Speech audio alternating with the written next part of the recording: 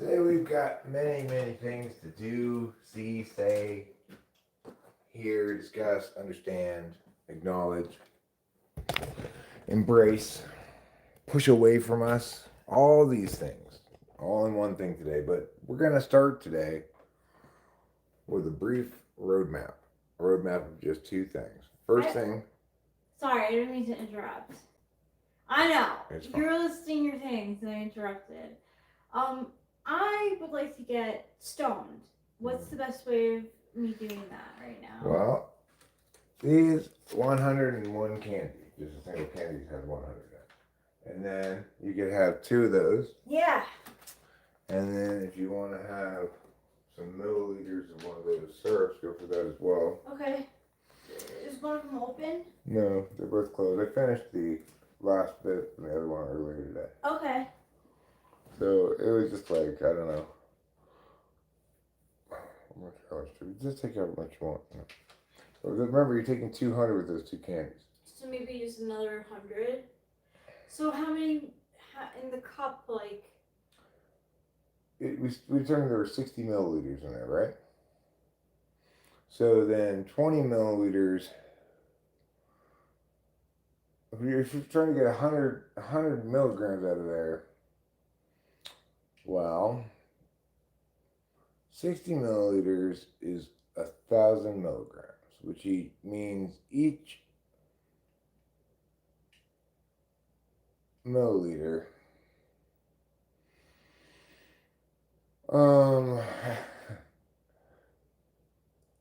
if there were 100 milliliters in there, each milliliter would be 10 grams. If there were 50, each milliliter would be 20 grams. There's 60, so each milliliter is probably 25 grams. Okay. Let's say. And that means if you want to take 100 milligrams, then you should take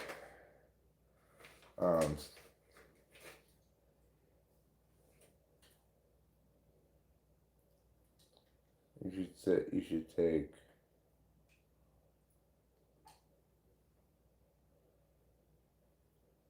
15 milliliters. Is that right? I think my math isn't that good right now. That sounds good. Hi, another majestic guy in a chair. Alright, we're going to be discussing, first off, two things here today, with a third thing on the agenda to be done, okay? First thing to discuss is the code of the headband. Second thing to discuss is the last yogurt. And the third thing is what I'm going to do, which is go outside and do a little ponding. So, the code of the headband. For people like me, who wear headbands because we're sweating, and we've got to keep the sweat out of our eyes because we're doing manly stuff. There's a certain code. It's kind of like the code of the warrior. The code of the headband says, no matter what happens, what comes at me, even if it's a grizzly bear coming right at me, I will not stop working on my pond. That's the code of the headband. It's not necessarily specific to a pond, but in this instance, it's applied to the pond. It just says, I'm going to keep hammering away this project no matter what the universe throws at me. Or will refuse to acknowledge any interference in my plan. It's the code of the headband. Hi Hoon Hoog Nong Jo Chim. Billy Wallace. I wear headband because hair is long. Oh yeah? How long is your hair? Long enough to reach the ground. Good. The other code of the headband is never pick up a rock until you already know what you're going to do with it. Sometimes that's not possible, but you want to try to do that.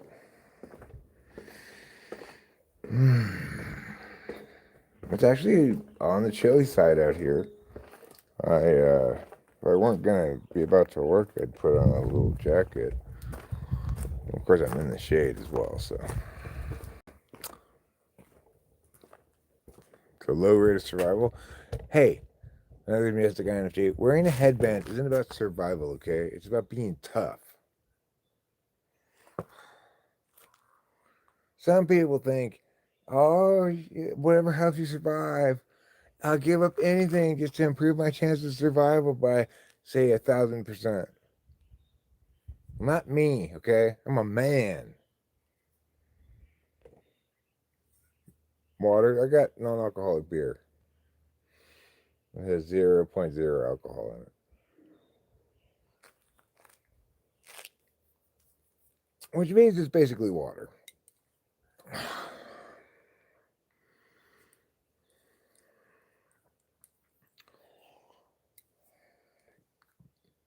I am so sick and tired of the tyranny of safety. Like, I was driving down the street the other day with my car on fire and a backload of dynamite. And some public safety official came in over and said, "You can't do that." I was like, what the hell? I'm just driving down the street in my truck, which is on fire, with a load of dynamite in the bed. What's the problem? They said I had to put out the fire or get rid of the dynamite, one of the two. So I just said, fuck it, just impound my car. I don't even want it anymore. You deal with it. I seem peeved. I'm acting. That's acting. Genius. I know.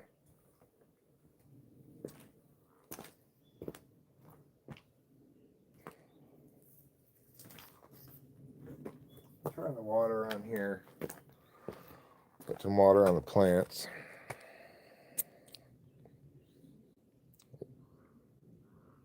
Well, no, the cop's lucky I wasn't wearing my headband.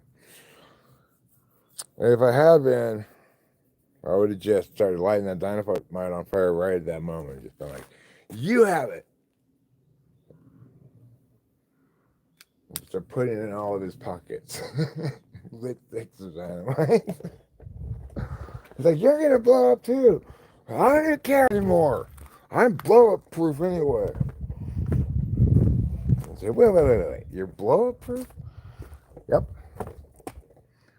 My skin is made out of high strength Kevlar. I've already survived multiple explosions, including both Hiroshima and Nagasaki. I was at ground zero for both those nuclear blasts. The bomb practically landed on top of my head. I still survived it. So I'm pretty tough when it comes to explosions.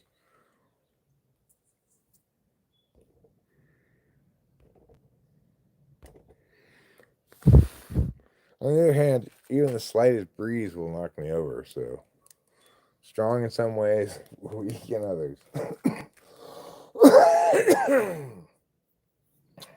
The exception, of course, being any breezes caused by a nuclear explosion.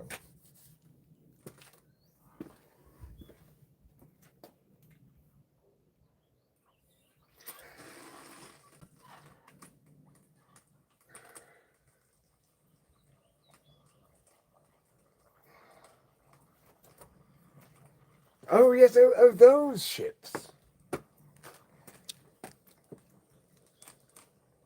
What's your opinion on ssuartscire? Well, I hate to speak dismissively, but the only proper opinion about it is ssuartscire, schmoesionics. I'm just saying, you know. If they don't know what they're trying to do, how can they possibly do what they're trying? I mean, you can stumble into things sometimes. Like, I don't know exactly what I'm trying to do with the pond, but this is the sort of thing that's a physical installation thing. It's perfectly fine to kind of like know partway through, well, I'm gonna probably have to redo this part, stuff like that, because I can see it concretized in front of me in a real sense, in a way that intellectual work is less that way. You could, I myself spent God knows how many wasted hours on intellectual misadventures down paths that were fated to be um, closed pathways, you know, kind of pathways that are filled with dragons. Oh, what was that noise? Maybe it was just the hose. I thought it was the cat trying to get outside, but not. It wasn't, I guess. All right, so eating some fire tacos right now. Only complaint is the DoorDasher didn't get my fave salsa. I'm sorry, your five salsa.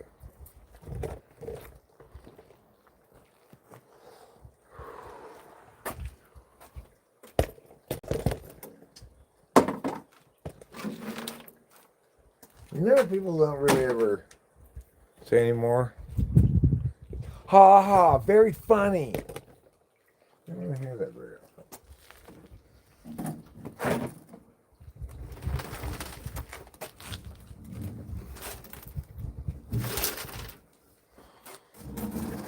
This wheelbarrow is prejudiced against one-armed people. You can't even operate that using two arms.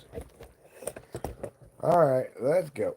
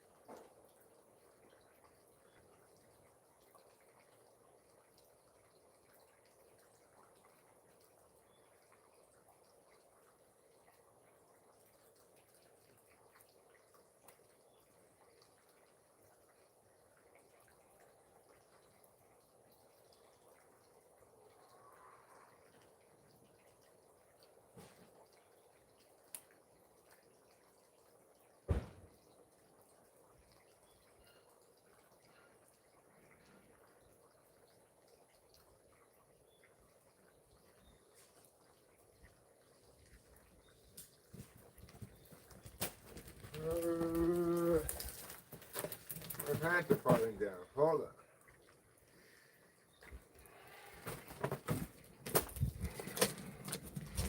So at Home Depot yesterday, they had available 80-pound bags of this concrete. I was just like, no. I have sufficient trouble with the 60-pound bags. No. I was hoping they were going to have sizes other than 60 pounds. They did. It just didn't have any sizes smaller than 60 pounds. I was hoping they had like 30-pound bags. I'd buy twice as many of those. And not to lift such a heavy bag of concrete.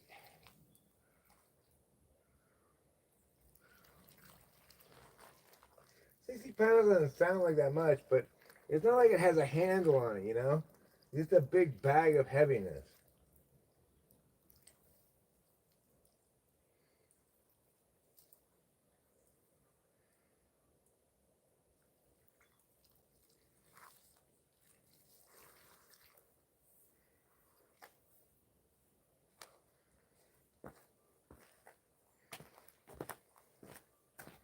We'll just leave this hose over here for a little bit. Let it get a little bit of water on those plants. Mosquitoes are coming out. Why do I come out at the worst time of day to come out?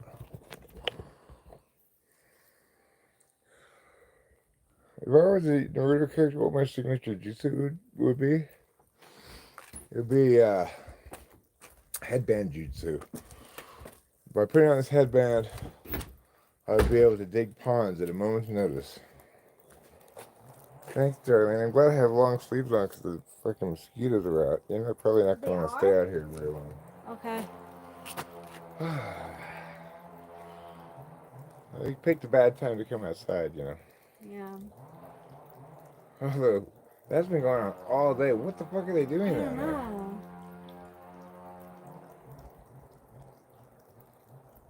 Well, it is Sunday. Like, how much could they possibly need a chainsaw? bet there might be some tomorrow too, because if they're like 9 to 5 workers, probably have the day off tomorrow too. Yeah.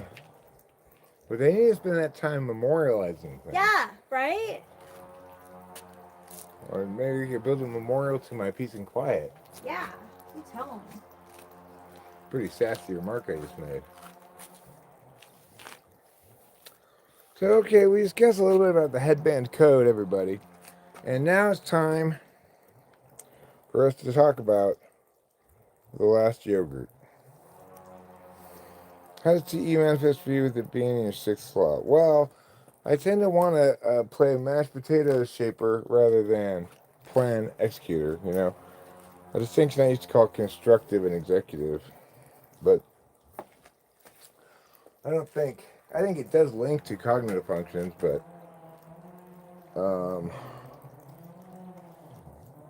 it's more complicated than just people being executive or constructive, if you want to call it that.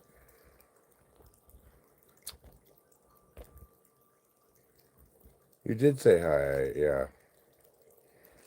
You said hi so hard I couldn't believe it.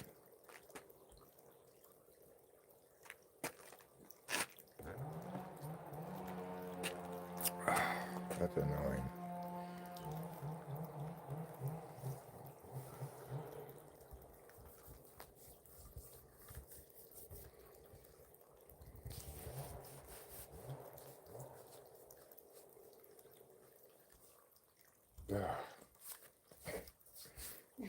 Okay, well that's good. They stopped for a moment at least playing loud 2-stroke engine.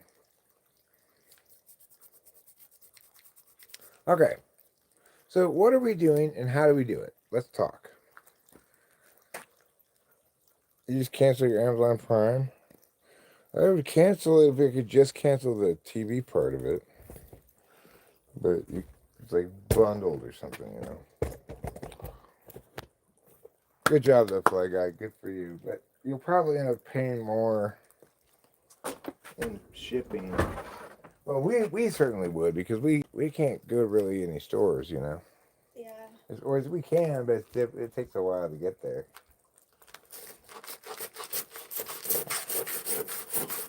We don't like to do a lot of things that jostle us a lot. No.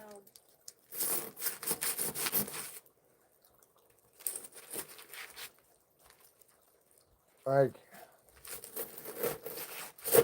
this is my amusement park. This is fine. I don't need to go to some place where there's a bunch of people just to get jostled unnecessarily. Which is the only kind of jostling there is. Right, there is some necessary jostling. But it's a tragedy that that's the case.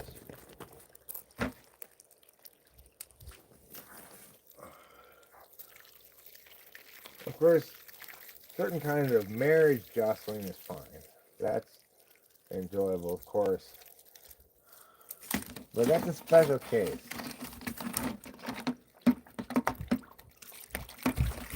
So I'm going to be smart and put the water in first.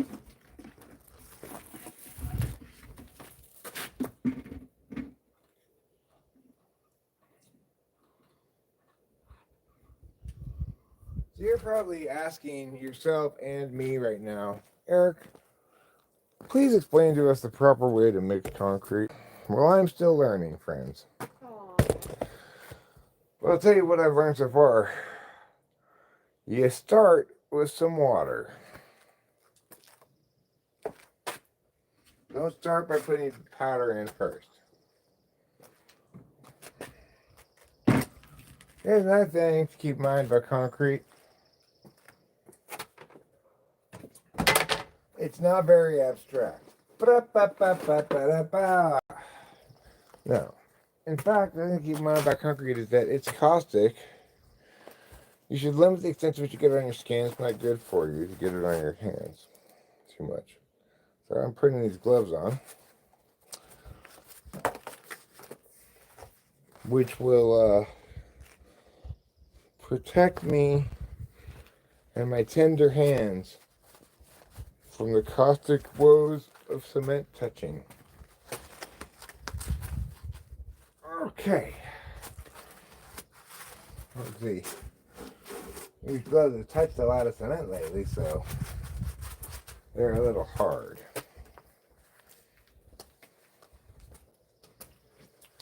Okay.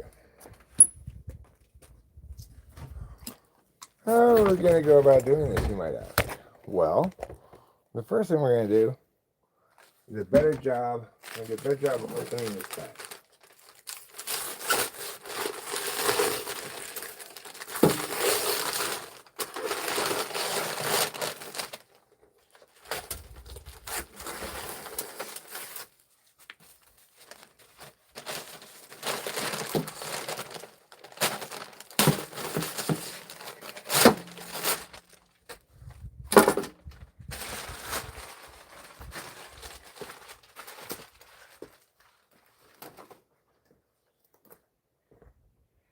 Okay.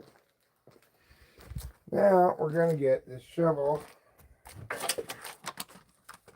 and engage in something that I like to call scooping and pudding. You got two stages. First, the scoop, like I just did there. Then we're going to put. It's a scoop and a put. In this case, we'll need 2 scoops. We'll need more than that, but we want to get stirring now. Try not to breathe that dust in, it's not good for you.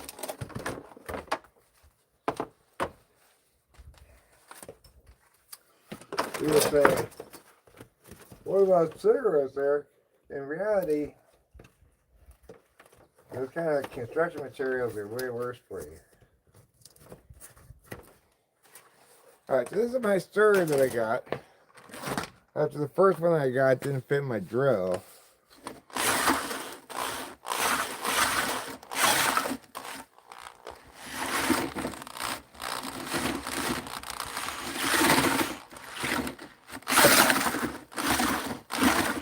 Let's try to get up against the side pretty good, because that powder, it's sneaky. It'll try to get away from you,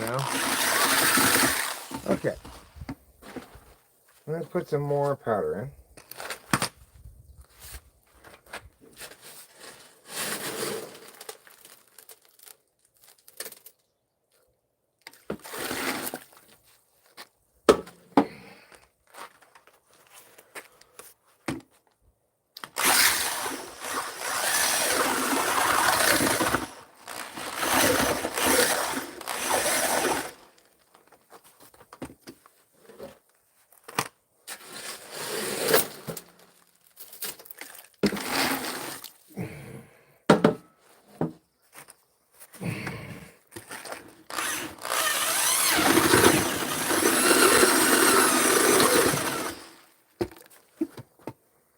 Okay, so now I'm going to go at it with the trowel so I can feel and see for myself if it's adequate and stirred. Yeah, that's fine.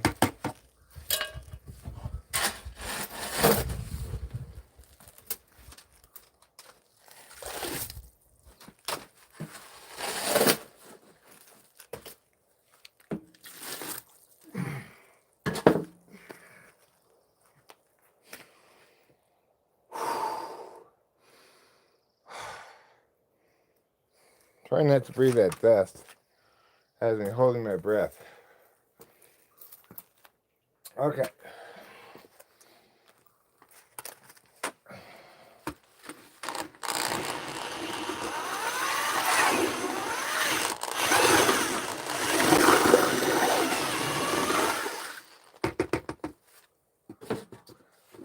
Still quite soupy.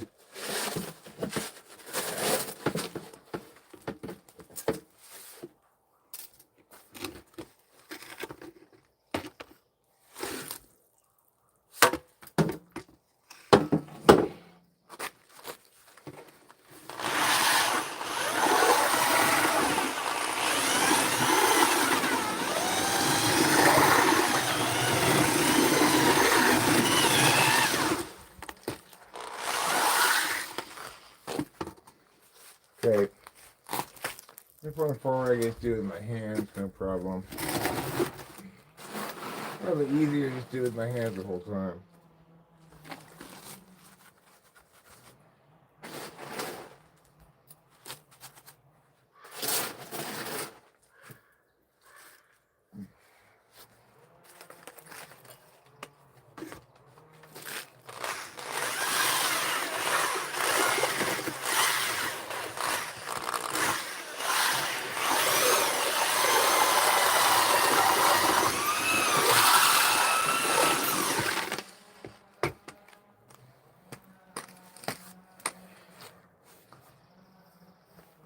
I'd like to see products where they say touching this may result in instant cancer, like plutonium or something, you know. Instead, they think, oh, that's not safe enough.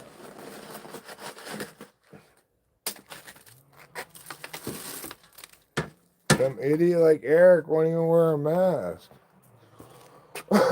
Well, you're right, safety people, okay? But that doesn't mean it's okay.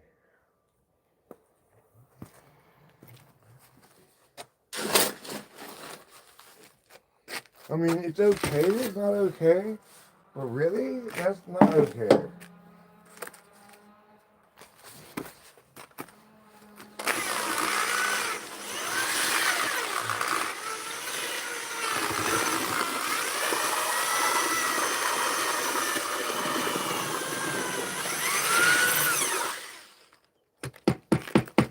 It's a little bit loose, still, but very close.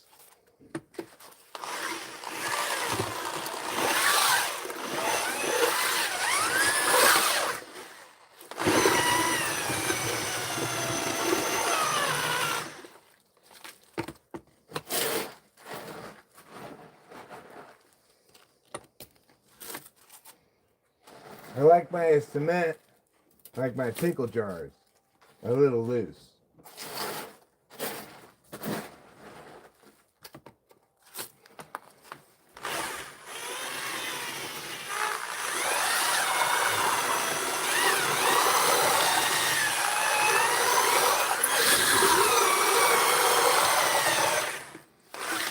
I guess I should have said my pickle jar lids.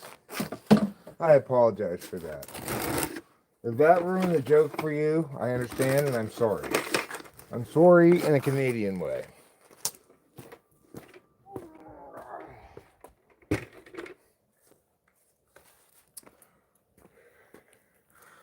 Okay. Now, before we pour any cement, I'm gonna gather as many adequately flat rocks from here as I can. Some of these are too thick.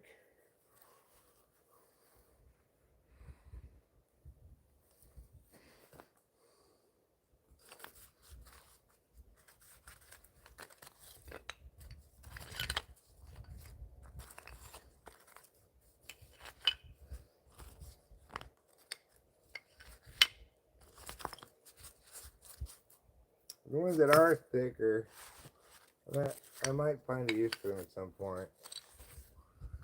But I'm not going to toss them out yet. It's still too early in the project to know that I'm not going to use that, you know?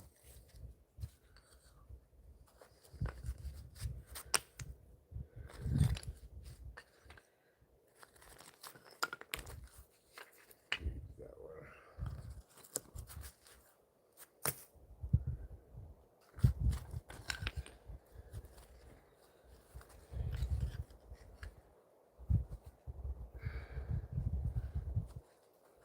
Alright. Got some good rocks here to get started with. We've got a lot of stuff to do here. Doing a lot of backtracking work. I want to work my way back here and start getting some of these other spots covered up on top. For example, I set this down here because I want to put that stone there, or possibly right there. That's another good spot, huh? So, okay. What we're going to do is we're going to get the trowel now. Let's start cementing over there.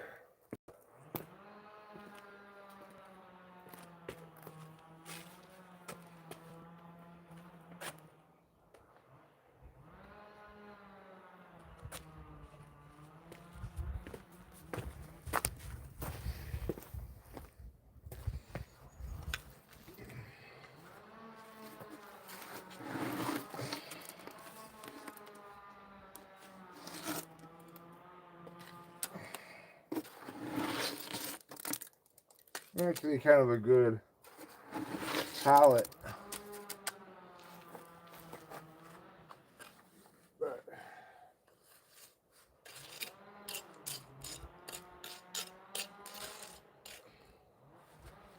I'm going to need to move this bucket. It's too heavy to work with.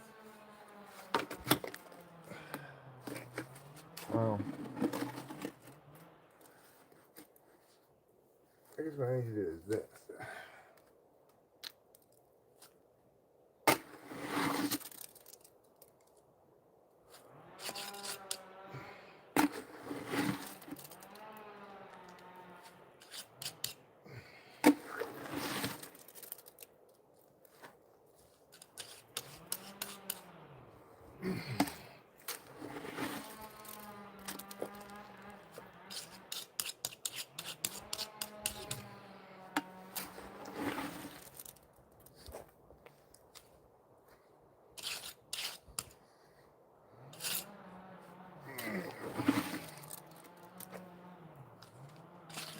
Okay.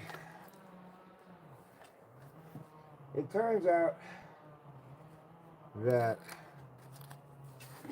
holding that rock is heavy. Perhaps you're unsurprised by this.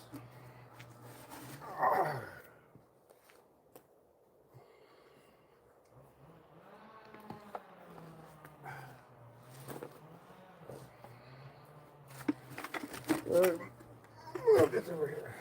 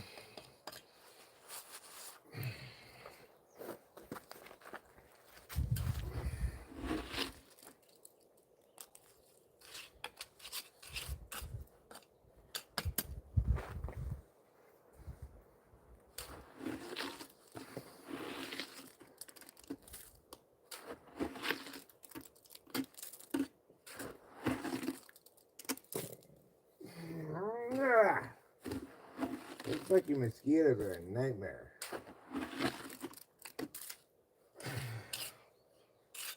Go away, mosquito.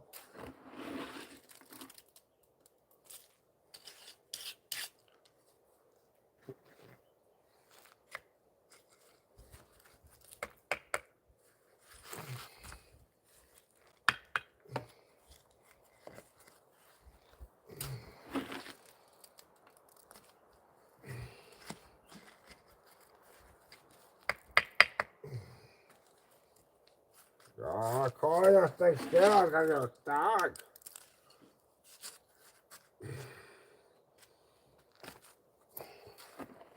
And truly, Tiffany is correct about this. Mosquitoes do stink.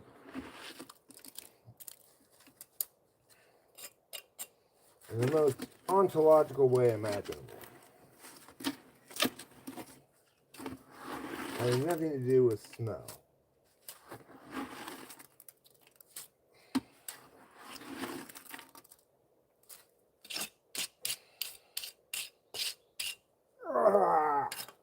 Olfactory. It's ontological, not olfactory.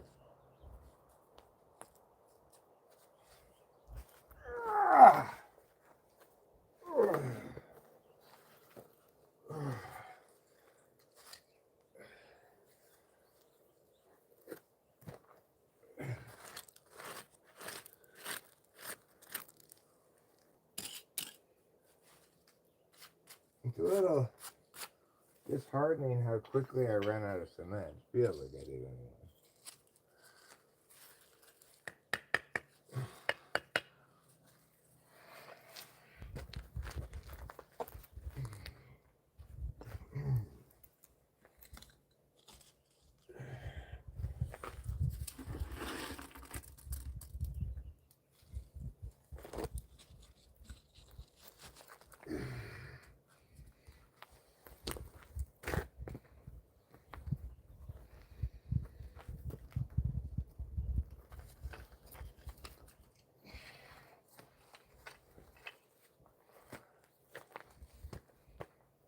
Okay, well, should I supposed to get right here? Is that with this one?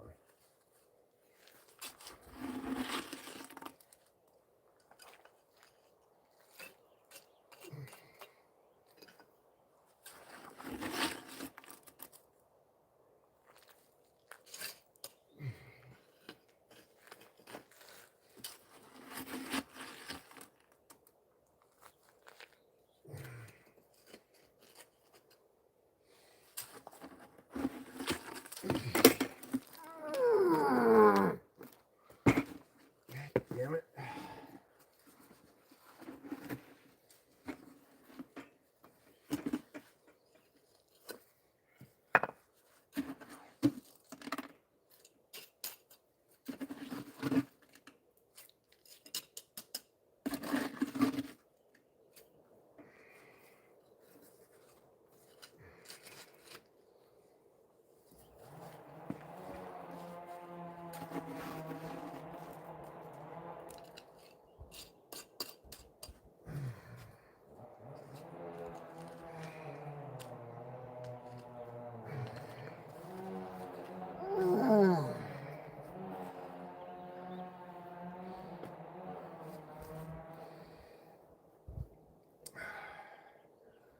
An awful lot of squatting for one little Eric.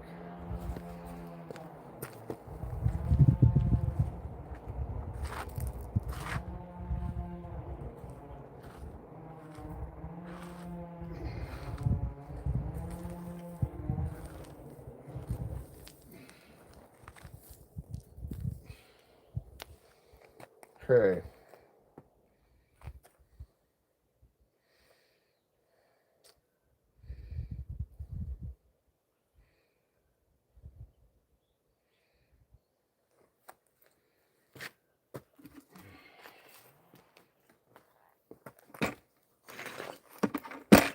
Right. So,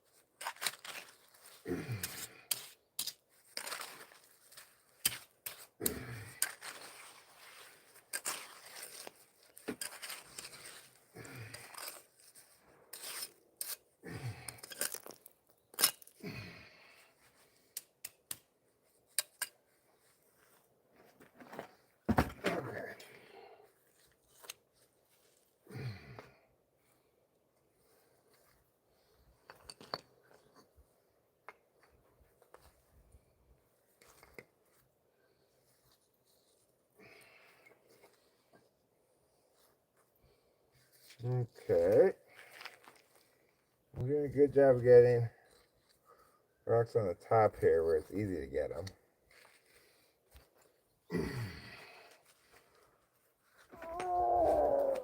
Oh, God.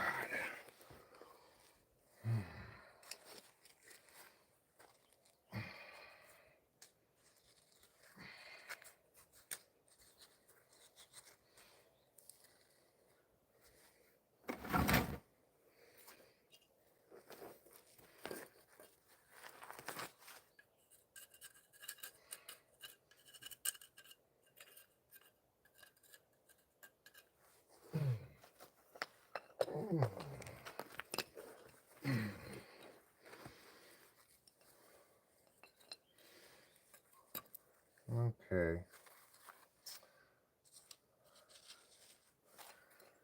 All right.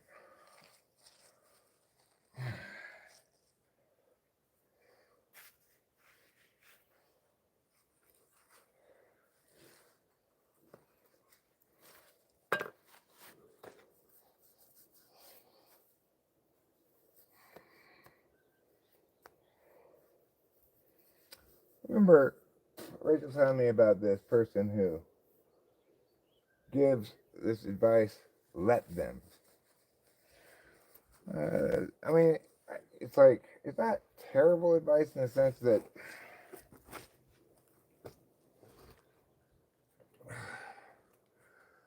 it's bad to try to control other people, but that's the point, is that advice is only good or useful for controlling people who have a tendency to try to tell other people what to do all the time. If you have a tendency to not enforce your boundaries well enough, that's terrible advice, right?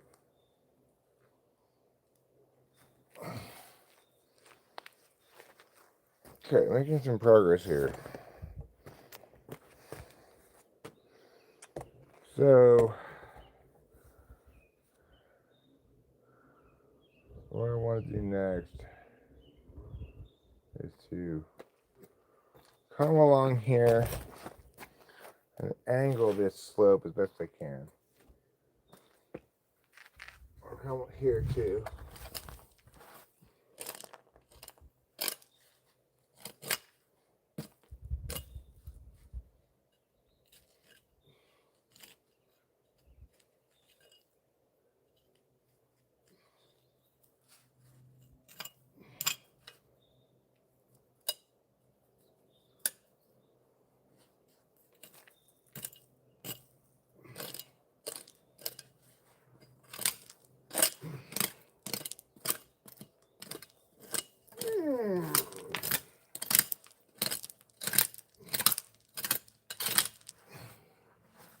What a difficult this is.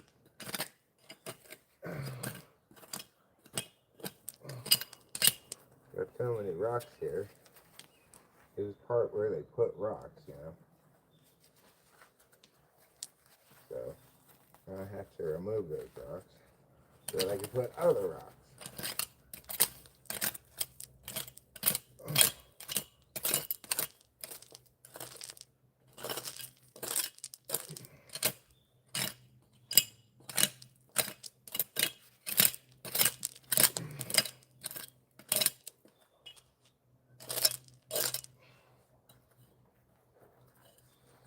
Okay, so I'm not gonna get it perfect. It's gonna have to be good enough. Except that's just this side.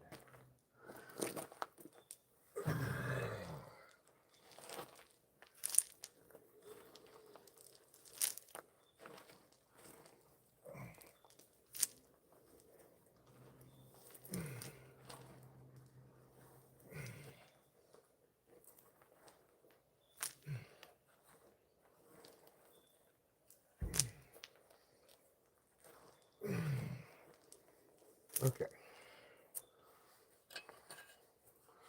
Now we can put it down here a bit more. Right there. Smooth slope. We'll push this loose dirt away. I end up having to scoop it from down there again, but that's bad TV for you.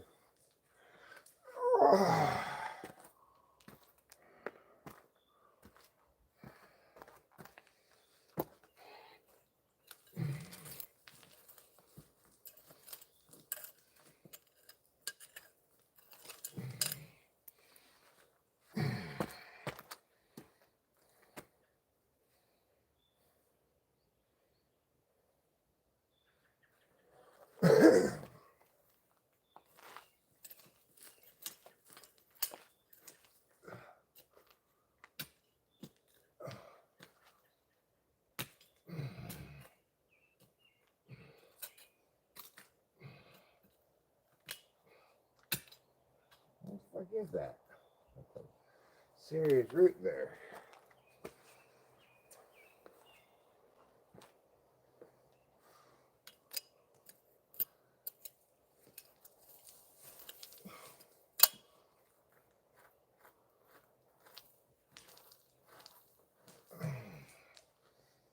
Okay.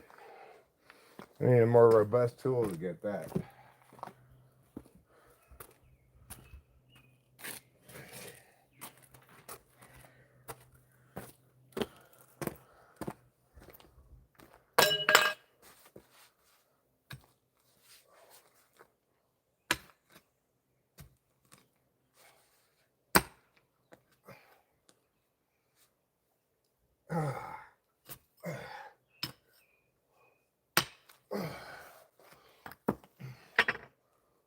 Oh, there you go.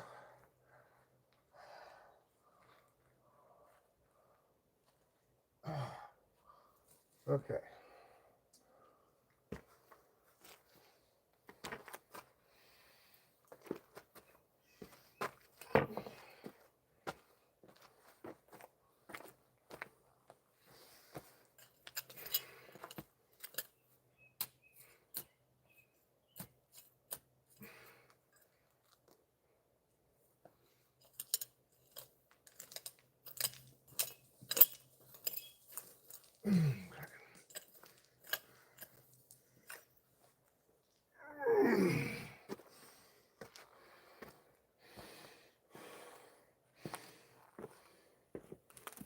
I'm gonna take a big piece that I have over here that I'm gonna use.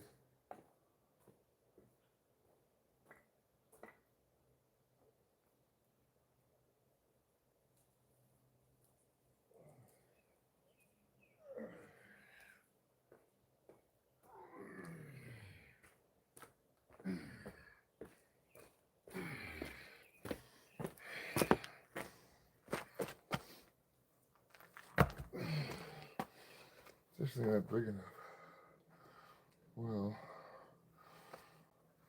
I will.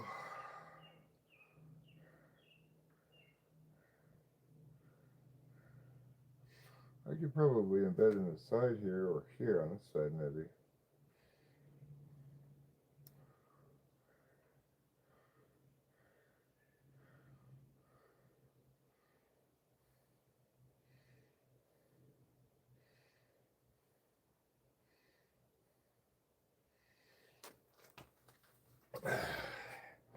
Probably better served over here.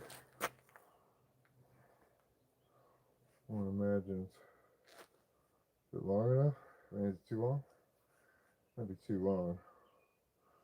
It might be. It's a good trop piece. Come other people's trop, not right here. So let me put this on the side.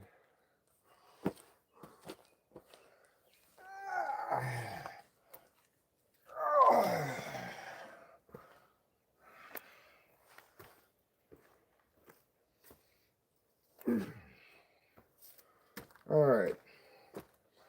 Right there, I could do several big flat pieces.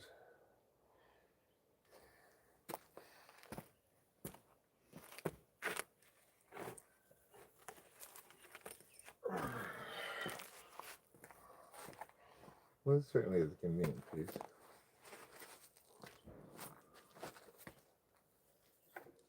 There, I'll put that right there. Okay, so you just kind of mark off where it is.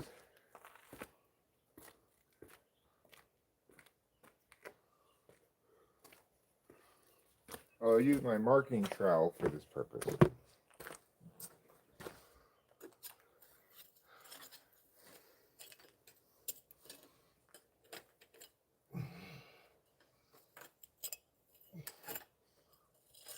What state does this one look like?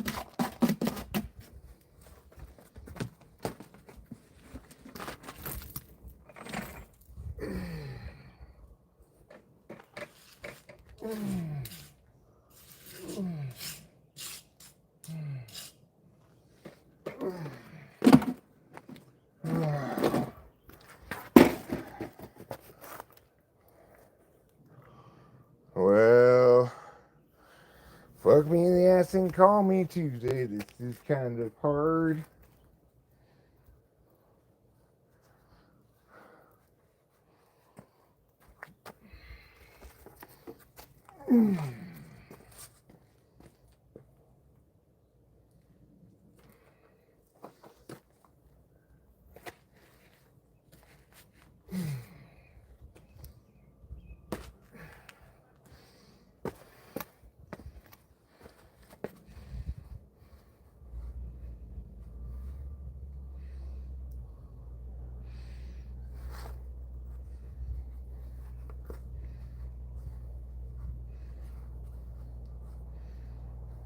Okay, well, that's it for the moment. I came to pour already mixed concrete and kick ass, and I'm all out of already mixed concrete. I'm gonna put a little water in this bucket, so that kind of rinse the sides off. Now, retain this concretey water for the next batch of concrete I make.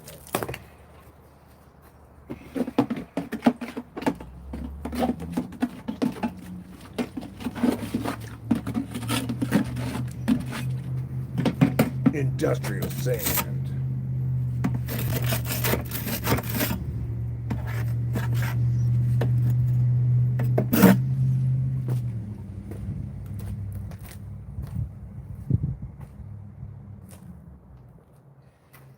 Well, I didn't get to see what was going on.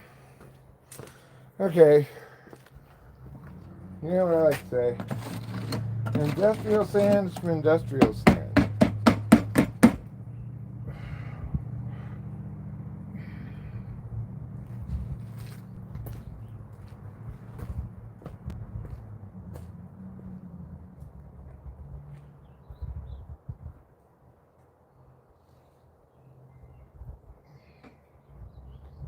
decided to just pour it out instead.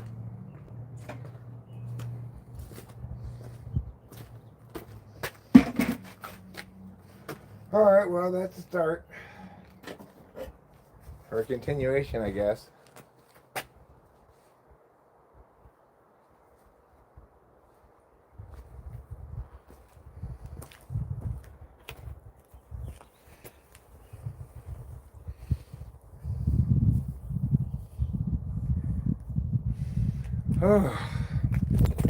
Well, well, well.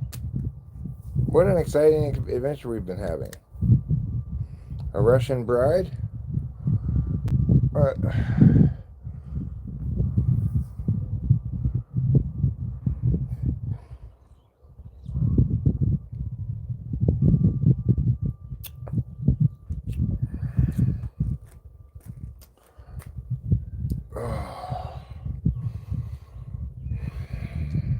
how does the watch work?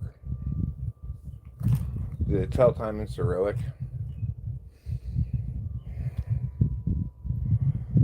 Whew. Nice breeze. And this headband is a lifesaver, keeping the sweat out of my eyes. If you want to talk about a real work hobbler, it's sweat in the eyes. I'll take down a grown man faster than a shark bites the testicles. Okay, maybe not quite as fast as a shark bites the testicles, but fast.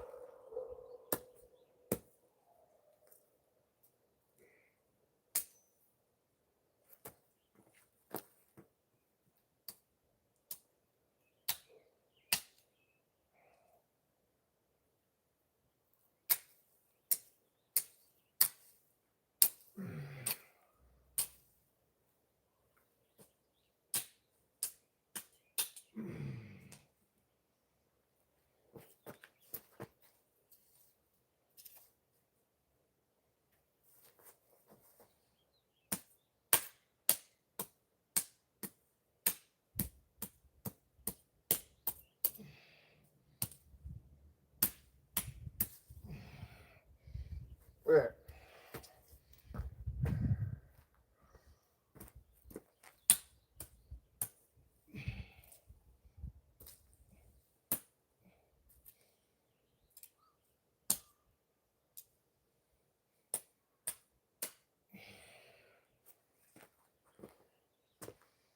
Dropping these weeds and stay ahead of them a bit.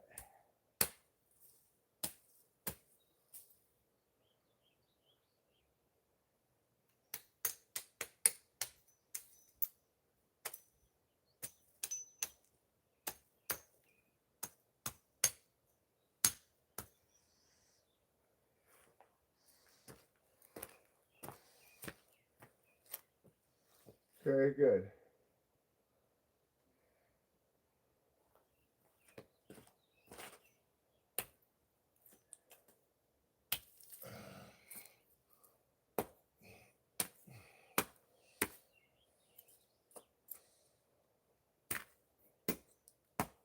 Alright, you filthy son of a bitch.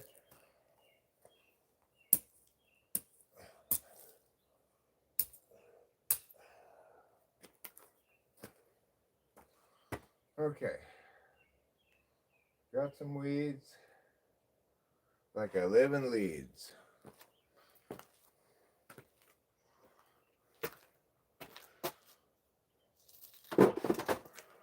Would you say very well? I did a good job of it.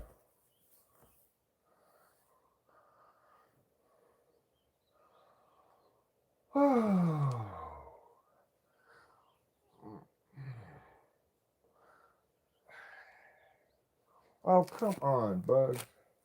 Let me just stand out. Fuck it. I'll go up front. Bugs are making me go up front. Fine. Here, less mosquitoes in front.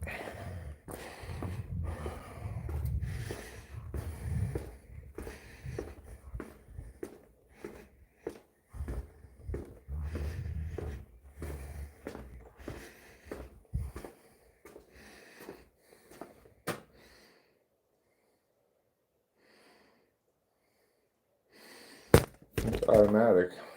What's that? It's a fun way to answer that question, fun guy. I like that.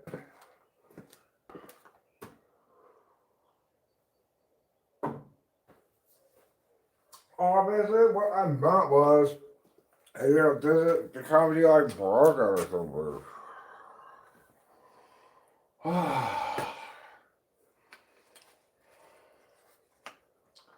That really made me feel like a strenuous schmenuous.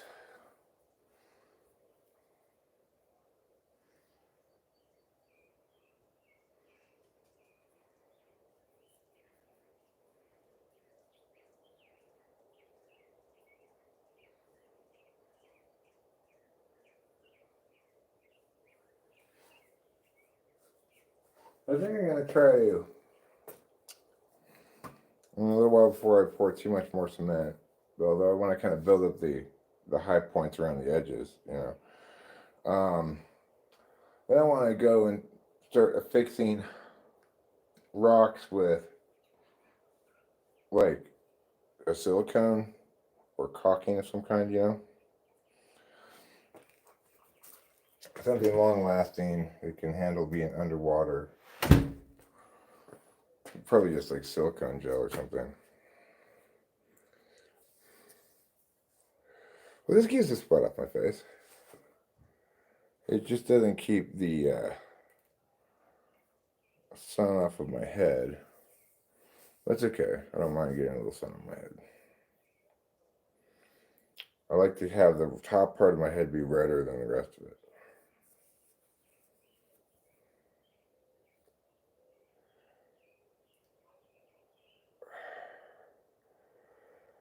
So I've been putting in a lot of work on my new song. There ain't nothing funky about your version of God.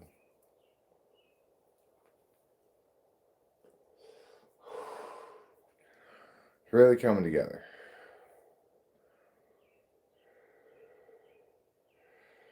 But, you know, I can do a little bit more, and then at that point, I'm either going to have to have Rachel get involved in it or move forward without her because I'll lose momentum, you know. Maybe tomorrow, maybe tonight, see how she feels.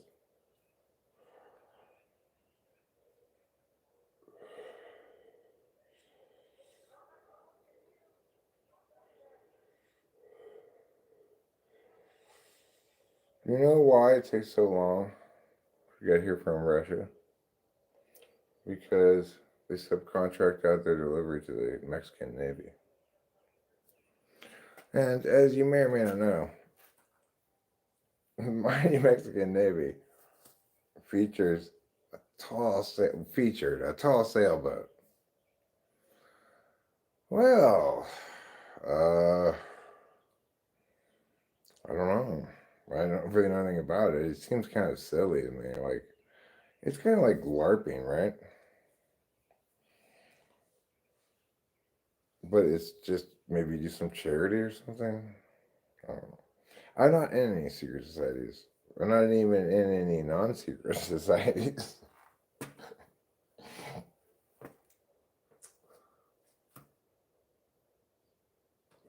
Except for this, talking to fence people. This is my non-secret society. We have our strange rituals. Like I dress up as an owl and make you all strip to your underpants and eat goldfish or something. Something incredibly dumb and adolescent.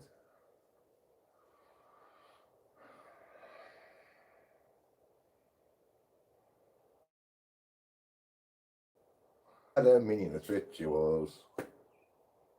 Why? No one knows. It seems very anti-polar to me. Like the Masons and their 9 steps this way and many steps this way. Like at some point, when you start concretizing abstract NI things in that fashion, it just becomes, well, I mean, it has, if magical stuff like that is something that has quickly diminishing returns. To the extent that you're going to get stuff done with magic, it's going to be with little bits of well placed, well considered magical thinking, and not with haphazard wand waving. Don't wave your wand haphazardly.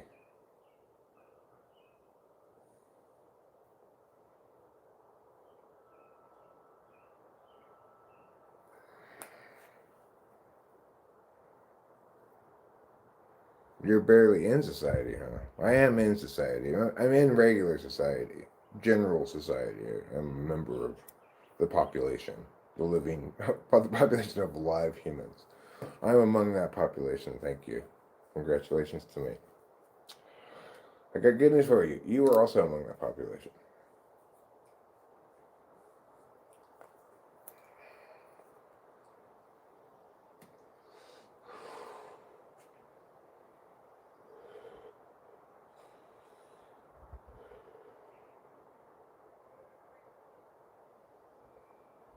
Caulk.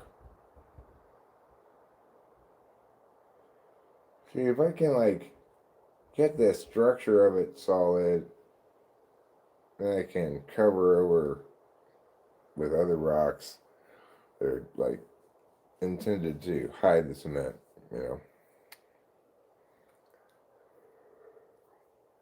Secret Weight Loss Society? Like Jenny Craig? Or Weight Watchers? I don't think those are secret because I know about them. I tell you what is secret. Secret antiperspirant. It's strong enough for a man, but it's made for a woman. Okay? It used to be pH balanced for a woman. Then the secret corporation was told by the court, no. That's just bullshit. You can't say that anymore. Similarly with what's that alternative brand of Head and Shoulders? Not Head and Shoulders, but the other brand of it. Well, anyway, they used to have a slogan that said, "You can feel it working," but really, the feeling that you got on your scalp was unrelated to the ingredient that purportedly controlled dandruff. They're just there to make you feel tingly thing on your scalp to make you think, oh, I can really feel the medicine working in this one. So the courts made them stop saying that. On the other hand, Papa John's was allowed to continue saying better ingredients, better food. Now, better ingredients, better pizza, because it was declared fluffery or just like best pizza in the world. Like you can say that kind of stuff because it's not considered to be a factual claim.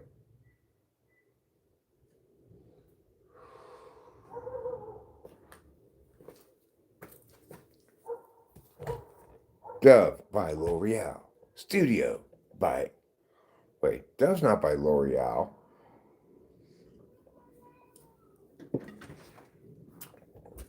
Dove's made by the Ivory Soap Corporation, a subsidiary of Irish Spring Incorporated.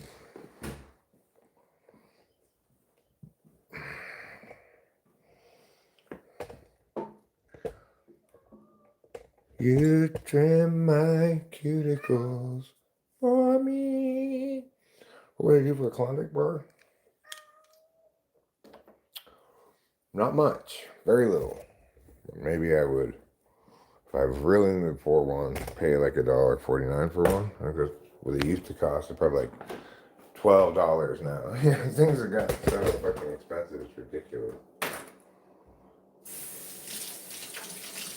Reminds me of this old Crown Books commercial. You're my age, maybe you remember. I don't know if it might have just been a West Coast phenomenon or if it was nationwide, I'm not sure. But books cost too much. Hi, I'm Yama Meow Meow, founder of Crown Books. Remember that? If you do, you're probably at least 50, I would guess.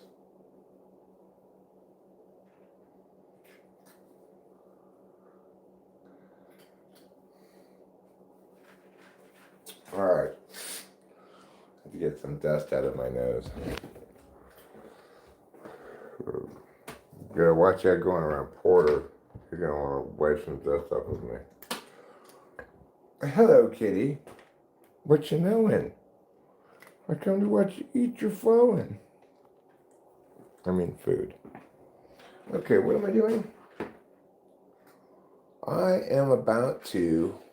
I need to change clothes I might put these clothes back on because I might go back out and work again. But I might not. I don't have that much energy. I spent a lot of time today working on.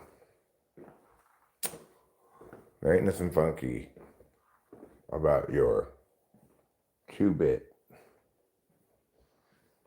version of God. Changed the lyrics. I still have one vocal part I need to record because I changed the lyrics and I don't have them. We don't have the new lyrics recorded.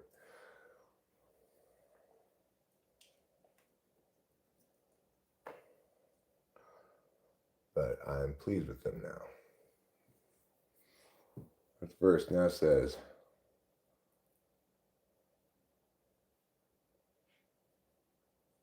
"Three wise men celebrate him with frankincense and gin. Though some may not believe this, they just don't know the funky Jesus." I think those are good lyrics. But anyway, I'm actually quite tired from working on it all day. I haven't really eaten anything. I guess was the biggest problem. But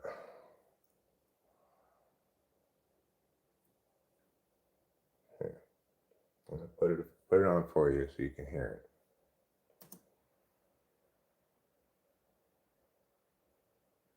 it. In the beginning, God made the funk. Holy Ghost started getting down with the angels, nuns, and monks. But there ain't nothing funky about your two version of God. No, there ain't nothing funky about your two version of God. Get your butt out the garden, go reside in the land of Nod. There ain't nothing funky about your version of God. Wise men honored him with frankincense and then, though some may not believe this,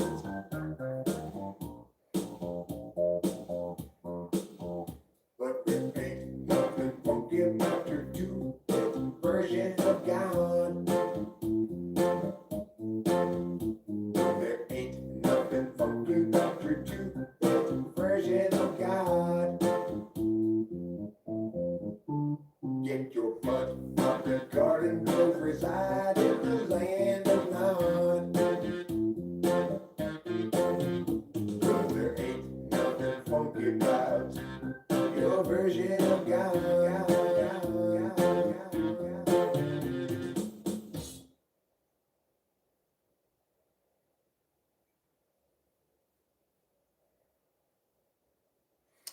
Ending's a little abrupt. Stuff used to be cheaper.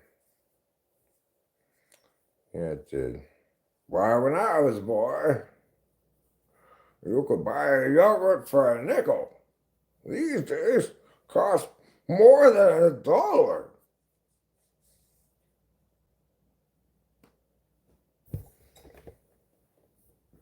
Especially when I'm like Shaggy, I should play that character sometimes. And when I go places, go into the store, Probably when Rachel's not with me. She probably wouldn't enjoy this very much. Go to the cashier. Why? Prices sure have gone up on chewing gum.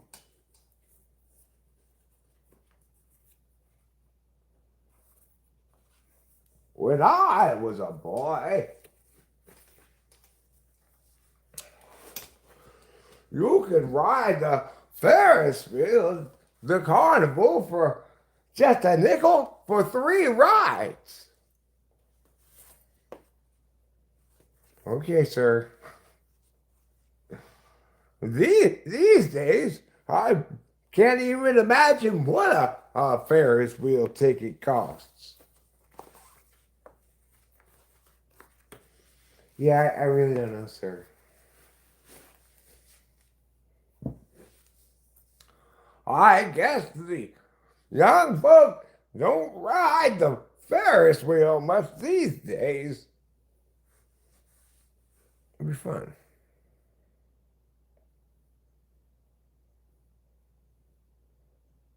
You got a good point. I don't want this to get stuck that way.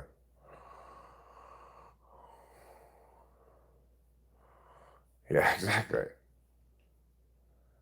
I'd like to get what? $1.49? No, thank you. I could make this at home for 49 cents at most.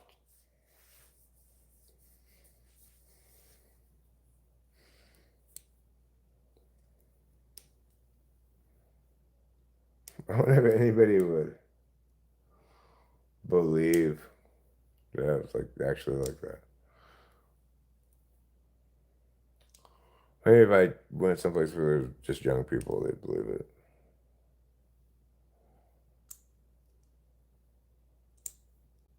For $1.69, well, then you get $1.69. You get $1.69.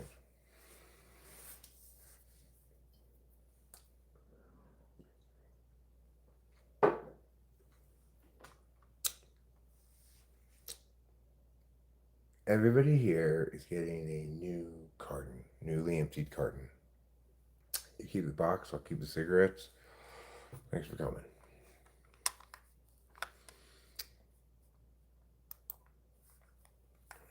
All right, athletics. I want you to impress me. I tell the athletics every day, not just the athletics in general, but each specific athletic. I tell them every day they play. I say, listen, so and so, it's your time to shine. That's my message to all of you today too. It's your time to shine.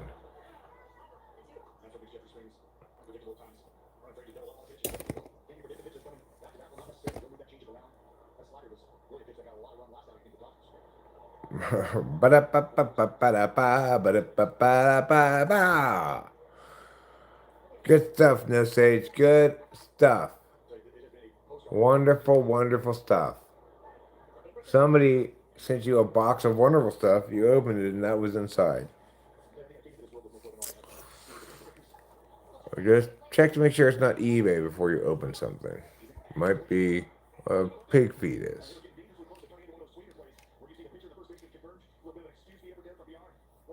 Now, I do get that it's serious and everything, because 2 people died in the Mexican boat crash. But, despite their death, I still think it's kind of a wonderful story. Who would have thought that any modern navy had a sailboat? Or had this big flag on, like, look at our sailboat. Are you gonna sail the battleship to death or something? Oh no, senor, we got a harpoon on our boat. We're gonna throw it at the other boat, poke a hole in it. Mexican Navy, your sailboat would not last 5 seconds against even the weakest of our Coast Guard boats. You can't have a Navy in a sailboat these days. They had 200 people on that sailboat. Like, okay, I want to know this. It's just like, is it because, well, we got like 200 people in the Navy and it's our only boat, so it's like that? It wasn't that big of a boat. And it got this huge Mexican flag on it. Probably like everybody important in Mexico. Like, hey, we finally got a boat. We got a boat in our Navy, and we are going to go sail to America.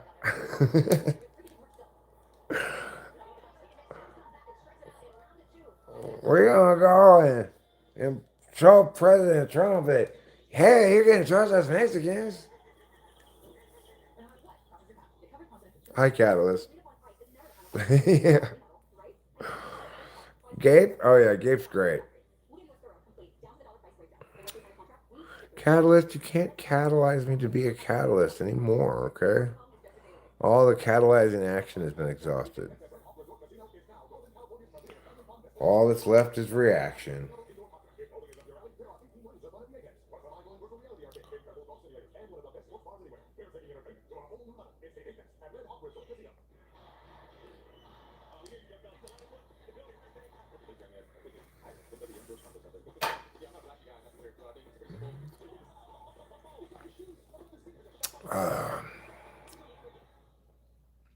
Hi, Ike. How's it going? You're having endothermic reactions? Oh, you're talking about the catalyzed reactions.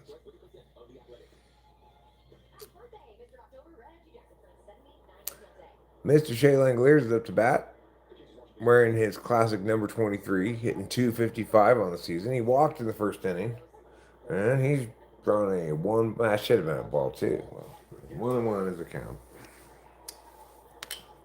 Thanks to umpire error.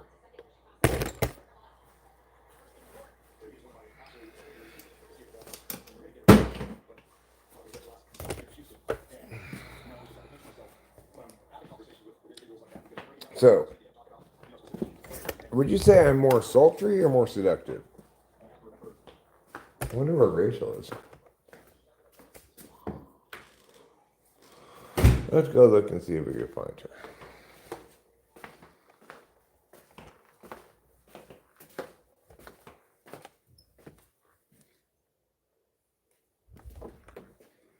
She's plumb tuckered out like a little angel. Alright, what am I going to eat? That's the question we must need answer.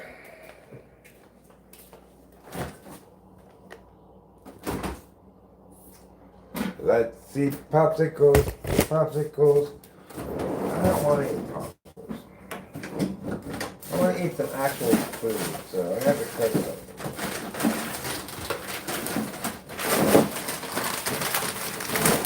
Alright, fine.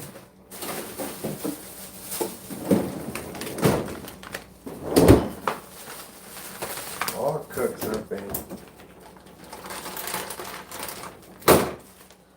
I'm gonna cook some burgers. I got some mustard. This mustard's almost out. Oh, that's a side of mustard. What are you gonna do without the mustard? I could put honey mustard. This is almost out too. It's got something left in it. I'll figure. I can use the Dijon mustard. That's fine. This is almost out too. Almost out all of our mustards. What about this one? Fair amount less than this one. Don't forget the ketchup, Eric, while you're here.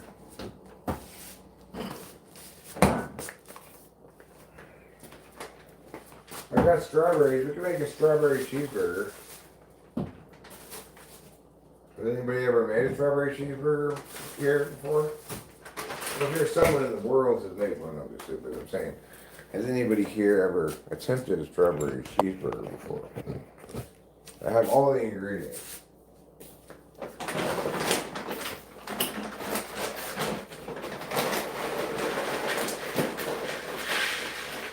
Here you go, Christy.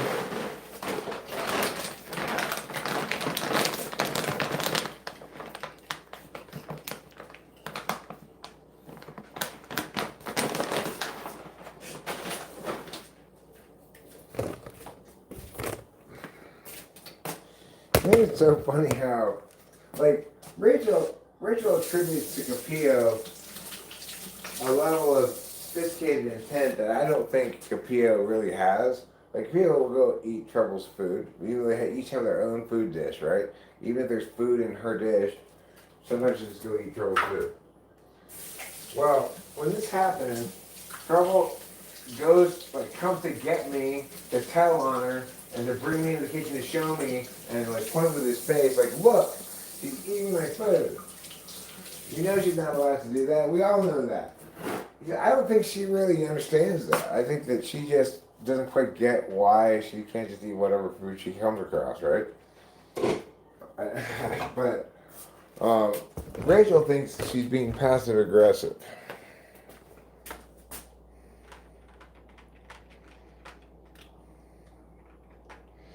Torpedoes, huh? What are we torpedoing today? The Japanese battleship Yamamoto? That's already been sunk. We don't need to torpedo that.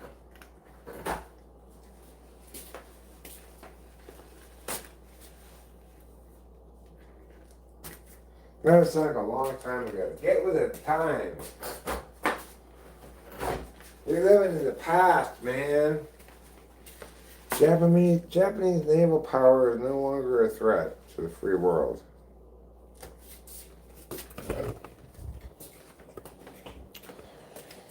Okay. Their emperor is not even a god anymore. Like, what kind of shitty emperor is that? Not even a god.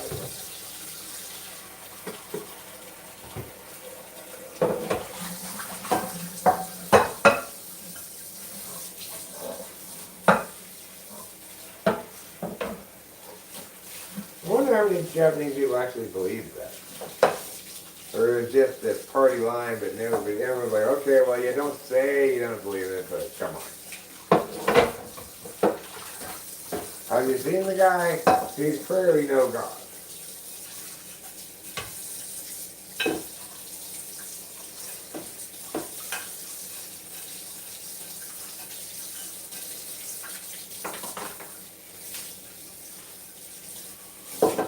Alright, clean it up. Doesn't have to be that super clean. This has yesterday's food.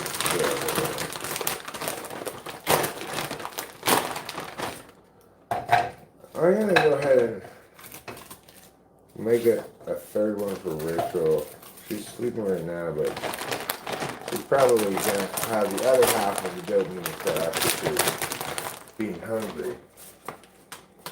One imagines, anyway. If one uses one's imagination.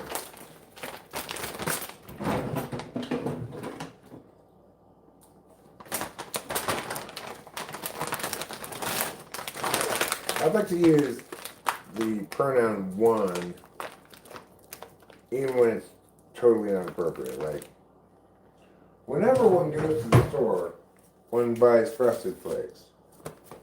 Well, I don't. Well, one does. You mean you do? One does, yes.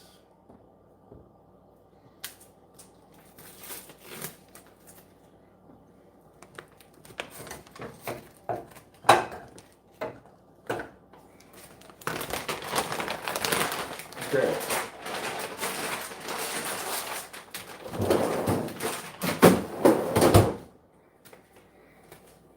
We're 3 burgers away from the Paradise Off-Ramp. Population 1, maybe 2, depending on if she gets up.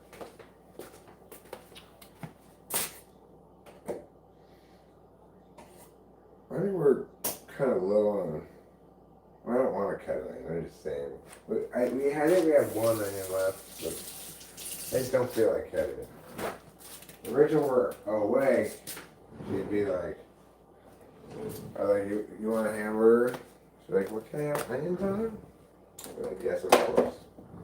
Here we have. But since she's not awake, I'm going to take advantage of this opportunity to not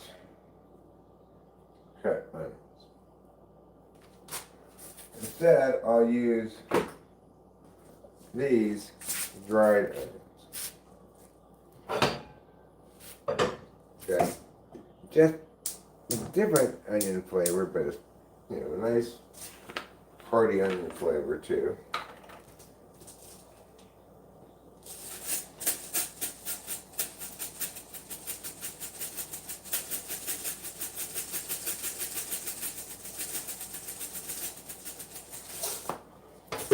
Now, I'm out of white wine to use as a degreaser. So, I do have a wine bottle that uses master. Actually, there's a little teeny splash left in here.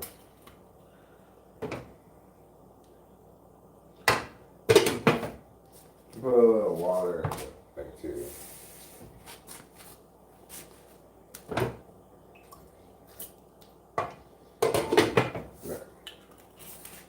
That'll help release the aromatic flavors. If you're like me, you love aromatic flavors. Because I like flavors that smell.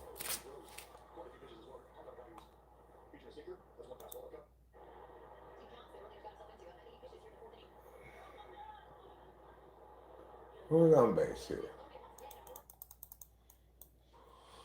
Let's see who got on base and how they got. Back to the beginning of the fourth inning.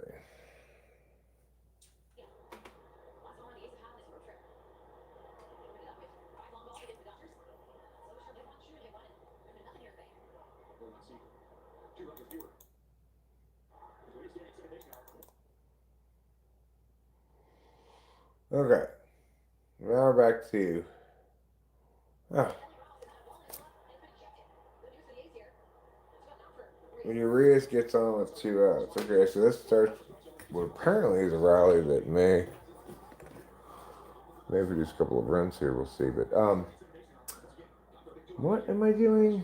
Oh, right, I was going to put that outside to put cigarettes on. Instead, what I will do is continue my cooking.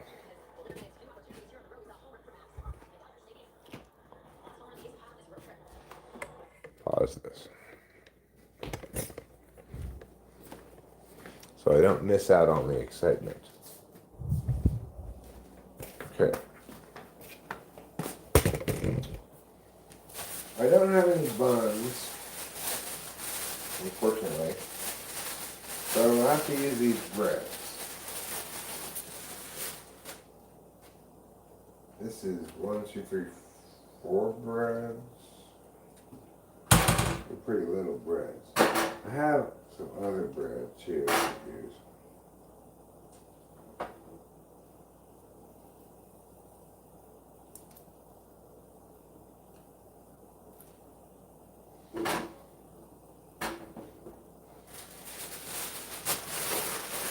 Okay, well,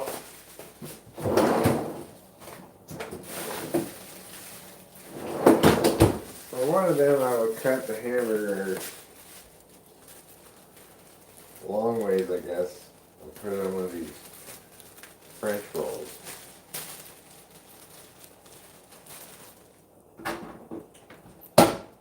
Okay, Brad, you start toasting. Stop just boasting, Brad. Start toasting.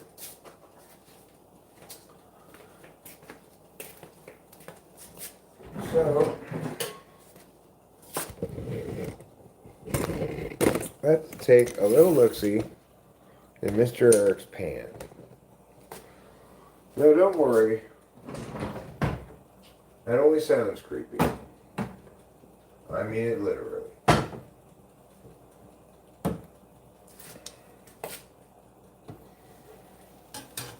Ooh. Wow, wow. Fancy. Oh, aren't we, Mr. Fine Diner? Guys, stop. I just like to make food sometimes. Alright, I need a third cheese.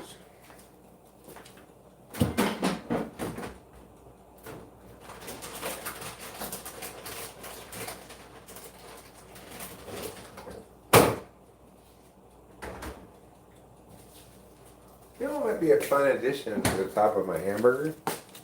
Slice of Spam. I think this is the winning idea that takes all of City Hall by storm.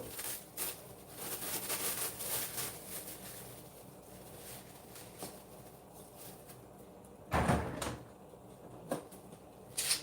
will, of course, just do a very thin slice of Spam. And that, man.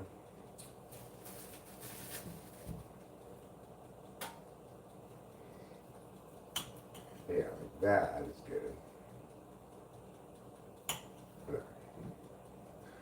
Okay, so I got one for each of my two burgers. I'm assuming Rachel does not want that. You know, Rachel's not a particularly adventurous eater. I like to say she eats like a 10-year-old.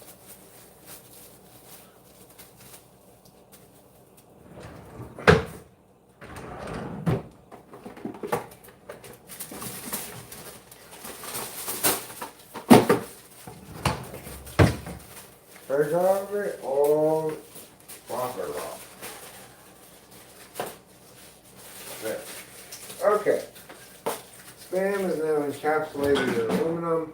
Put back into the fridge. We'll flip these burgers like it ain't no thing. Flip these burgers like my name is Blaine. Okay.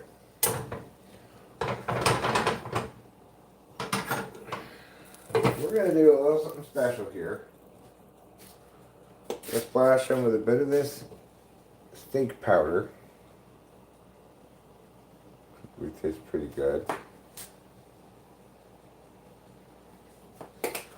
And then I'm only going to put it on one side because on the other side, I'm going to put some of this Pappy's garlic herb.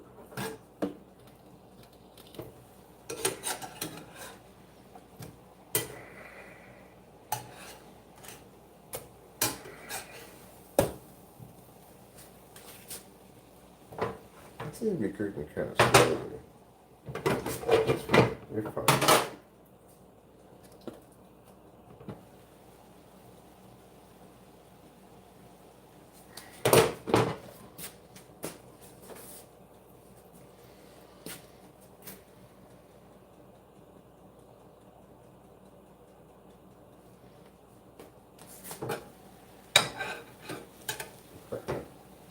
Move over, bacon. It's time for something leaner. If you remember that slogan, a commercial, you're probably at least 50 years old. Name that product. The slogan for which was, move over, bacon. It's time for something leaner.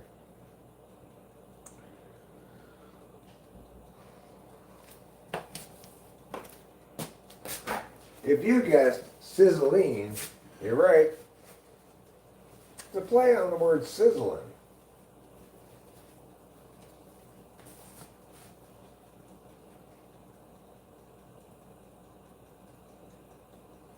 Don't sizzle fat, sizzle lean.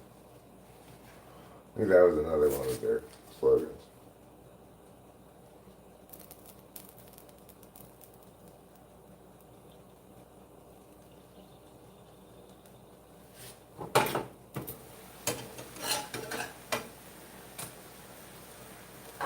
I'm gonna flip that burger and rock and roll.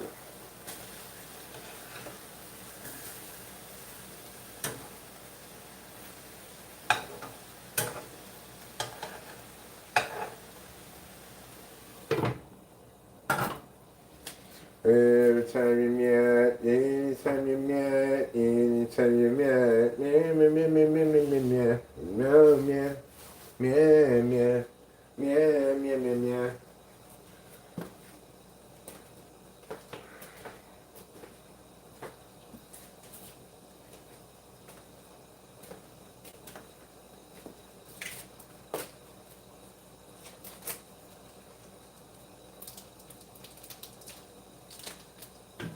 One, two cheeses. Cheese number 3 is on its way. Hopefully without incident, and you can never get 3 cheeses without one of them being difficult. 2 good cheeses in a row is all you ever get from the cheese fairy. You have to use a knife to open them up. Thanks, cheese packet. Thanks a lot.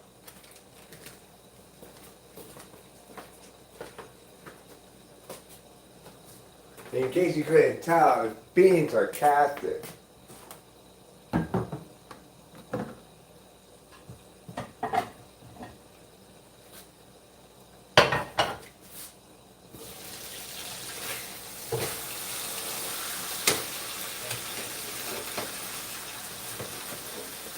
Could I be any more sarcastic?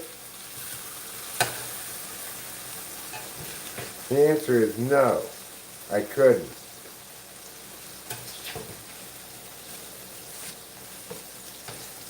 Not unless I was like in a big pool of sarcasm.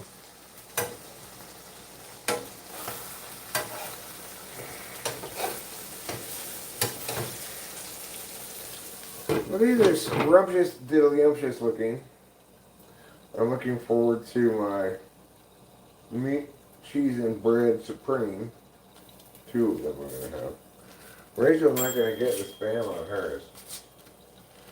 I was making an executive decision here. I'm thinking if I asked her, she'd say no.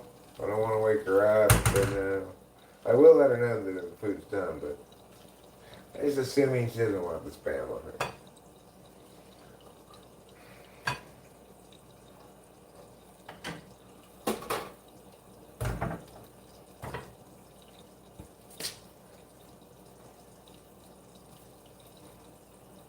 You a sneaky piece of bread. Why are you twice as big as you should be?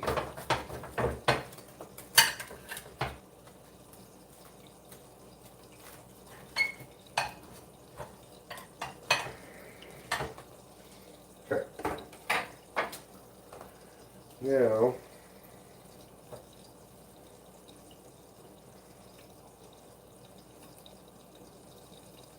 okay, which one I can go with this one? Which I can have this? Which I can have this one? So, what we're going to do for Rachel's favorite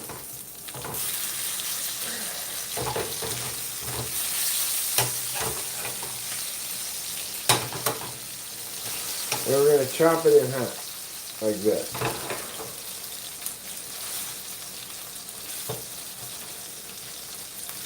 I'm going to put yeah, and then yeah. Like 2 delightful little half moons. We're going to do the same with the cheese. Yeah, and yeah. And then we're going to put it on her plate over here. Turn this off. We're going to give it a squirt of the old ketchup. Squirt of the old mustard. And voila, she's done. Now, this, we'll put over here. This, we're going to put over here. This comes over here. Actually, I'll use this one. I don't know what this extra bread's for. Just put it on Rachel's plate. Maybe she'll want extra bread. Now, I need to get this. As premier goes here. Then put this on top of it. Well, this one, same deal. Second verse, same as the first.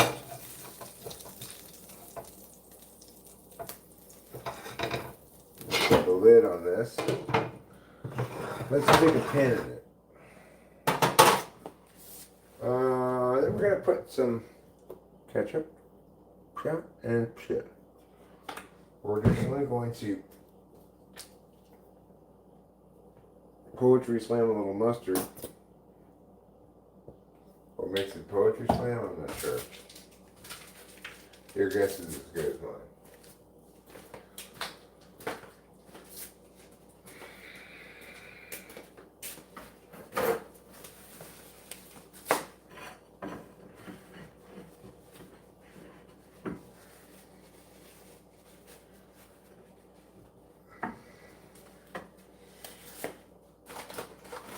Chips here for Rachel.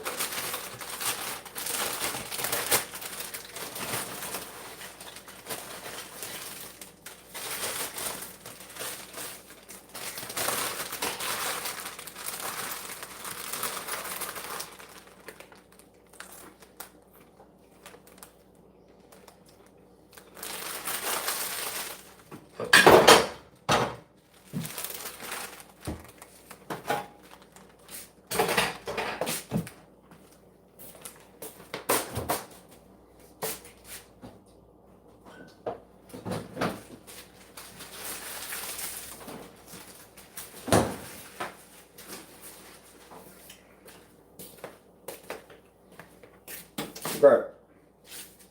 Good job. Good job. I'll leave this here actually for now. I don't know if she's gonna want to get up right now or not.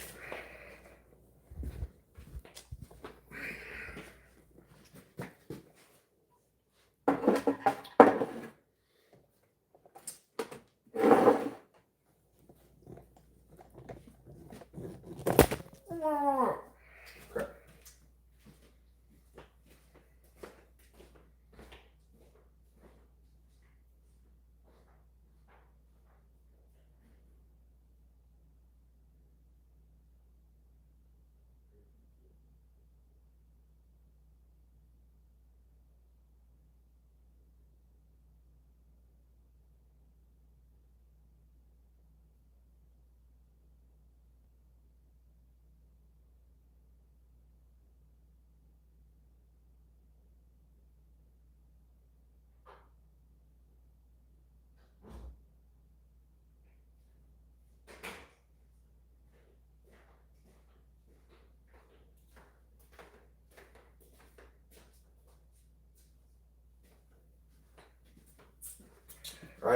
I have 7 out there. There's 7 out there. Yeah, even Rachel Jackie said I didn't see that there. Well, I did see it there, and then I didn't. I thought she cleaned it up. All right. Oh, they're beef burgers. Oh no, just some shit it was saying. Hirohito have glasses? Yes, he did. I know. Right.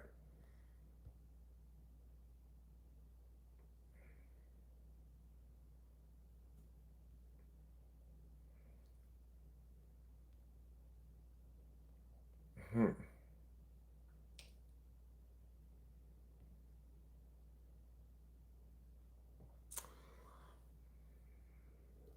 No, I didn't see that. Well, yeah, good for him. Congratulations, Cancer Boy. You finally are living the dream.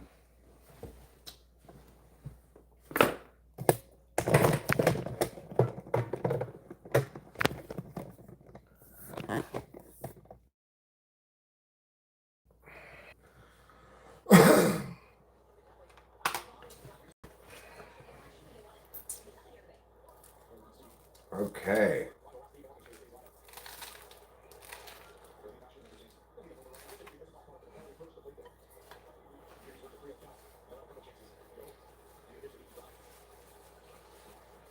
Hmm.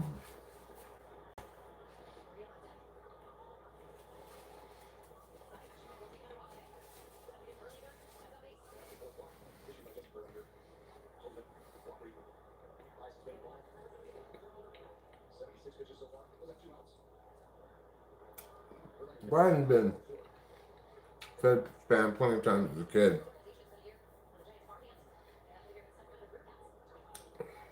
I don't think I'd eat it because it tastes like dog food smells.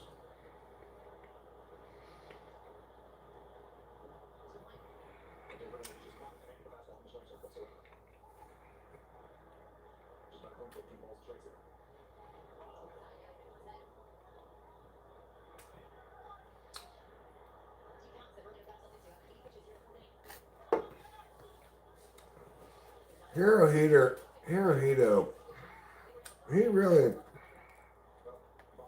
like,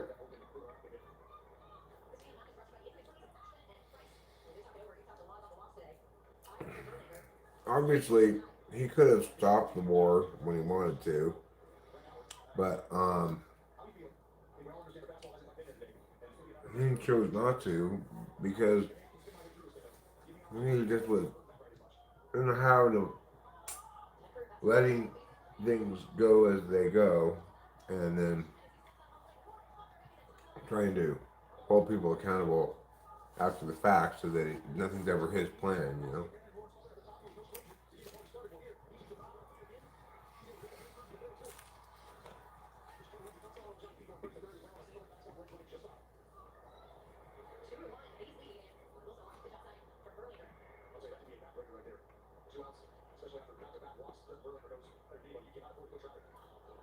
Oh no.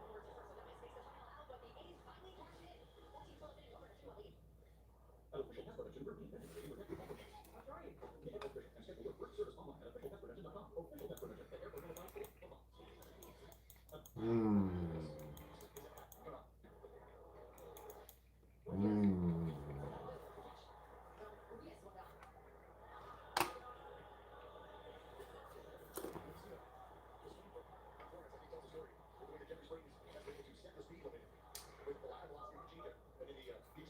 This is magnificent.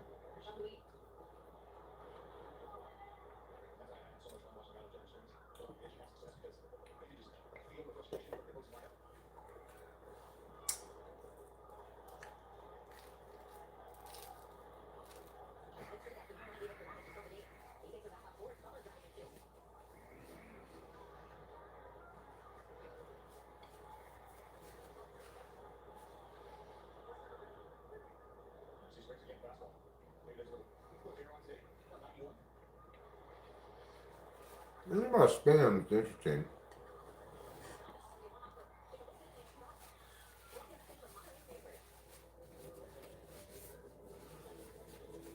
Is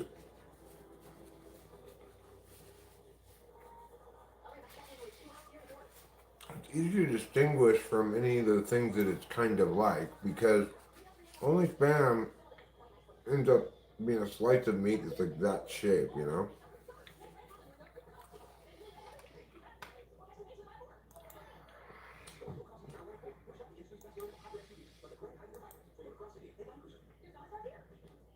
Hush, child. I'm hushing that lady because she's not listening to me.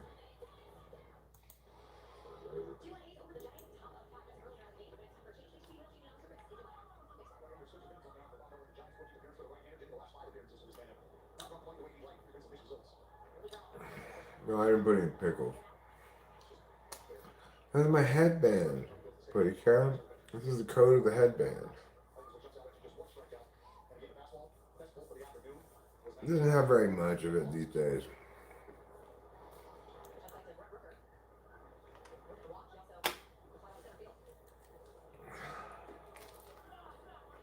Mmm.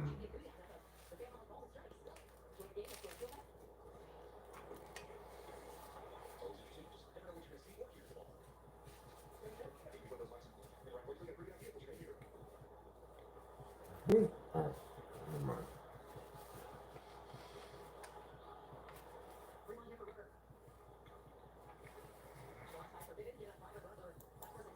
Let's go, Rook.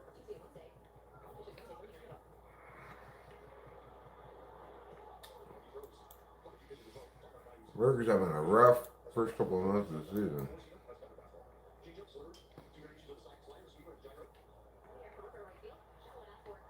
She stole it for me at that.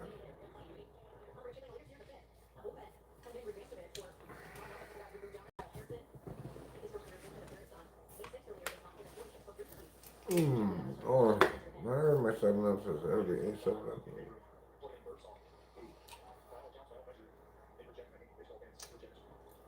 Mmm. The flavor is so good. I'm overwhelmed by its deliciousness.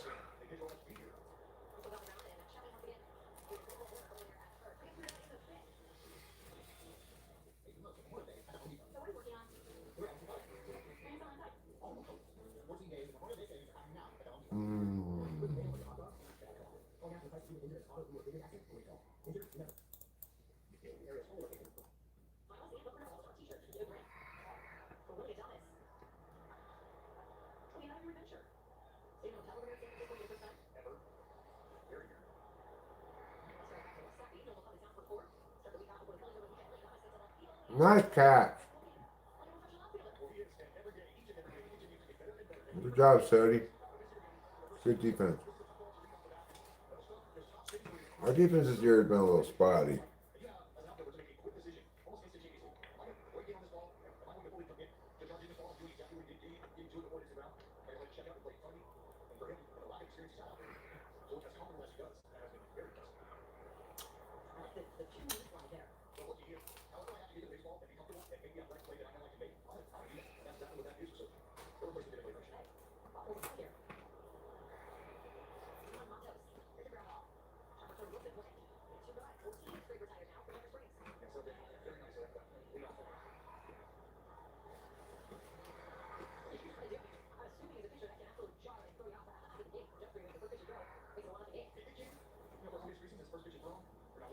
Oh, I don't know why Rich wasn't bad.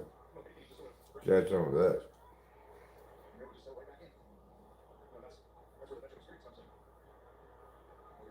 I wonder how much you have.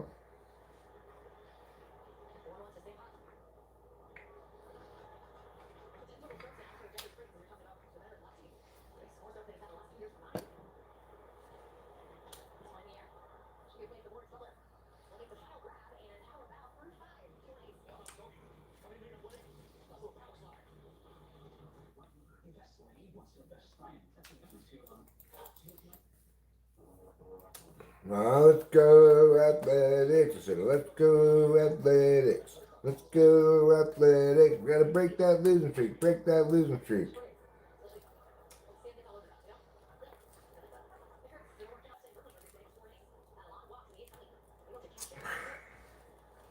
Hamburger number 2 is on its way from plate to mouth. It's gonna be a delicious affair. Fun for the whole family. Why does Eric have a rag on? I said, it's not a rag, it's my headband, okay? I said to Rachel the other day, oh, Rachel, you know what I would really kill for if I could come across one? You can find a piece of cloth I could do to tie around my headband. I need a headband because I'm digging this pond and this wood keeps getting in my eyes. Well, she, in her wonderful kindness, gave me this headband. First, maybe she was just lending it to me, but when I realized what an effective headband it was and fashionable, I said, I'm not sure Rachel's getting this headband back. I went to work on the pond again today, so out came the headband.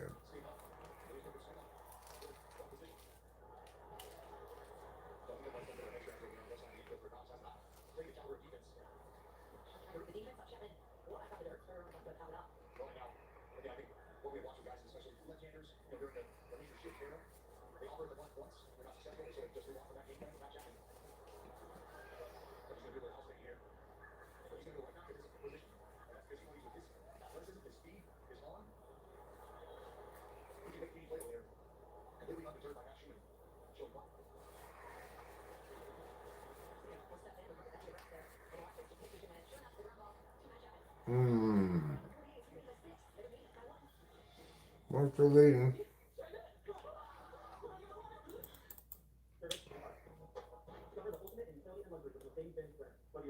You feel very out of style now?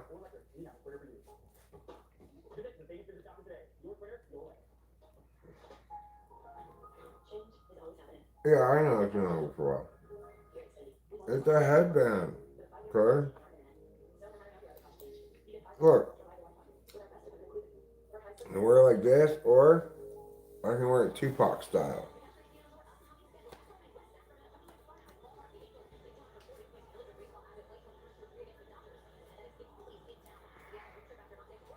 Does it look a lot like Tupac?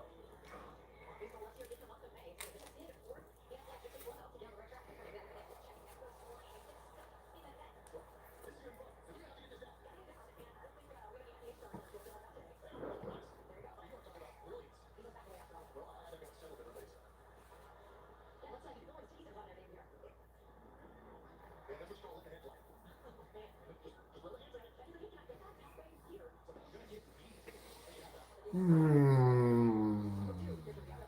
Hmm. I have to get up and. I have to get. I do not look like Bill Walton.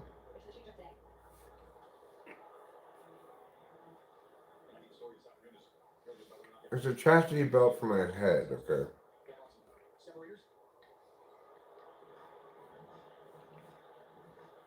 That's why I keep away all the thirsty men and you say, a guy who's that fashionable can't possibly be available.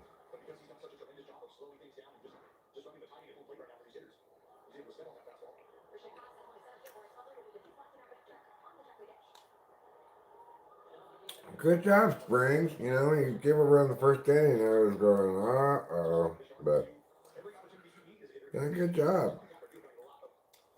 That's the only run you've given us so far.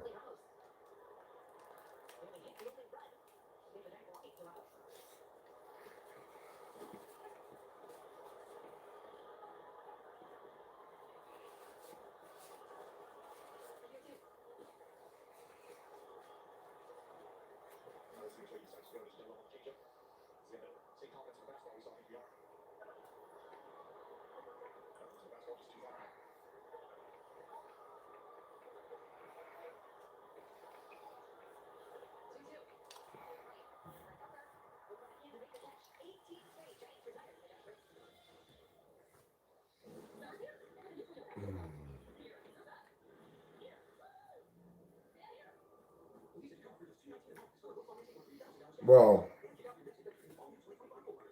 A++. Grady Bear. I'm not done with you yet, Mr. Burger, but fortunately, I neglected my drink needs when I left the kitchen. I'm gonna have to go attend to that now.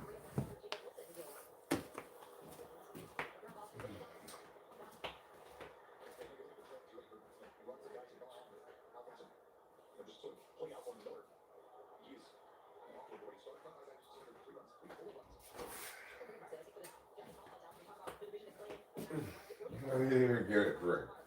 Oh god.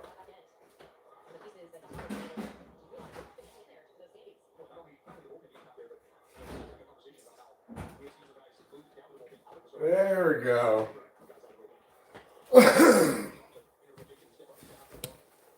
Now we got a drink. Granted, I didn't open it where the opener is, but it's fine because I got a ladder. That works just as well.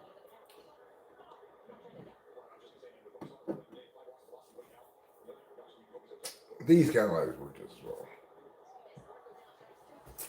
Lawrence Butler, you need to stop me to this more schmutzmer.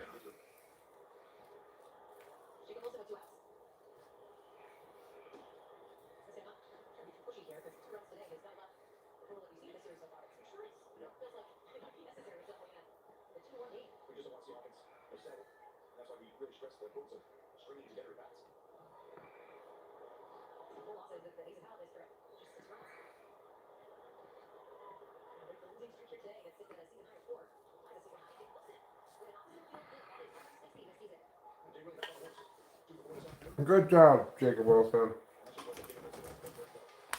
Of course,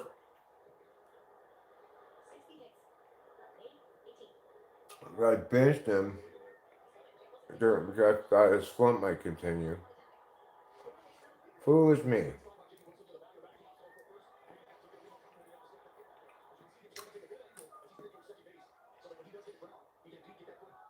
Oh my god, this is so good. I could just. It's so satisfies what needs to be satisfied.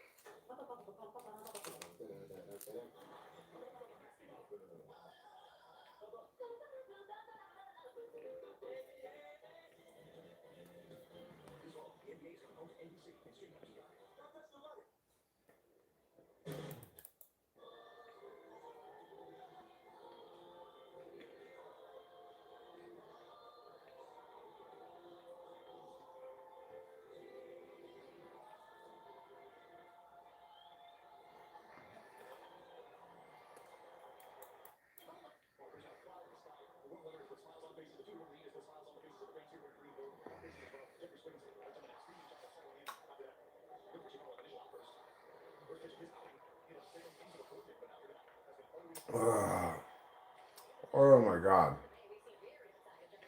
This meal to go down in my life book of important meals.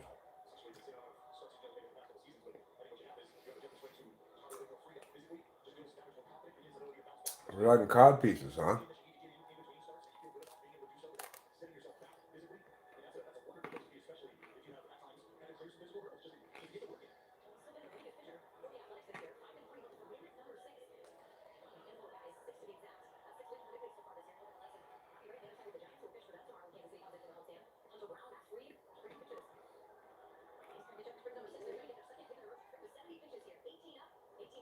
I'm reading the chat right now.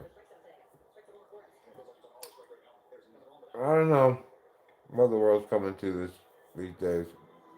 They're about hamburgers.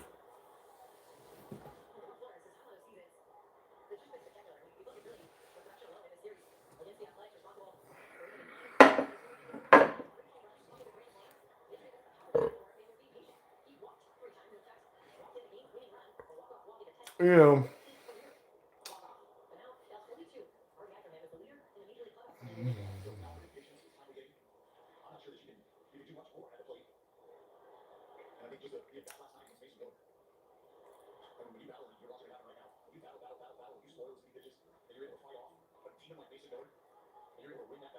I also have had a family member murdered, but not the other things.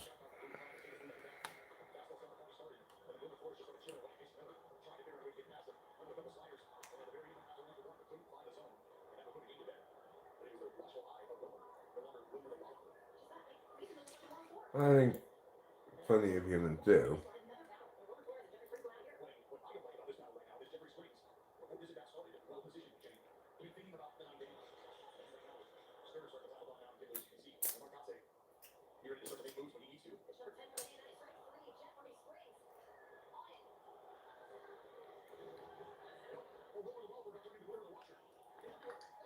A good job, Springs.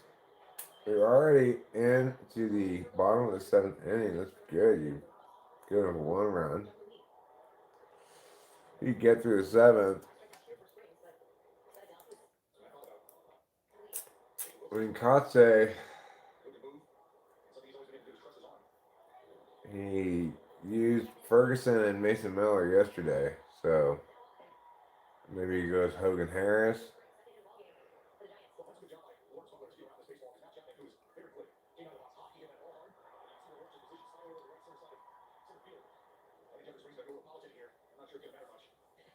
See you later, Jeffrey Springs. You just got pulled for a reliever. We'll see who it is. Oh, they put Sterner again. Good. He's on my fantasy team. It's good if he gets people out, anyway. Bad if he doesn't. Let's go outside and have a cigarette now that we've eaten.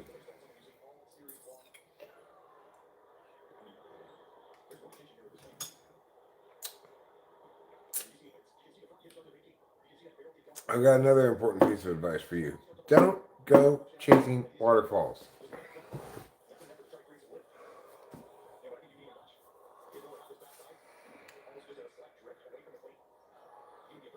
The reason is simple. You should not have to chase a waterfall. It doesn't go anywhere. Sometimes it ceases to fall with water. Other times it does fall with water, but why chase things that don't move?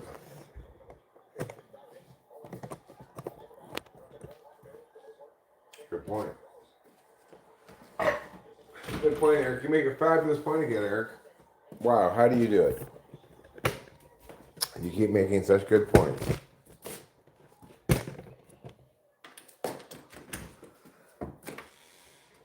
Come on, Sterner, don't blow this hold. You just need to get one out. Just one little baby out. That's a nice strike right there. It's 1/3 of an out.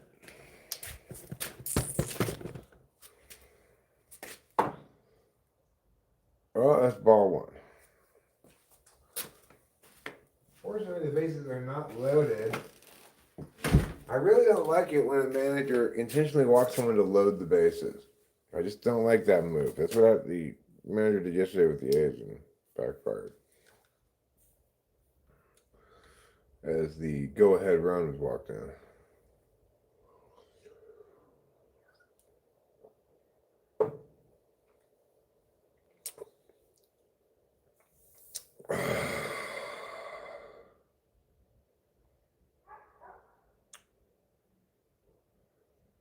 I hate what the internet has become. With that said, I appreciate people like Eric in the chat here and some others. Well, I mean, the internet was always only ever cool in isolated corners. It's not like there was a time when the vast majority of things on the internet we're looking at.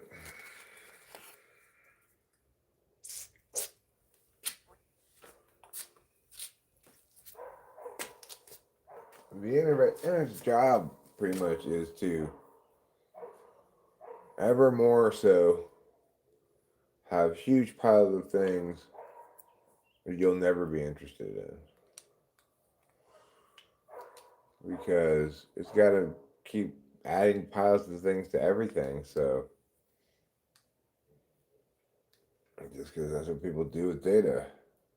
Well, I don't know what I'm going to do with this document I made sometime, but I'm certainly not going to just throw it away.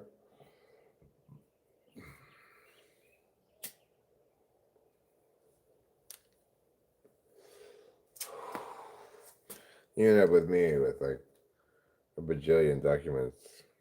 No idea why you have any of them. Is Susie and Abraham are here? Oh, he's talking about how, yeah, it is true. Sean says, I had a relationship with a girl I met on Google Plus.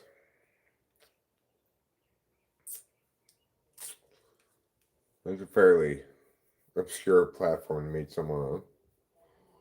Do they even have Google Plus anymore?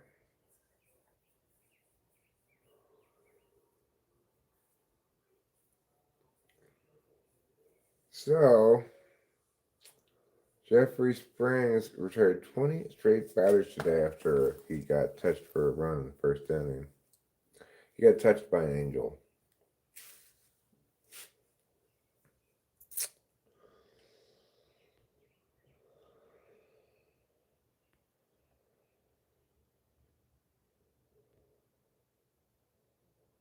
Yeah, I mean, the thing about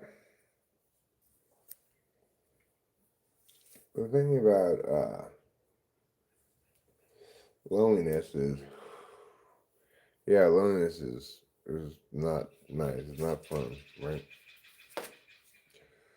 But if you want to make some friends, have you considered wearing a headband like this one? I'll be sure that the girls don't hit on you. It's a good way to make sure they don't hit on you. Come on, Nick. Kurtz is up to bat. And he just limply grounds into an infield out. Wah, wah, wah, wah. That's always the sound of that at bat, man. The whole inning, frankly. But we are still up 2-1, so maybe we can steal a game here.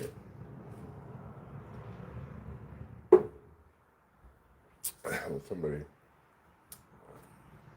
obviously a vacationer, they're here in a Cybertruck. Nobody around here has that car. There's few enough people around here that I know the cars. You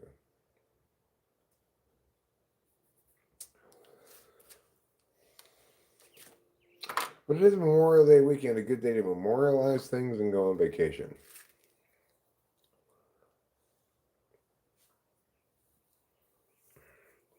You're bald as well. Wear bandanas all the time to escape the sun on my way here.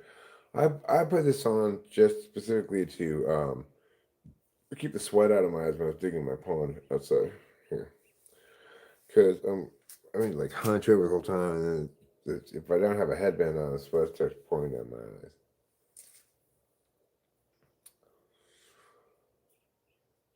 Pouring down my eyes like tears from the skies if the skies were full of salty tears.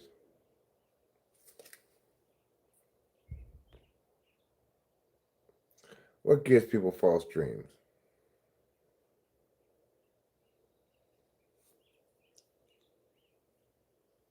Oh, well, one of the problems with people thinking they have lots of options is that it makes them hesitant to fully commit to any specific option.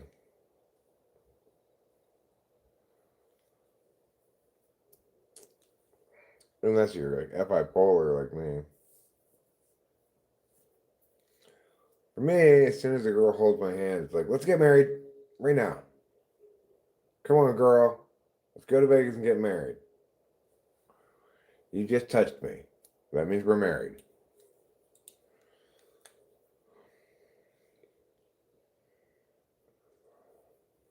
Yeah, I think there are plenty of people who are like that, you know? They're looking for somebody who's all things to all people. But really, it depends on kind of how you're configured somewhat, I think. Like, I've always been very relationship-y.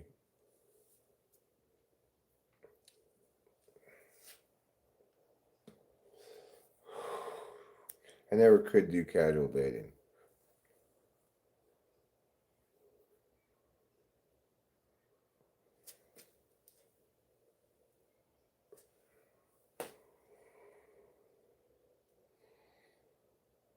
Well, good for Canada.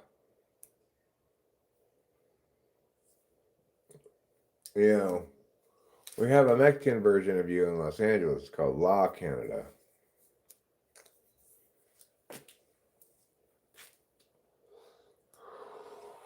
Two. Thanks a lot, Ferguson. Why don't you just leave fucking Sterner in? Ferguson, 2 days in a row you've blown your job. Do a better job. Put in Harris, for fuck's sake.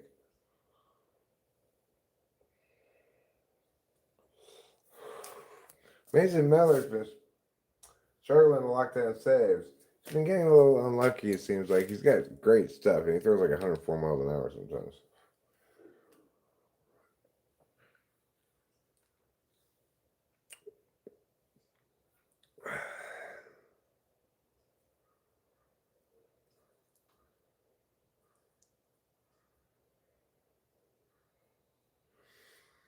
Yeah, well, that's true, Zerg. That casual relationships are further from friendship than friendships. It's because you're trying to be physically intimate while emotionally distant. It's always kind of impossible for me. It's kind of annoying because the highway I travel for work is jammed with people who don't know how to drive. Is it because of Memorial Day weekend?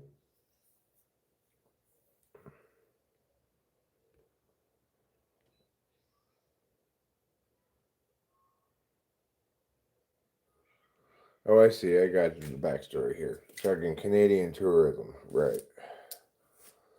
It wouldn't be because Memorial Day, because that's an American holiday. In Canada, you have, it's called, let's remember old people. Olden days people day. That's what you call it in Canada. Remember Grandma? Oh, she's dead? I remember her. She's died, huh? Yeah, she's dead for a while now, huh? God damn it. The Giants are up 3-2. Fucking Ferguson, just go to the dugout and sit your ass down and bring in somebody competent. This is gonna be a 5th game in a row we lose. We can't come back in the 9th. Terrible, terrible news. I'm a pretty little Dutch girl in my bonnet. Can't you see what a bonnet I have?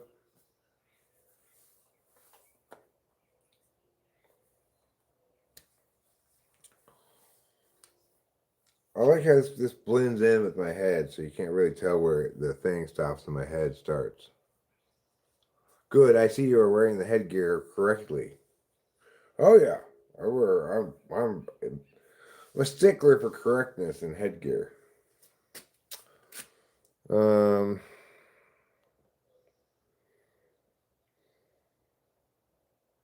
I personally don't believe much of anything I hear. Oh yeah? Well, I got something to tell you. Penguins are birds. You've heard that. Are you gonna believe it, or are you gonna live up to your standards and not believe it? Now that you've heard it. Get out of here, fucking Ashton Kutcher. God, was he in a commercial? He should just be in a commercial for Shitbags Anonymous. That he's not anonymously a shitbag. The only good thing about the whole thing is that people, at least some people, know about what a shitbag is, and he's not getting away with it anymore. As much, anyway. Probably still is, but not as bad as he was. All right, we're down by 1 run. At least we only have to get 1 run in the bottom of the ninth. I mean, the top of the 9th inning, because we're at the Giants Stadium.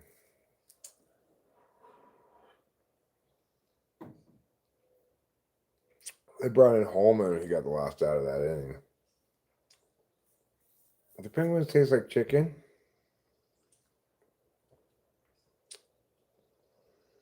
Yeah. Penguins and ducks are related, huh?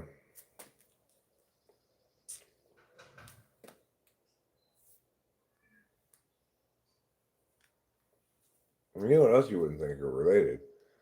Penguins are also related to chimpanzees. Very close relation to chimpanzees. They took an evolutionary branching apart just about 40 years ago, actually.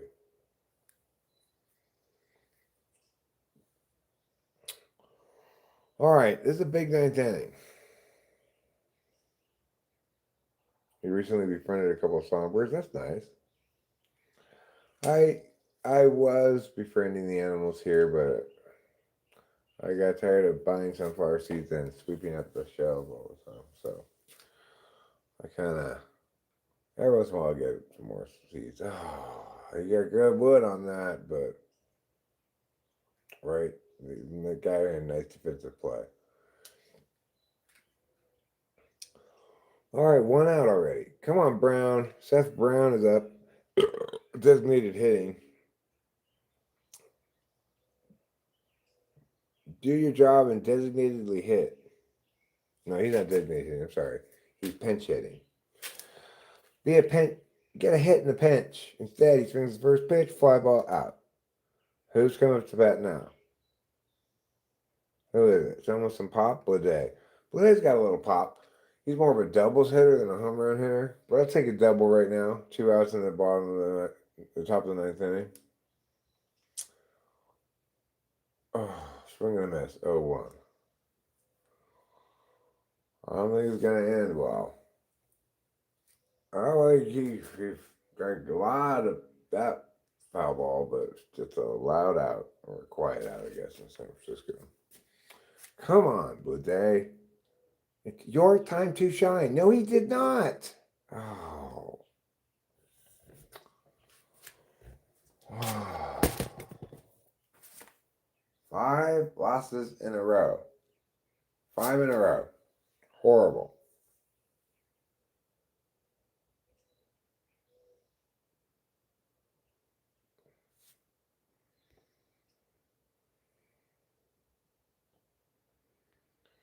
Well, socializing is a pain in the ass, and I don't really see any hardly any real life friends ever anymore because I do this. I do this for socializing. And granted, I have a partner. If I didn't have a partner, I'd probably feel a little glum about it sometimes, no doubt. But I also know now more clearly than I used to how I can sometimes feel glum without any cause at all, called like depression. I mean, I'm not susceptible to it normally, but I was experiencing it for a while there. And, it didn't link to my circumstances at all, really. It just linked to something that happened that I was still processing, processing guilt and stuff. I'm not saying that's your situation. What is this? Oh, right, that game's over. Get out, dummies. Bike groups. You mean motorcycle or bicycle? You could join a motorcycle gang. Be super tough all the time. That's a possibility. You ride an e-bike, huh?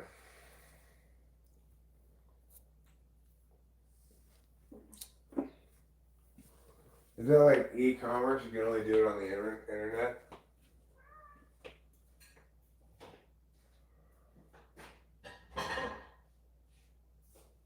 Yeah.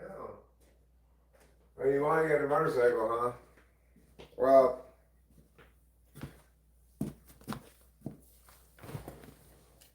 they're not terrible. I had two periods of my life when I rode motorcycles. First motorcycle I had was a 1984 Honda CBC 750. And the second one I had was a Kawasaki Vulcan. It was a V twin 1150, I think. But I will tell you that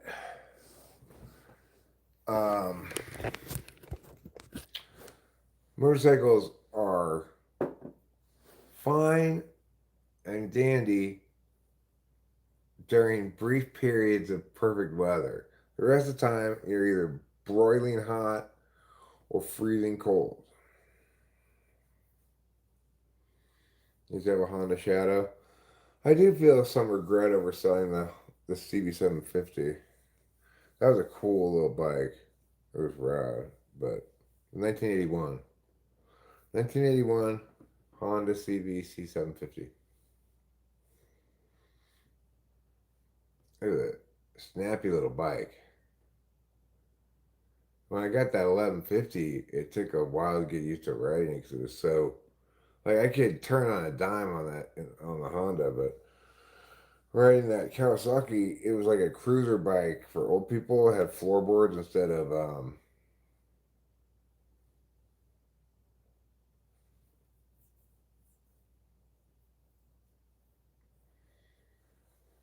well, yeah, I mean, most most of the time, the biggest advantage of motorcycles is that they're the best way to get through traffic. So if you live in a place where there's traffic, a motorcycle is a big advantage in that area. And if you're smart about preparing before you go out, like because the problem is you go out on a motorcycle, you leave at say like 1 in the afternoon to go someplace, and then you go home at like 9 p.m. You start heading home like you stayed longer than you thought. You start heading home at 9 o'clock, but you don't have the jackets and stuff for 9 o'clock, and it went from super hot at 1 o'clock to like now it's pretty damn chilly. I mean, you get on the motorcycle on the freeway. By the time you get home, your hands are just like aching. They're so cold, and you just like chilled to the bone. Yeah, that's true of two wheelers in general. If you're in a dense enough urban area, bicycle's a great way to get around. LA is not such an area, but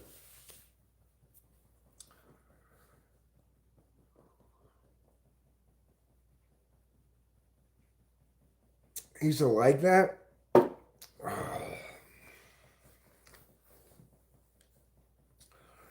I like having a little wilderness car. I don't really need one, but it's when you want to just like, well, for a while now we've had this other house that's now on the market for sale over down the street, and I had to go over there and do stuff. And I like taking a little wilderness car because it's like, um, it's it's like you're not really getting in a car because it's kind of like a golf cart, you know. Plus, it's great for getting materials from the woods, like you can gather wood or gather rocks, getting stuff from the shed. I don't want to have to carry heavy stuff up the hill from the shed by my arms. Instead, I will drive the little wilderness car down there. The Kawasaki Mule.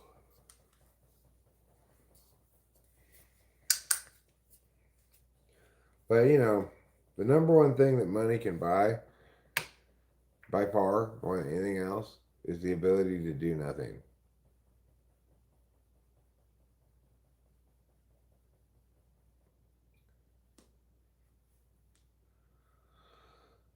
I rented a U-Haul not that long ago, Zerg, to take some trash to the dump. The whole thing cost me under $100. I got the insurance, which I guess was optional. I don't know. If I had to do it again, I would say ixnay on the insurance day. I'm gonna drink this syrup. Oh,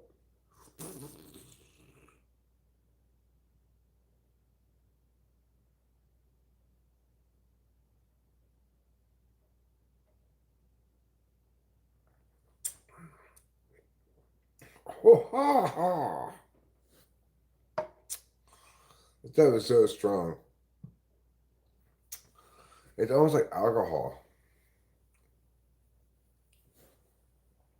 It just tastes like it's unflavored weed syrup. It just tastes like weed, like just weed edibles. Like, uh,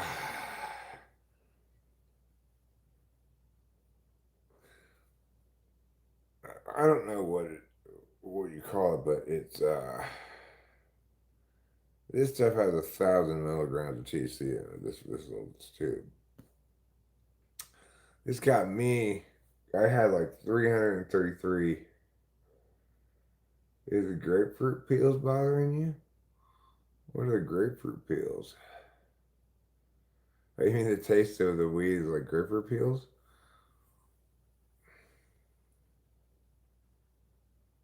Oh, it's called St. Ides. I gotta put my glasses on. Here they are. Ah, ooh, that's a spicy pinata. This is water soluble tincture. Okay, water soluble tincture.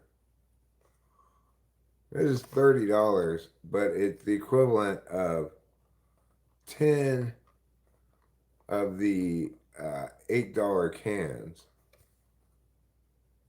So this is the best deal by far. I'll get these every time from now on. Of course, the problem with getting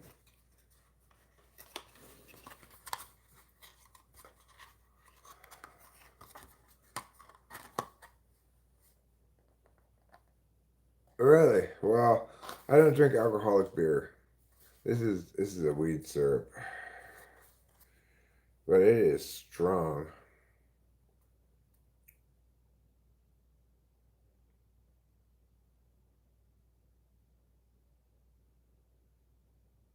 First serving. How many servings are there? 24 servings per bottle. Each serving has 42 milligrams of THC and less than 2 milligrams of CBD. I guess 42 times 24 is 1,000?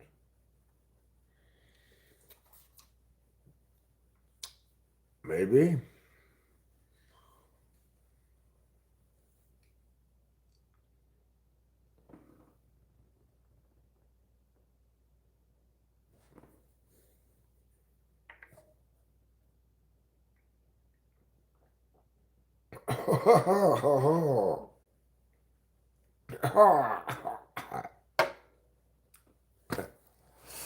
I gotta cast this second one here in a second.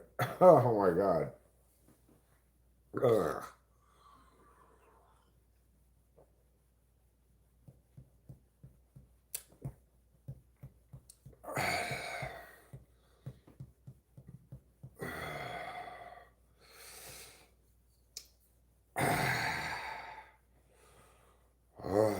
This is the equivalent of hard alcohol to the can is like a beer.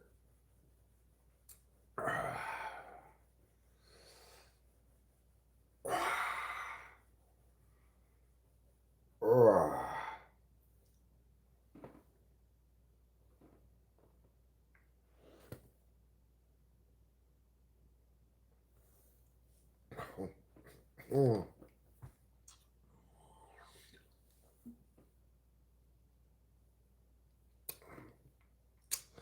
Yeah, well, my tolerance is just absolutely insane. You're gonna start carrying clutch purses now? We thrifted one recently, a furry one to match my vintage grunge athleisure look. I've got a great clutch purse too that I found one time at the thrift store I bought.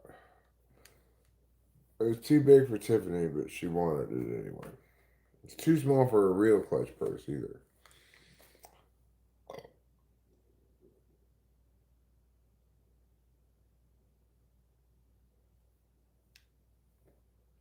Well, I said, Mom, if you're drinking these drinks and they're not getting you fucked up, try this brand, okay? If you can get this water soluble tincture, it's really nice. This stuff, I mean, it packs quite a wallop.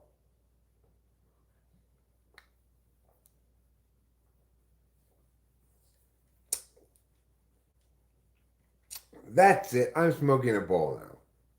Good job, Zerg. I'm proud of you. I mean, I admire and respect you. Pride is patronizing.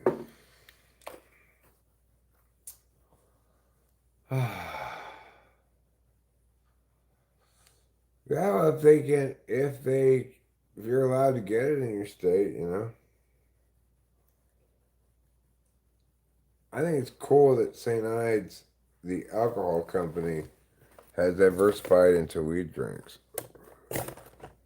Because it's the same company, I guess. It's got the same logo, right? Isn't this the same logo as the alcohol St. Ides? Like, St. Ides alcohol is a, what do you call it? Malt liquor? Like Old English or Mickey's Big Mouth.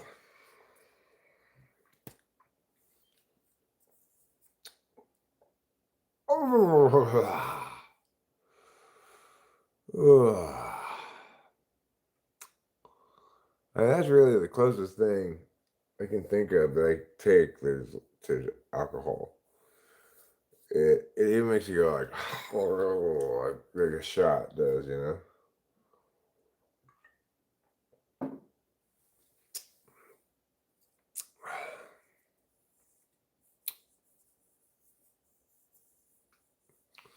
But because I've been such a head for so many years, and I've been smoking weed since I was 14, I've had some breaks in the mix there. I've been continually smoking weed since I was 14.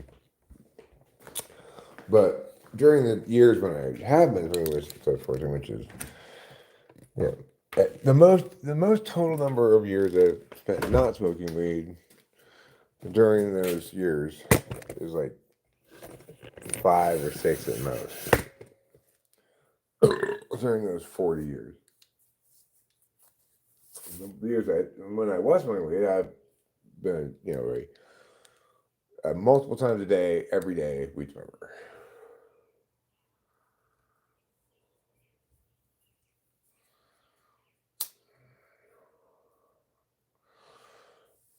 Accordingly, my tolerance is very high. So,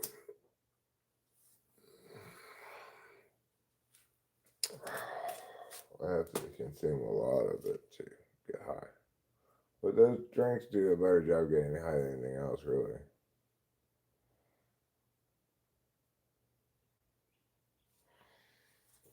I never did change out of my sweaty clothes, take a shower, and I just dried off. My sweat just dried on my body. Mine is too bud. My anxiety, adrenaline doesn't. It's just too, but well, it's not for everybody. My daughter doesn't like it.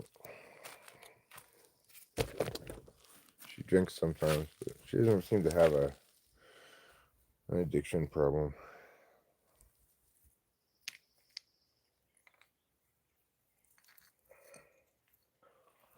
It's like, hi, Delilah.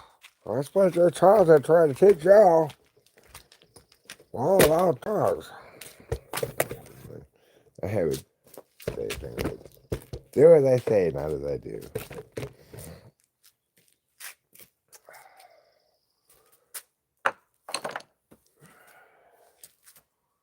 Well, Mr. Pond,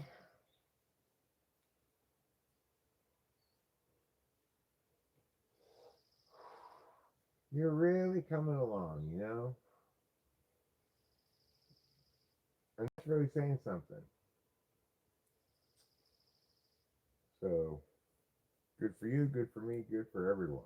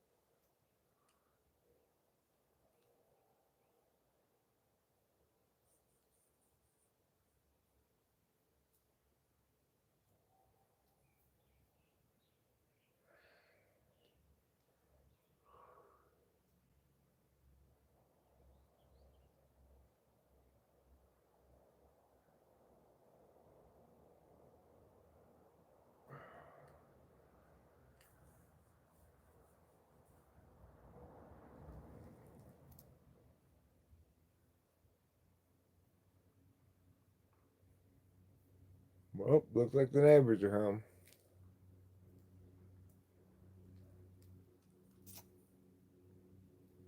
They do that sometimes.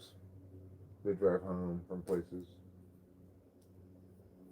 Sometimes I'm standing outside and I see them and I say, hey, there are the neighbors. Pretty exciting stuff. Hard to tell because the biome stretches most of Canada and comes down. No, not those neighbors. The neighbors we hang out with are cool neighbors.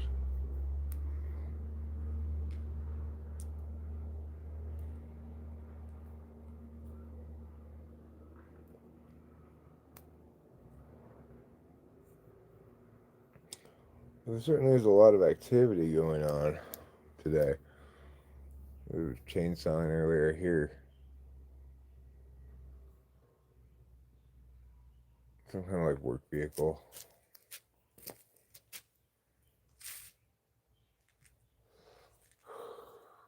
What a lovely hill.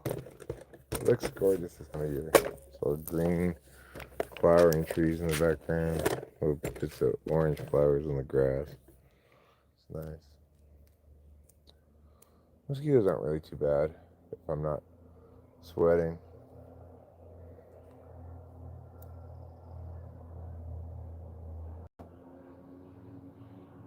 There's just somebody's super loud little wilderness car. That one's way louder than mine.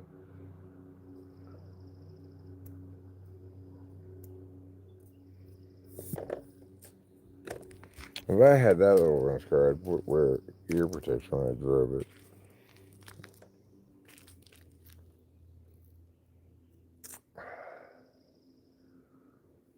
Okay, well,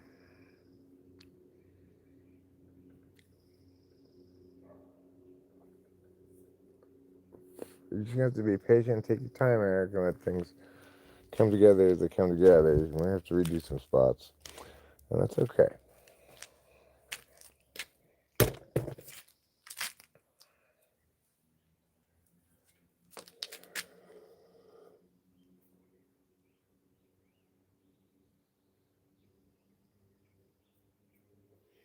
The Athletics lost again, huh? Great. I do now, but no, I'm just from the area. My family has been in the area since the founding. I live in Ohio, but my family has a huge history in the Pennsylvania, West Virginia area. Have you ever been to Middleton, Ohio? I have. I've been there. I've also been to Dayton, Ohio. And which two places is Middleton halfway between? Dayton, Ohio was kind of a nice little town. Kind of cool. Kind of quaint and old school and one story all over the place, you know?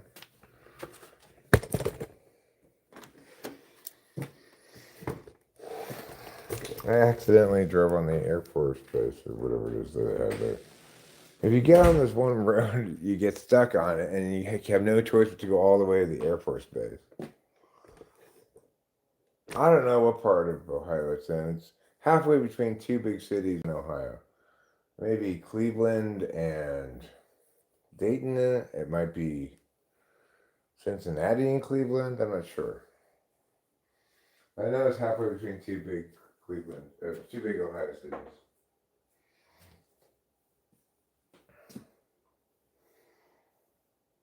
Huh.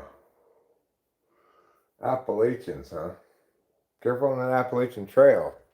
Apparently there's a lot of murderers out there just trying to murder. If you don't want to get murdered, stay off the Appalachian Trail.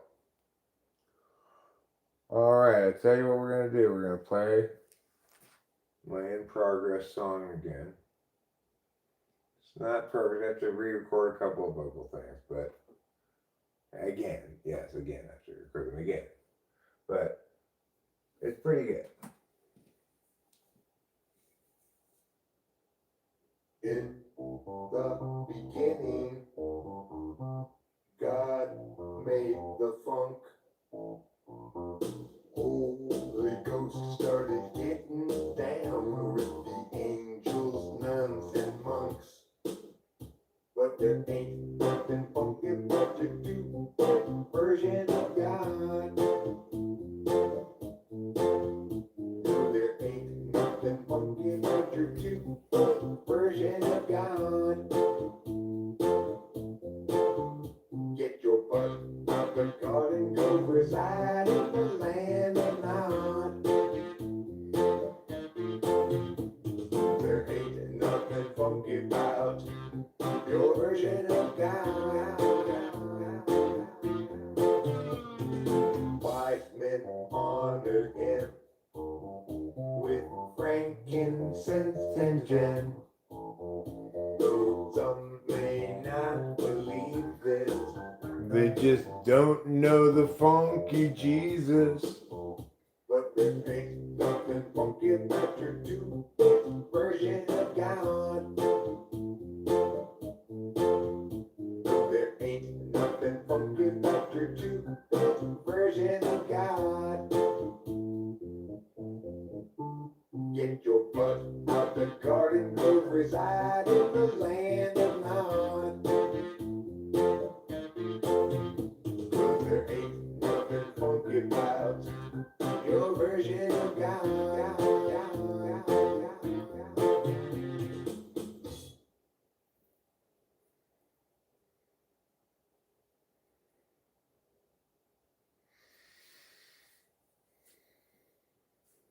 Good job, Eric. Good job. That sounds actually really clean and tight, except for a couple things on vocals. So yeah, the new lyrics to that thing go, they say, 3 wise men celebrated him with frankincense and gin. Some may not believe it. No, some may not believe this. They just haven't met the funky Jesus. So. Oh, is Eric's a musician? Cool.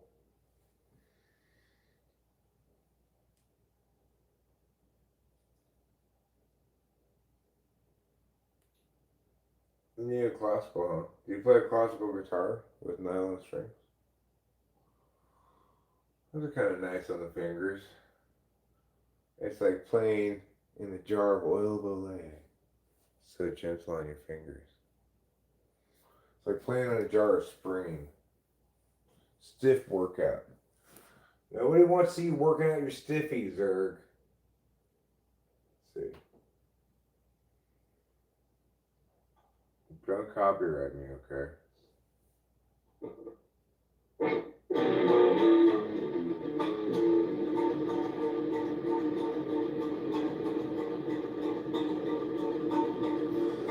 I gotta sound like classical music to that. Because you're pretty fast, man. No doubt about that. You're fast. I could never play it fast because I can't play that really with a pick very well. If you want to be fast like that, you kind of gotta play with a pick, I think. I mean, some people can be fast with their fingers run like this, you know. I'm not that fast like that. Just stiff workout because it's fast. Fair enough. I have one song that I play that I think it was being a workout called Second Night. I have to do all this like finger picking stuff.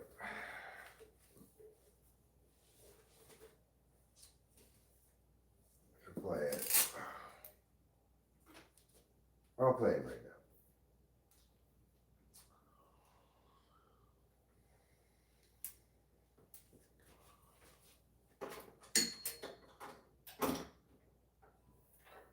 We're gonna have to keep this turned down fairly low because Rachel's sleeping. Well, although she's probably out because she had a bunch of that syrup.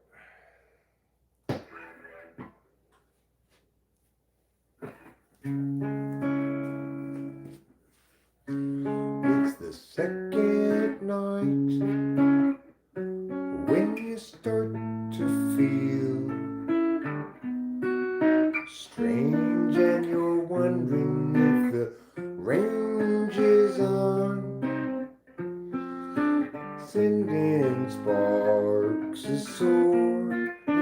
kitchen sky. An actual night. Is there no top to the dark up above the shelves? Where she stars that shine above the sleeping forms of vivid mind figurines of Western lonely types that lie beneath a million running suns. They're rugged and they're done with the actual night.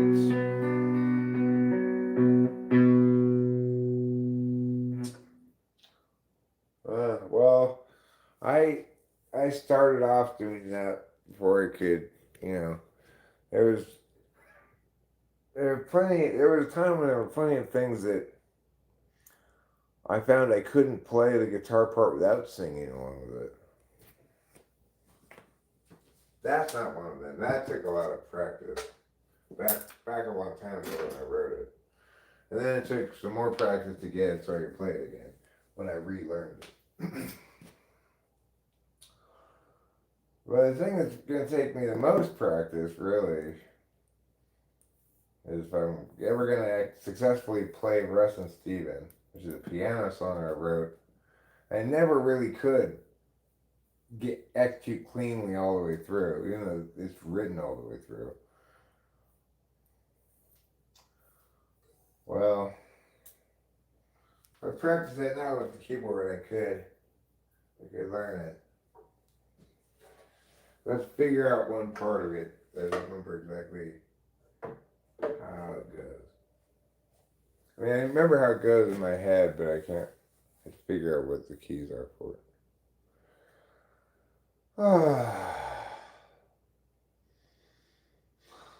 There ain't nothing funky but your 2-bit version of God.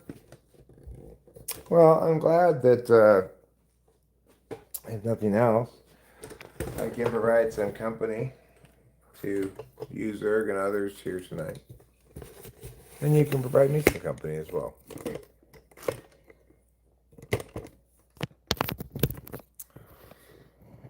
Alright, I think I'm going to play a little poker.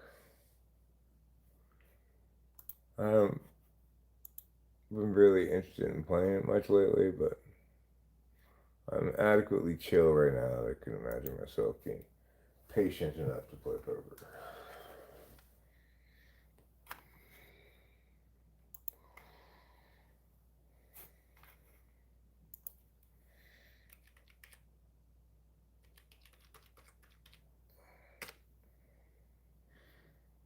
One sec as I get this. Okay, I'm back now. I got the code. Yeah, I can never be a live touring musician myself. Even though I'm good at my own stuff, I am mostly a jammer. I'm working on some recording material, always just discovering new recording techniques. Well, I mean, it's there may be some people who master that audio engineering stuff, but I don't see myself as one of them. See myself as always trying to get a little bit better at it, and it being never being like, okay, finally I've gotten it down now. It's hard, especially vocals. Vocals, I think, are the hardest things to record because you have to get both the timing of it precise and the pitch precise. Whereas with instruments, usually the pitch is taken care of for you. And the other thing is, you can edit notes much more easily with musical instruments than you can with vocals because they have words in them, and so you mess up the word if you try to like move it over a little bit halfway in the middle of it. Is that bandage holding the shit inside of your head? No, it's not a bandage. It's actually my wife's headband. See, I could wear it like Tupac style, and you'd recognize it as a headband. I was doing some work outside. I catching my sweat so it wouldn't go in my eyes, my pretty, pretty eyes. Haywood. You know, the Jablomi family really shouldn't name their son Haywood. Vocals going to mix with the meds, right with the snare, but guitar tone is personal preference. Well, I'm not talking about mixing vocals. Vocal mixing I can do okay, I think, but I'm talking about recording vocals. It's very difficult to execute. You know, you have to be super precise, and but there's also it's kind of a crapshoot quality to vocals where you might just nail this one take and it just be substantially better than the other takes, or you know, you might feel like you nailed the take, and then you go back and listen to it and you realize you're pitchy the whole time. But vocals are tricky.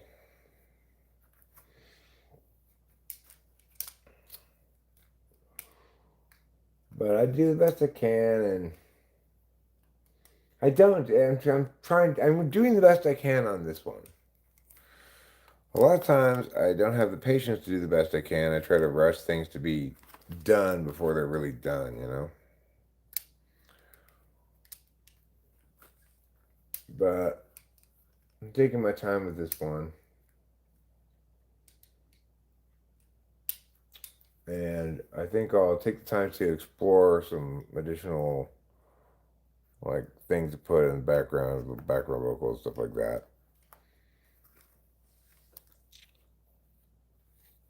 I've never been a lyricist.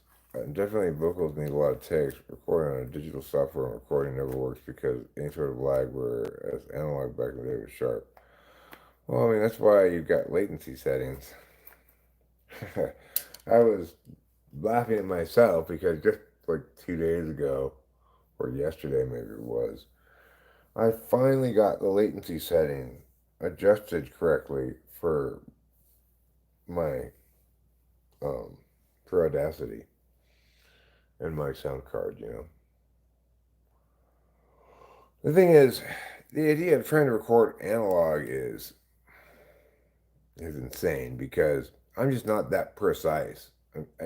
I'm not that gifted of an instrumentationalist, and accordingly, um, if I were recording on analog tape, things would sound sloppy because I'm just kind of sloppy. You use Audacity too? Yeah, latency is a pain in the ass. But is it possible that one device have a different latency than another? Like, it seems as though the keyboard. Well, I don't know. I have to double check that. It seems impossible that would be the case, but who knows? Well, what do I know about these things? Very little. I know just what I need to know to do things that I want to do, and not a speck more. I really want to play poker. Oh, sounds like a big time commitment. You kind of want a headband now? I don't blame you. If you do things where you're,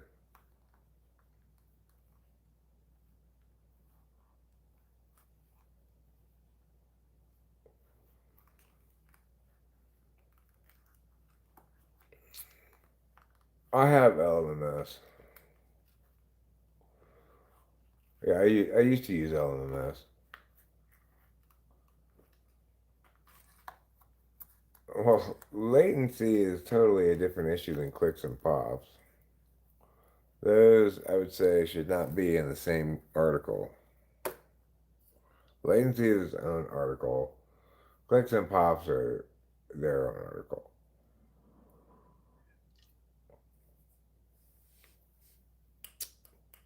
I used to use, I mean, I have shit tons of beats I've made on LMS, but um, what I'm using right now is I'm just putting the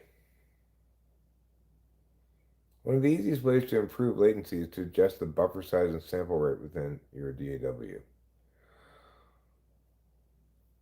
Yeah, well, you don't want to. You don't want to mess with your sample rate. My buffer size is already as big as it can be. But latency has more to do with the handshake between the analog input and the digital sound card. So it's kind of sound card specific.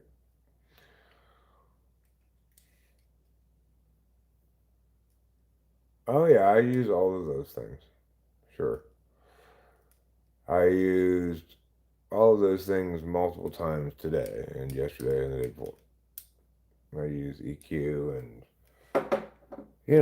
like, so for example,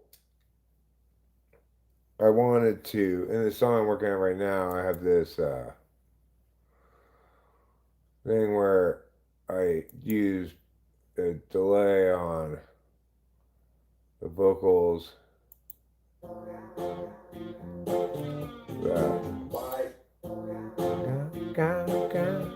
I use compression on literally everything I record. I mean, it's conceivable that I could get the levels coming out of like a keyboard or an out, say like the amp has a phone out.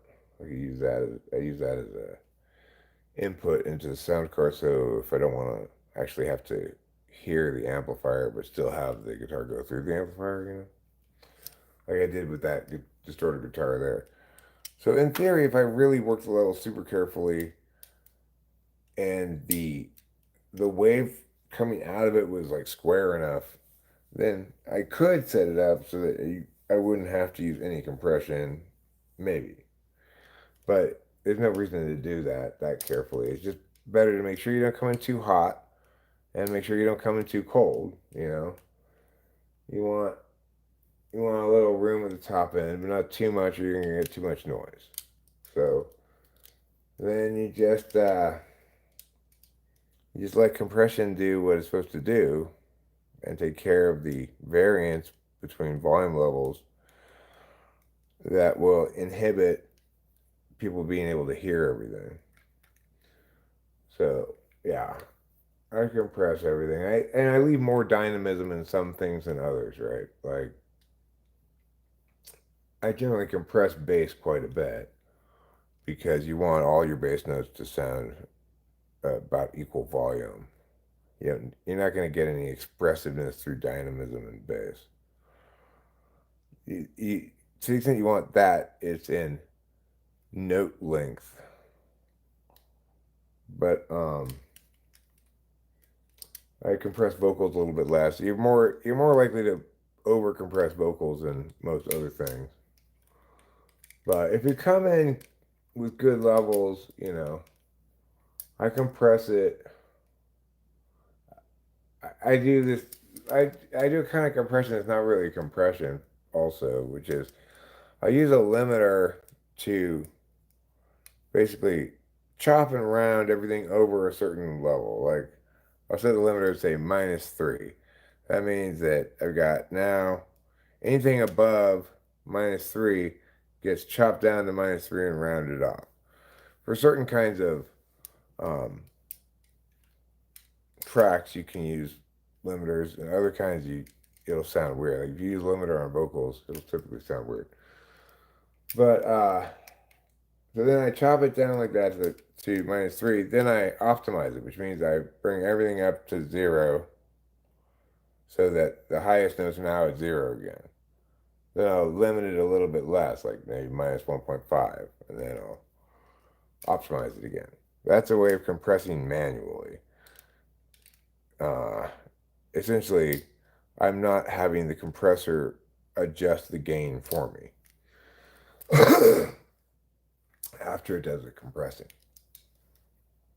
And a limiter doesn't touch anything below a certain level. So you're just getting the peaks and you're smushing them down and rounding them out.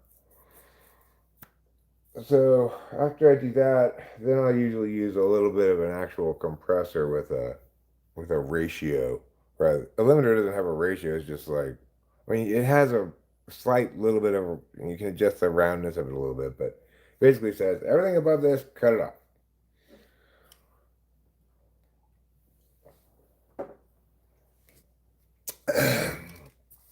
So that's a kind of compression that doesn't mess with the dynamics of things very much. It just it successfully brings up the low things without making it sound compressed. If you have too much compression, it'll make it sound like it's breathing. You'll hear this kind of sound. That means you've compressed too much and too deeply. Because you can compress like you can set where the compression starts at. So like if I'm compressing light, I'll start at -9. This is if I'm using a compressor rather than a limiter. If I'm compressing heavy, I'll start at like say -16. I'll put the noise floor at -40. These things are things you pick up over years and years and years of recording music as that worked that time, and you remember to try it again next time, and it works again, and pretty soon it becomes one of your standard things.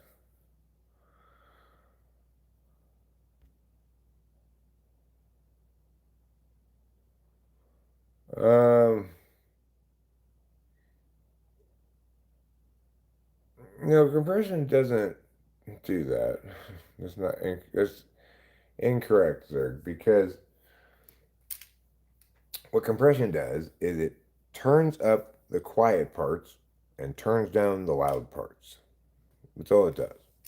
So, for example, I might have a, for example, this. I've been a little bit frustrated with myself on this main bass part here called what's it called? Mix. I mix down to mono tracks to stereo.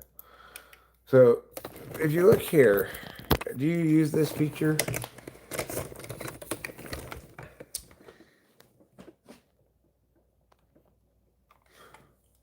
This is a very useful tool if you don't use it. Plot spectrum, and I'll show you what like this is the spectrum of my bass track here. As you see, it's got these little jagged jabs here, here, here. But I got this finally flattened down a bit because this was like just way too muddy down here. And I tried to brighten it up a bit because it was just sunk in too much, you know. But on this other bass, I put wah on it, and you can see the difference in the spectrum. This is way different spectrum, right? This is much more audible because it's got that resonant wah spectrum set right around 1,000. So that's where it's going to peak up here. And that's very much going to stand out to the ear. So I don't have any problem with this bass being audible once I put the wah on. Prior to putting the wah on it, I was having trouble. It was getting lost in the mix. It was too muddy. Whereas this other one here, I still don't have any problems with it being a little dank, I guess you'd say. But I don't want to mess with it too much. I don't want to put too many more effects on it. So I'm just leaving it as it is. I don't think I can get it any better than this, really, without. I don't know. And it sounds good, fine. It stands out fine in the mix. Angels, nuns, and monks. This is the bass right here. Version of God.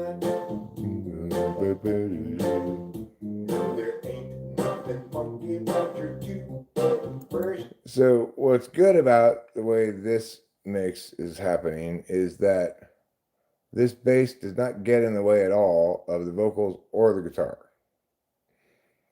Or either of the guitars. The guitars get in the way of each other a little bit because it's the same guitar, But it is, one of them is played just directly into the sound card, one of them is played through the amp with distortion on it. So um, they have adequate enough kind of separate audio space. Plus, they're panned separately.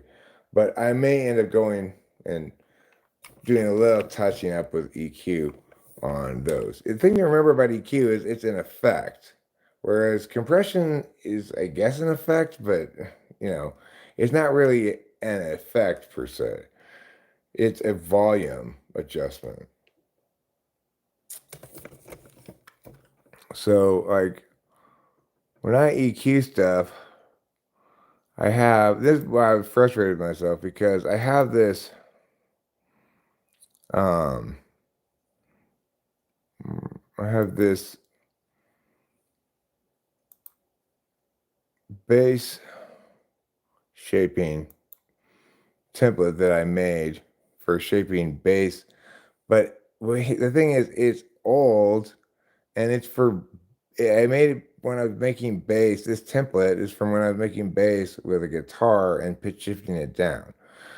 This is not a template I need for shaping the bass that I had coming out of the keyboard, which was actually, it's called like jazz organ or something. I don't know if what the sound is, but so I ended up using my mastering bass shaping thing there, EQing template, and not thinking, wait, this bass shaping template is not going to be a general purpose tool for me anymore because I'm not always using an acoustic guitar and pitch shifting it down to make bass.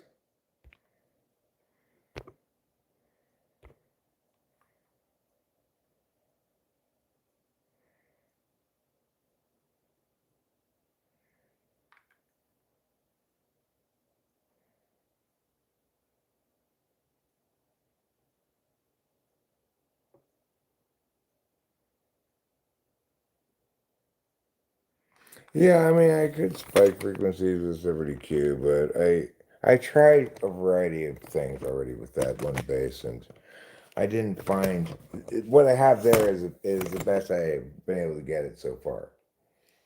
And I don't want to once I don't want to commit to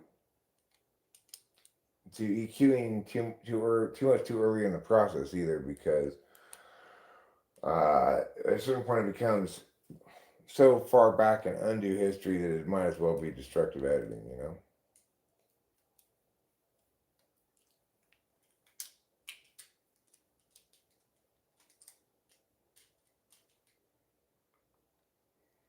Anyways, I'm pretty happy with this.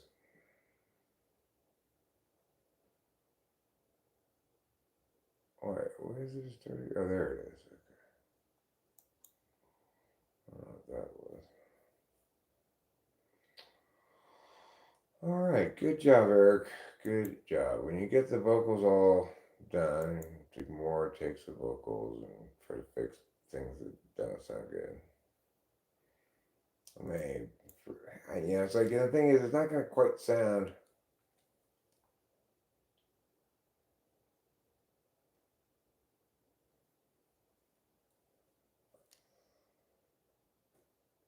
No, I don't want to drown out the top bass. No. What I'm saying is, I'm happy with the bass I put the wah on because wah, you can set the frequency at which it resonates, right? So I crafted that as a frequency spectrum using the wah. That's something you can use as like an EQ, right? Compression does not work the way you think it's working. Just because you think you're doing something to your mids, it just means that relationally that other track is now quieter than the one that's at a different frequency. You don't want to mess. You want to get the volumes all perfectly balanced, and then deal with EQing after you do that. And of course, once you do adjust the EQ, it can impact the balance of the volume. So you got to try to get it as perfect as you can before you do too much EQing, because if you do too much EQing ahead of time, you're putting the cart before the horse. You don't know enough yet to know how to EQ it yet, right? That's why I was mad at myself. I EQ'd it before I knew enough to know how to EQ it.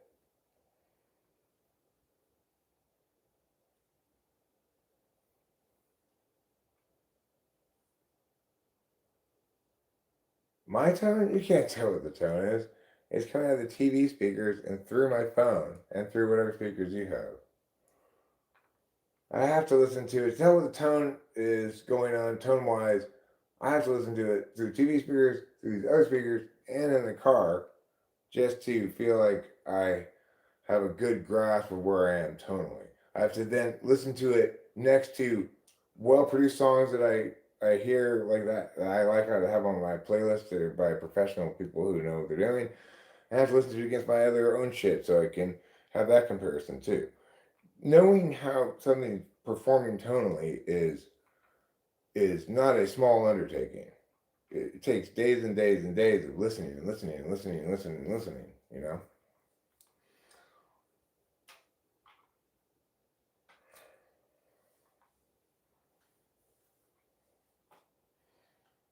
Because everything impacts everything else. You know, that's what makes it so tricky. It's a tricky business.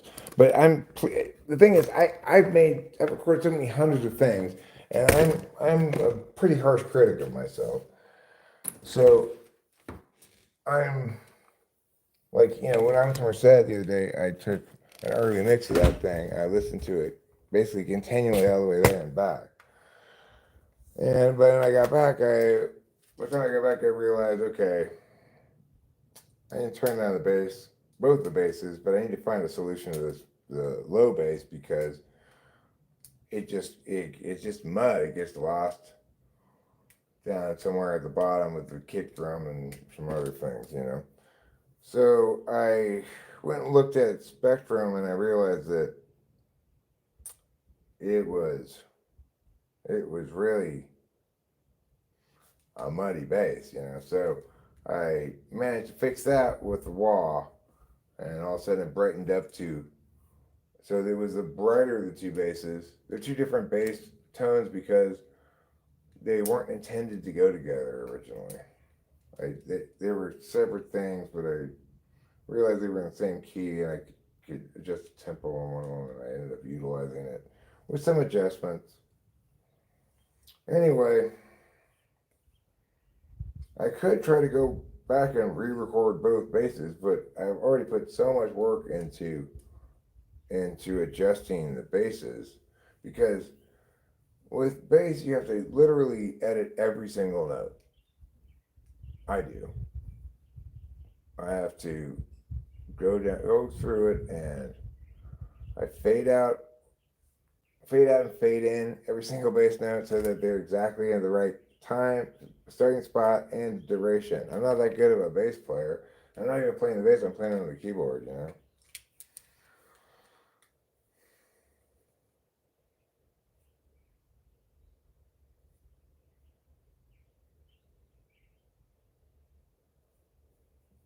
Use a sub bass on the keyboard. I've got plenty of bass in that track already. It's like I had somebody who I asked their advice one time about recording. He said, making a track is like fitting 110 gallons of water in a 100-gallon accordion. It's a very careful balancing act as you're going along and building things. You've got this audio space staked out here. I may try to add some additional things. The thing I'd be likely to try to add would be some background vocals like fa la la la kind of stuff. I want to get Rachel's vocals on here too. It's nice to have her voice on things. I think it makes stuff considerably more appealing to the average listener if it's got her voice on it as well as mine.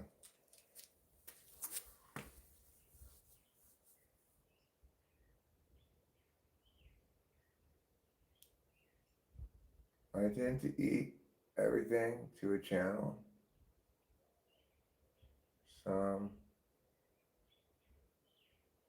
Draft.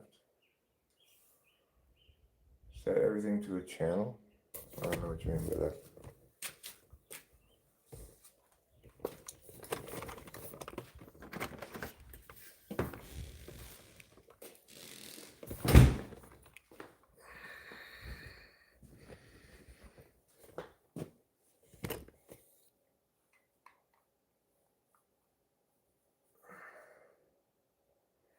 Yeah, everybody does do it differently. It's true. I'm sure. I mean, I don't know if that's true actually, because I only do it the way I do it. I don't even know how other people do it. I did ask that one guy for advice, and one of the useful things he told me was something that I never really thought about before, was simply that, there's a finite number of stages, and they go in order from, it goes, recording, editing, mixing, mastering. The thing is, the better you do each step, the less you have to do in the next step.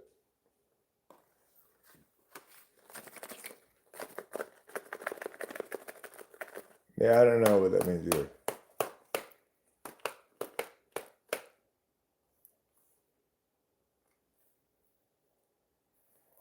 Most of that atmosphere is in the mids, though. It's from personal experience that I'm constantly fucking with the mids because A, I start with my speakers when my headphones go to the monitors, and it sounds like shit. Well,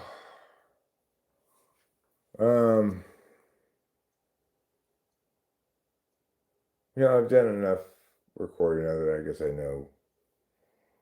know what my standard for my own stuff is. Whether it's like when I'm dealing with, I used to have a general rule of always compare my stuff that I'm making to my own stuff, because I could reasonably do that at least once I get a little distance from something I've been making. I typically have an initial excitement about it that either is sustained by me continuing to think it's good or gives way to me thinking it's a failure. You should be sorry. Okay, you're responsible for that phone's well-being, and you let it die. I'm going to report you to PETA, People for the Ethical Treatment of Phones, Android specifically.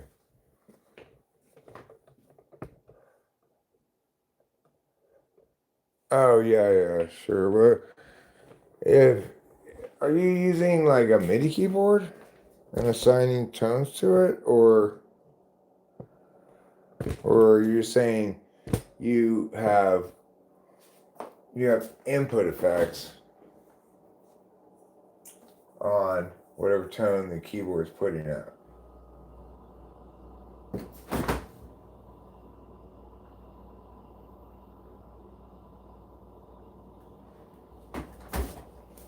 I don't generally like to have input effects, but I did today or yesterday, whenever it was that I made that distorted guitar. The way I accomplished that was just I put it through the guitar amp rather than directly into the board, and I just used the distortion on the guitar amp.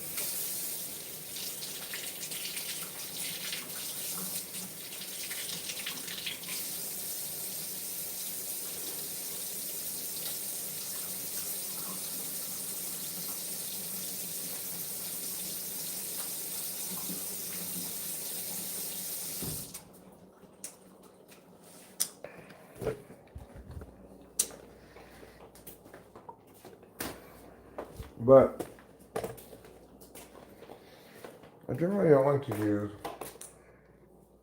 input effects because the way I think better feel about recording is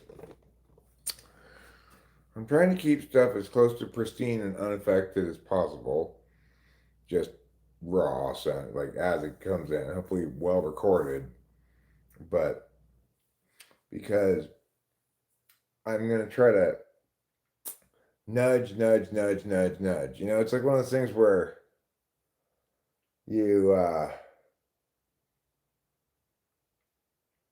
like if you're putting on chains on a car, right? You put this one on first, then you put this one on, and they get kind of harder to put on as you go. So maybe you nudge, nudge, nudge, nudge, nudge, nudge this one, so you have a little bit more space to get this one on, and then now you can maybe get this one. It's it's like I feel about it like that, like putting it on chains. So you gotta if you try to do too much in any one direction too soon, then you'll end up down a way down this path and realize you have to trash this whole you spend all this is how I work because maybe I don't have a good understanding of how to do things really, but it's like okay I think I'm gonna put effects on the guitar now and then later on I realize oh god that's not working with this other thing that I have here.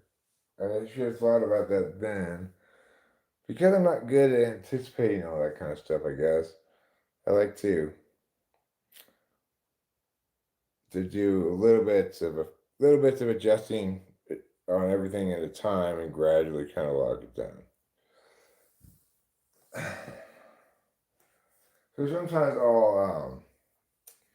the other kind of manual compression is to simply go to a particularly loud bit and just turn it down 3 dB or whatever.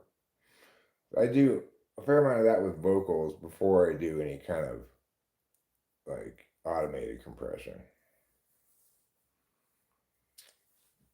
Buddy cat, you know what? I think it has a lot to do with the fact that I think the last 3 teams we've played are the Yankees, Dodgers, and Giants. And I think those 3 teams have 3 of the 4 best records in baseball.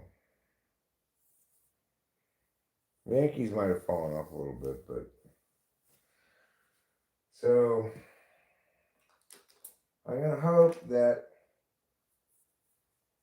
it's us hitting up against our limit a little bit in that maybe we're not as good as the 3 best teams in baseball. 4, if you include the Detroit Tigers, but okay, so we're not one of the 4 best teams in baseball, or we're not one of the 2 best teams in the American League. So be it. Hopefully, we'll hit some easier stretches of the schedule here. Ow! Son of a motherfucker.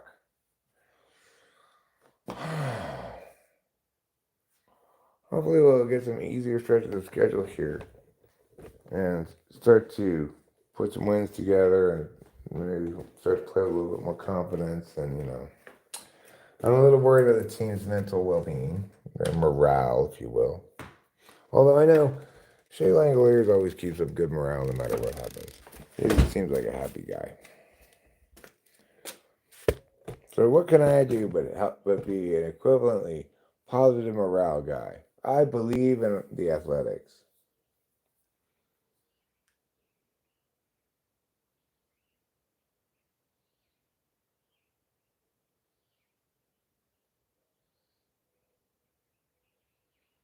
Morale, yeah.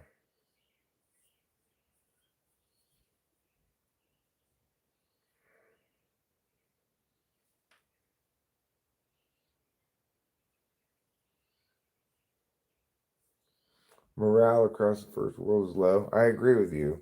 Rachel cues in onto these things because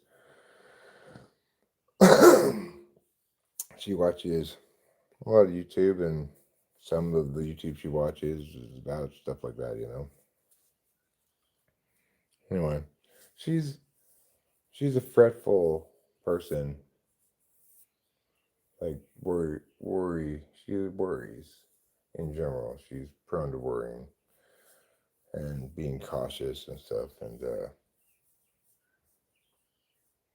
she was talking to me about it the other day. What's going on economically?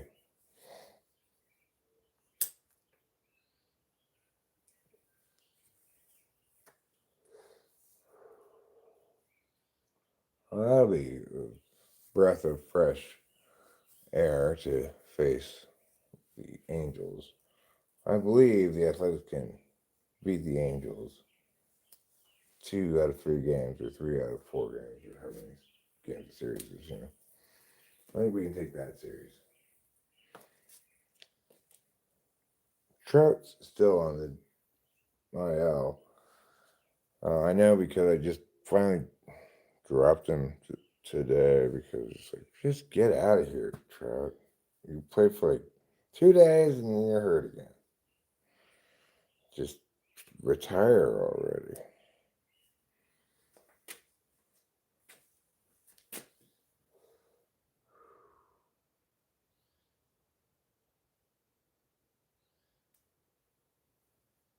They keep pushing more and more of that shit by the years. More and more of what? Who's they keep pushing what?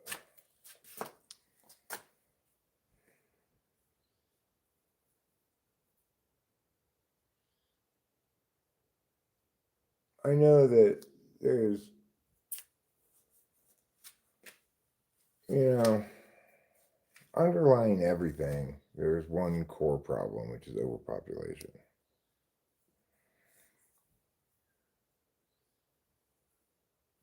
It's true that people are empowered now to do things that are useful for other people that aren't actually doing things. Like, me typing somebody for $100. Um, the reason I can get paid for it is because it's useful to people. People who want it. The product they want to buy. So, but I'm not actually giving them anything. I'm just talking to them for an hour.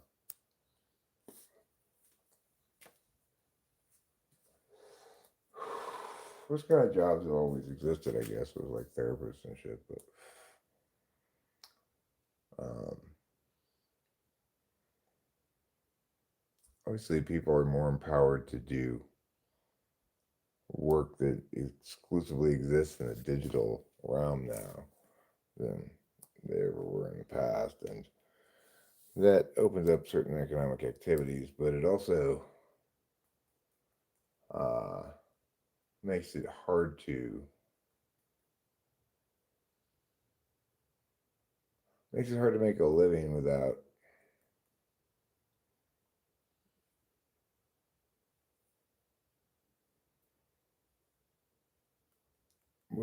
offering something unique. And even if you do, like I offer something unique, but I said I maybe I could make a living at it if I really hustled and stuff and tried. If I tried it all, maybe I could. But oh, maybe I should just start having a little self discipline. Start making typology videos, advertise my typing sessions. Maybe have a sale or something. You can do that. Not like I'm gaining any subs at all live streaming. We're talking about technology again, haha. I just talked about the loneliness epidemic. Now this. They call it the singularity. Well, I do think that loneliness is a problem because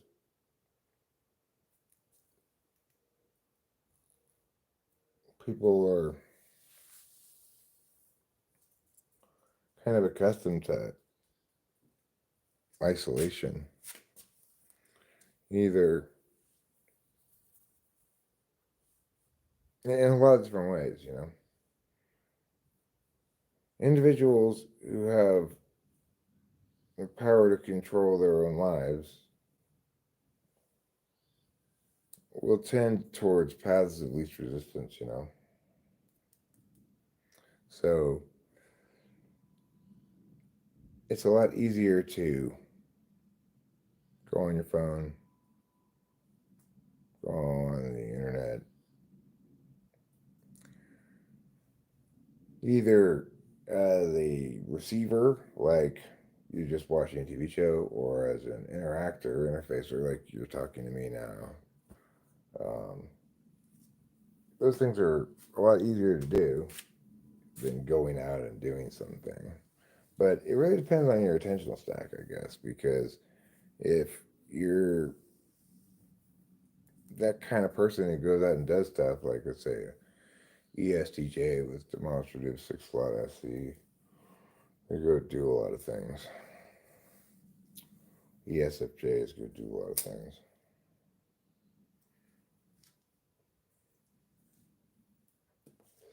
Then you probably still feel dissatisfied with those purely metaphysical environments, but you might feel dissatisfied no matter who you are, depending like if you, regardless of if you're a number of different types, maybe not all of them. I tend to find internet interactions very satisfying, but then it's just perfectly suited for my attentional configuration, right? It's like I can just extrovertedly intuit, say words. I can read your words. It's entirely an environment of words. Although lately I've been using it to I just had it on while I've been like digging the pond or doing some vacuuming or something. Oh, I'm kind of tired.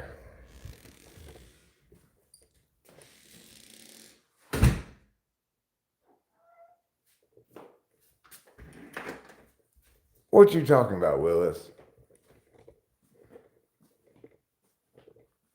Such a fitting exit. The Leafs got slaughtered at home. Oh. And the Winnipeg Jets are gone too. That means there are no more Canadian teams in the playoffs?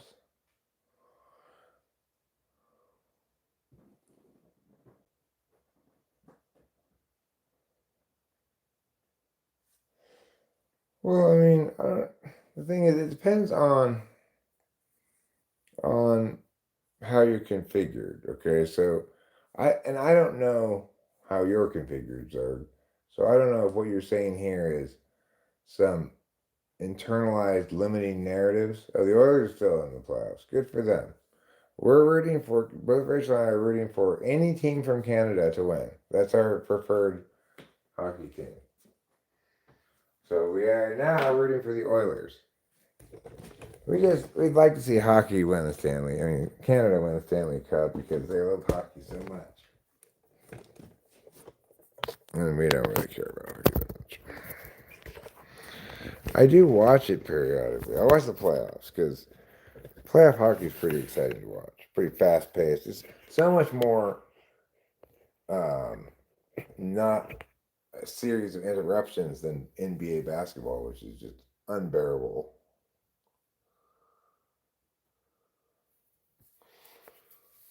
It's always radio. It's like radio enjoyers versus TV enjoyers. Radio enjoyers are less sensitized to true loneliness.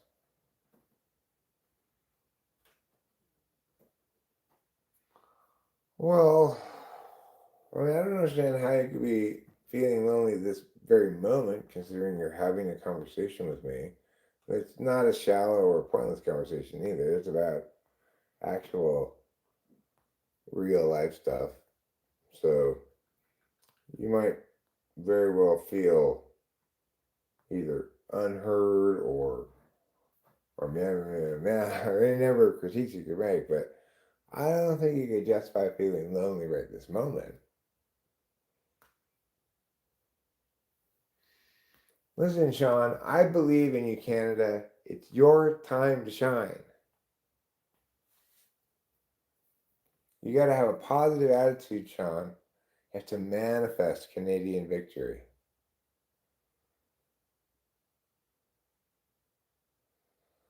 Well, and for some people, they need more physical stuff. Some people, they need more metaphysical stuff. Some people, I think everybody needs a certain amount of everything.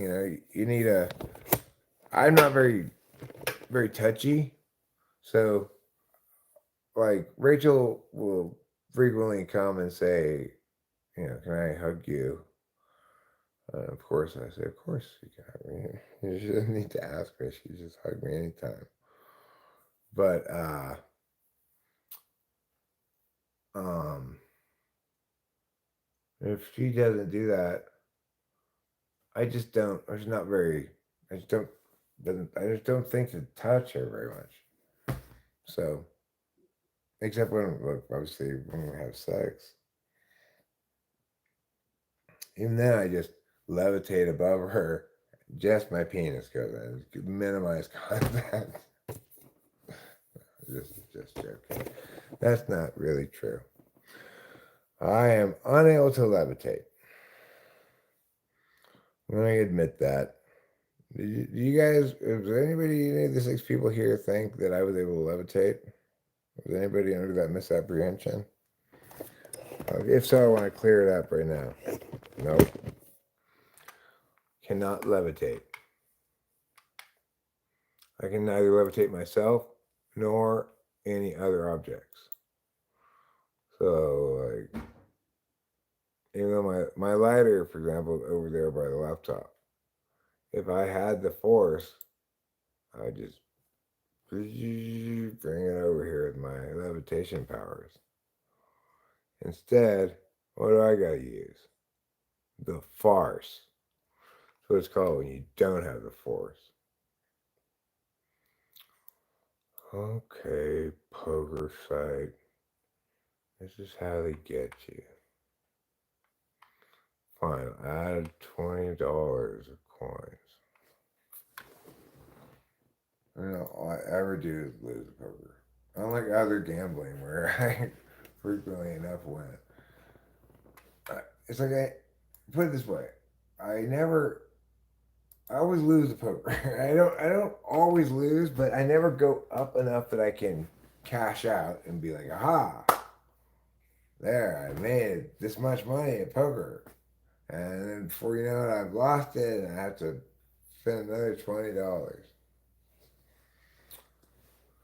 This is how they get you. The thing is, I want to play poker. It seems pleasant. So, the tournament, and I want to play poker right now. I don't want to wait till later or something. The tournament starting right now is a $30 tournament. I don't really want to play a $30 tournament, but well, now I'm committed. I'm committed. Like a man is in space is committed to his voyage. No getting out of it now, spaceman.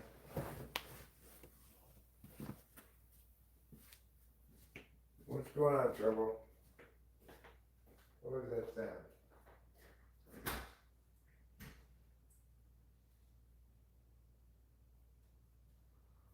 It's just the neighbor car.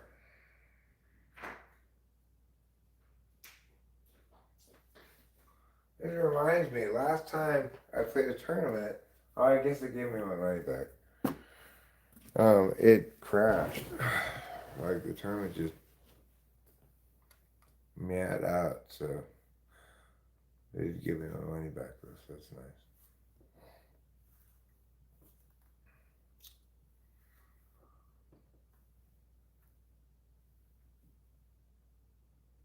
Do you believe in Miracle Whip? You sexy mama. I bet you do.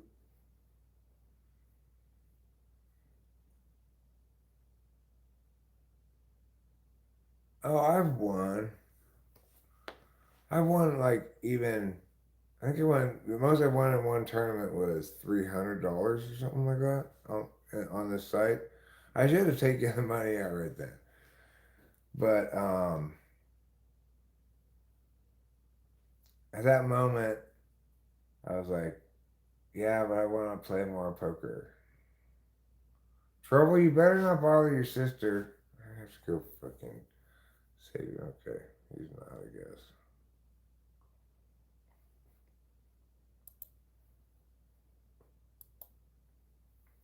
So I'm going to play this hand with Jack 10.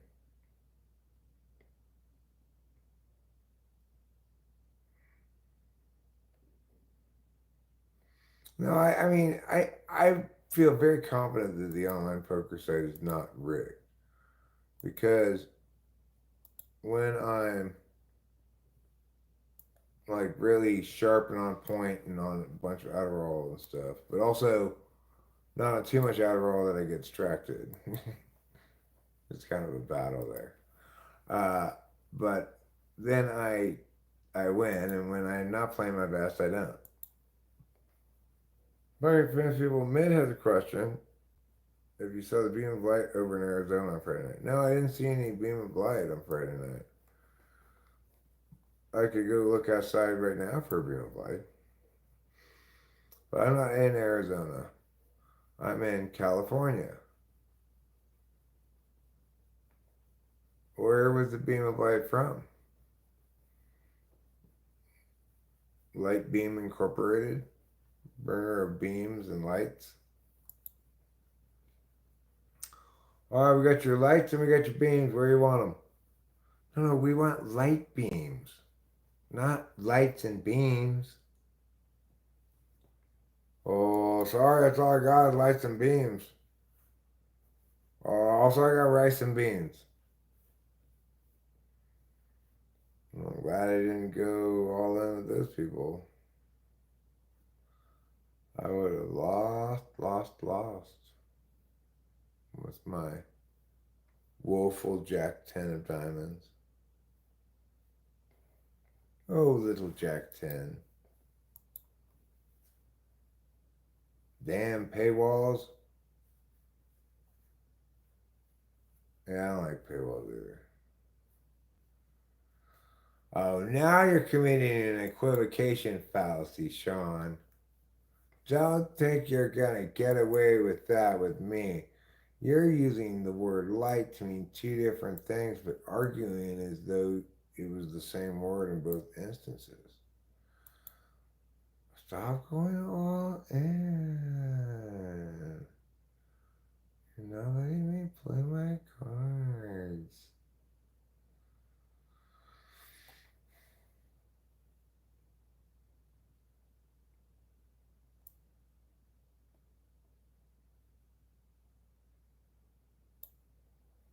Yeah, well,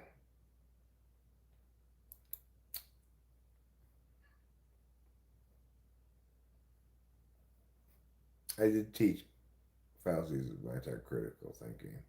I had an example I used for equivocation fallacy was, um, well, there's the river has a bank, so we should go throw our money down there.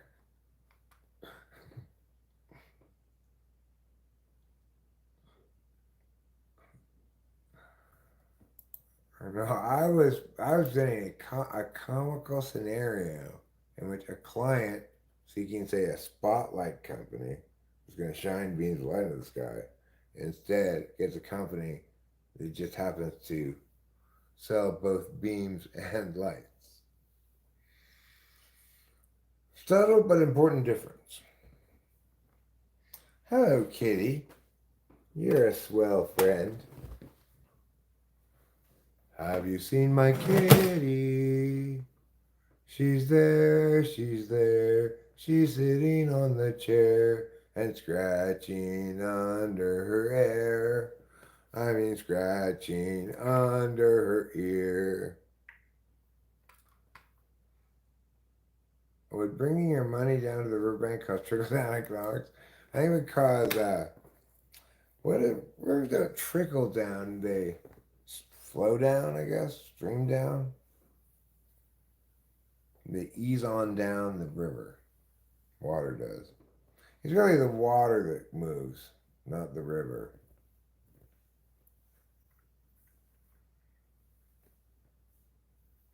You know, if I go to that place on the riverbank by the bridge, I come back tomorrow, that place by the riverbank by the bridge isn't downstream.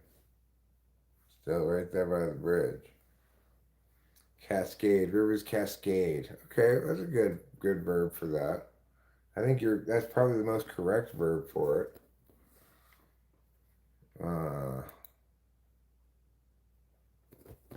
Inundate if it's a shit ton of water. I don't know. Dampen if it's a very little amount of water. The river dampens. That's the title of my memoir. Who wants to read my memoir? It's super exciting. I'm going to tell all about how I met Prince Charles and got into a fight and I used karate on him. And how then he came back later with Hulk Hogan. But I just went like this and Hulk Hogan was like, whoa, whoa. Backed away slowly. Prince Charles said, but. And then he ran away as quickly as he could. That's the story of the time I met Prince Charles. That's back when he was Prince. He's king now, but he wasn't always king. Trixie paywalls. I don't like them either. Paywalls can suck it. That's why I just wish Google News would stop showing me any possible article from the New York Times. I'm not going to click on that because paywall. Just don't even show on my Google News aggregator anything that's behind a paywall. I don't want it. Just no.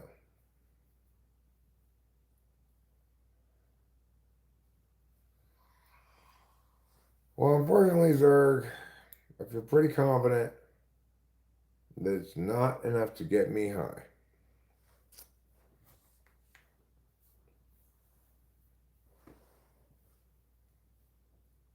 I think that supposition underestimates the power of the ability of cocaine snorters to snort things. They got powerful inward wind. That's what snorting, that's what I call snorting. It's the polite term for snorting. It's inward wind. I'm going to apply inward wind to this rail of meth.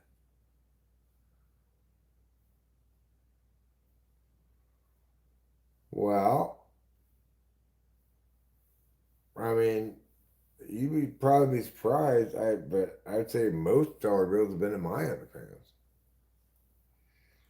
I use them for insulation in the wintertime to save on heating costs.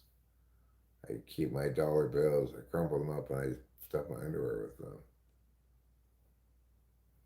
You've never snorted Adderall? You mean you've never taken Adderall with inward wind? Please use the polite term. Okay. I have. I have taken Adderall with inward wind, and there's no reason to do it. Absolutely none. Because you're better off just putting it in between your cheek and gum like chawing tobacco. Like chawing tobacco. And it tastes terrible, but it absorbs just as quickly through your gums and tongue as it does through your mucous membrane. Technically, they're both considered insulflating, as is smoking.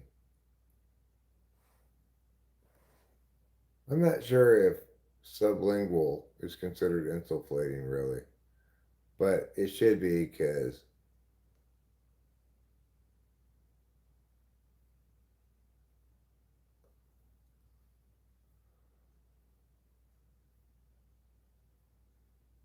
you hated it, made you depressed, huh? Well, I'll tell you this, it didn't work for me when I was depressed. After it worked for me for a long time. Oh, I'm super high right now, actually, compared to normal. Anyway, I drank all of this stuff. It's I didn't drink the whole thing. The whole thing is 1,000 milligrams, but I probably had like 2/3 of it. I don't know exactly how much. I wasn't keeping that much track. Because what am I? Some kind of accountant? I don't think so, said the man with his finger.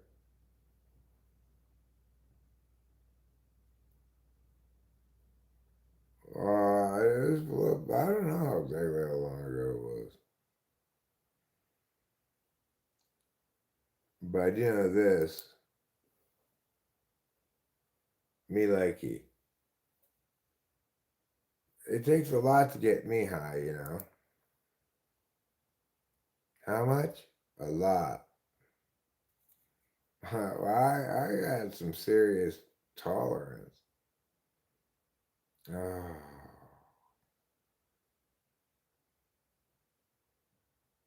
For carf. For carf, mofo. Okay.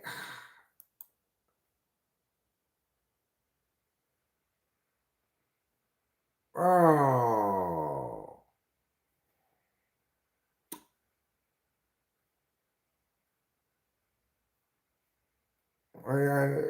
Just because I can tolerate something doesn't mean I want to.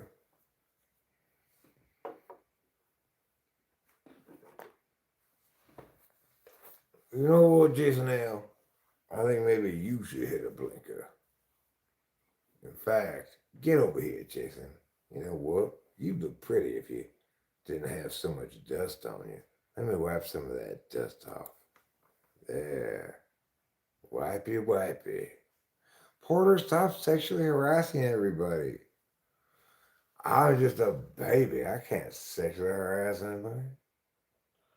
Oh, Porter, you know exactly what you're doing. I'm sorry about that. I'm really sorry. He's out of control.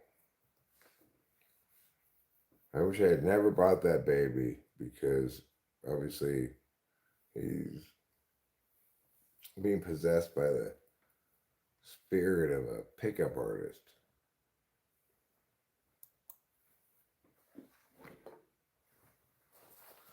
I ain't no more possessed than you are. I'm just possessed by an interest in the ladies and the men. They call me the little bitty ditty. That's horrible. You self-identify with Diddy? Hush now. You got some dust on you. Let me go wipe that off. Oh yeah. Don't touch me. Oh yeah. Stop. I'm sorry. Porter's terrible. He really, somebody needs to stop him.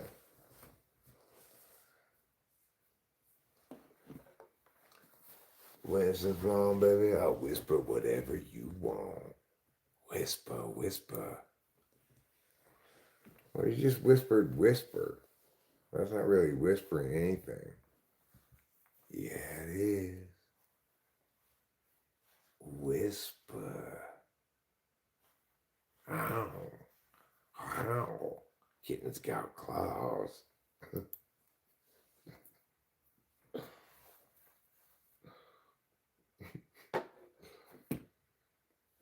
Porter, you scoundrelly scoundrel. Yeah, I'm sorry, Winston's mom. Sorry, everybody. He's incredibly rude. Hi, Unicorn Ninja. Everything's going fine except Porter's kind of being like, well, it's like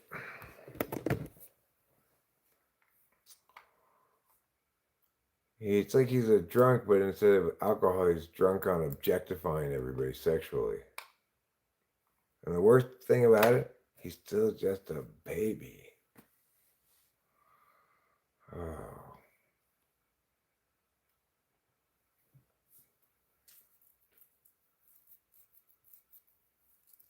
Hi, kitty. And what a self-cleaner you are. Yes, good job. You should try to teach that to Trouble. You could be like Kitty Jesus and teach him how to wash his feet. Kitty, kitty, kitty Jesus.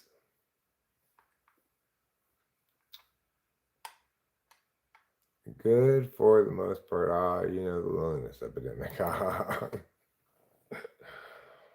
Yeah, well, it's me and my two cats sitting here in my living room all by myself. So, you know,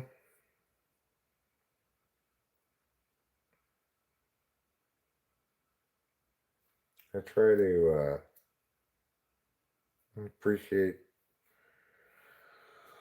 the camaraderie that you have when I have it, best as I can.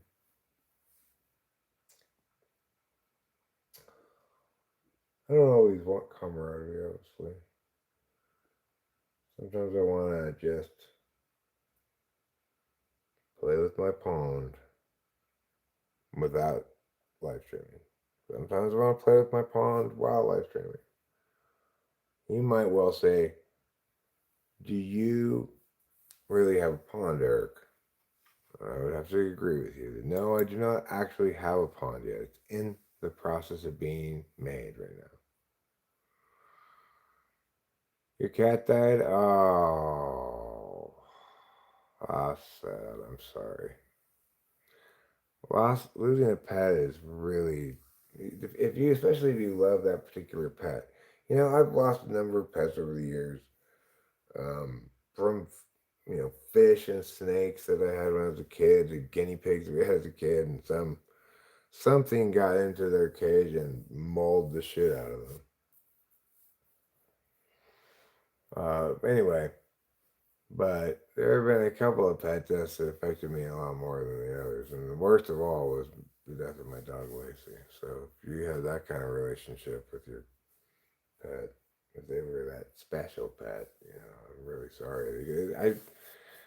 You know, I,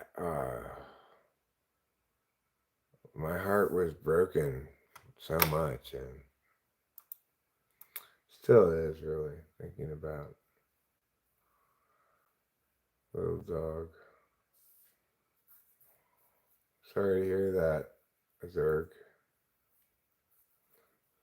That's some sad stuff talking, making me wanna cry. Yeah. If I had to put down a dog and have him for bed or something like that, I would just do it myself, I guess, with a rifle or something. I don't know, it sounds horrific. I had to put down a chicken one time. It was a pet, more than it was livestock. We only had like 5 chickens or something. The diabetes, huh? Well, that's a rough year you had there, Zerk. But you know what? I see a bright future ahead for us all. Shit's kind of like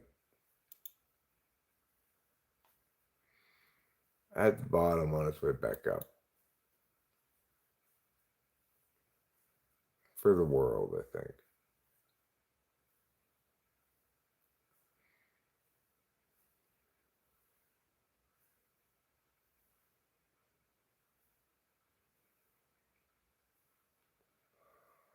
Yeah, well,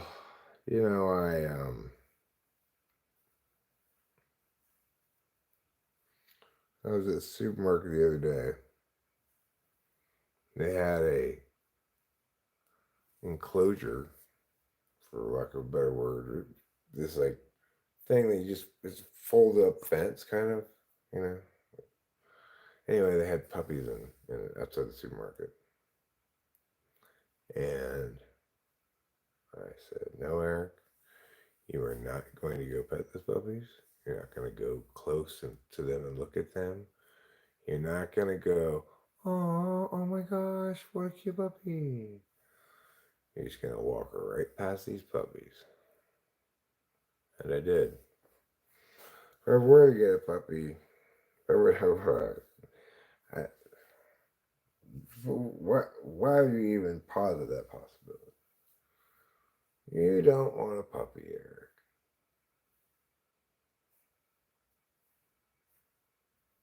Dogs are a lot of work.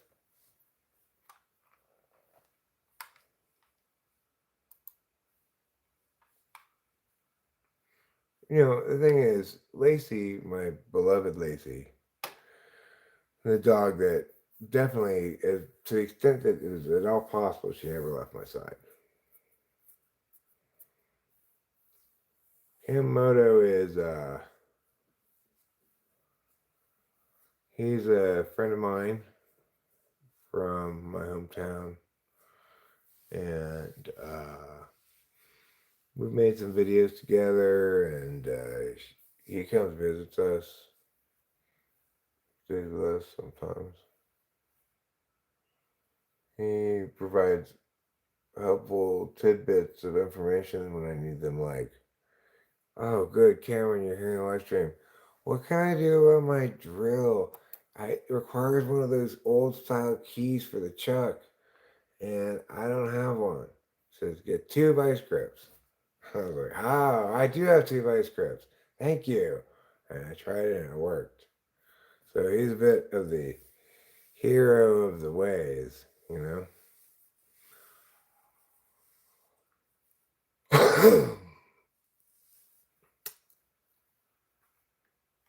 Well, I will bet 2.27 big blinds.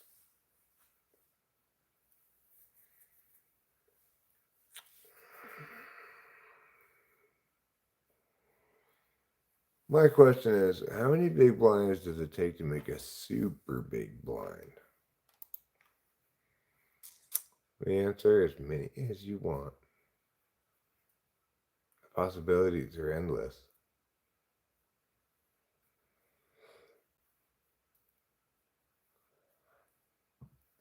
You want it to be a Mayrite? What does that mean?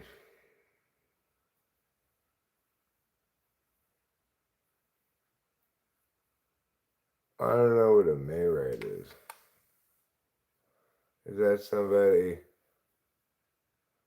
who checks the calendar and goes, it's May, right?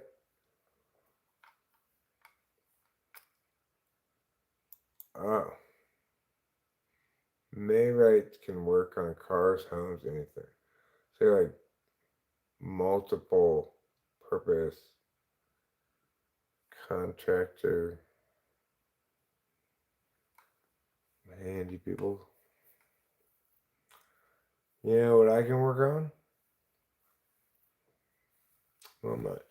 I could usually figure out what's wrong with the vacuum.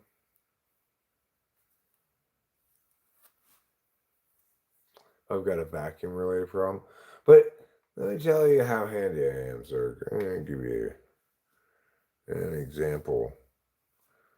I called an air conditioning man because my air conditioning at the other house wasn't working. So I called the repairman to come out and have him tell me that the reason the air conditioning wasn't working was because I don't have an air conditioning. That was fun. I paid. He was very nice about it. I got away with paying him just $40 for his visit because he had come here and fixed my actual heating problem that I had when we moved in. That was an actual problem, you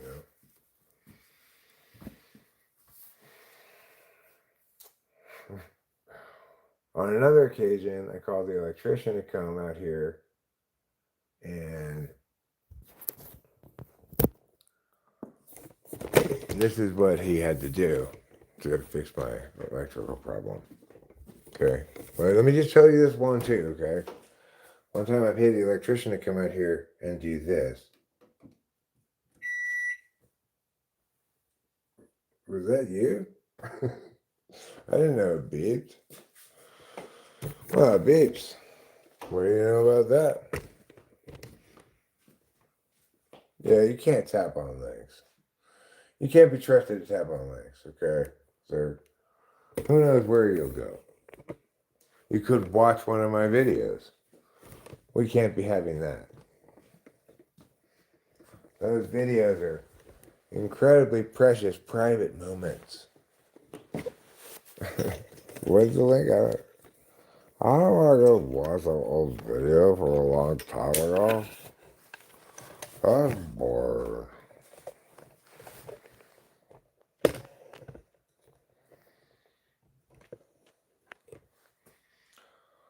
Let's put on a jacket because it's going to be a little bit chilly when we get outside.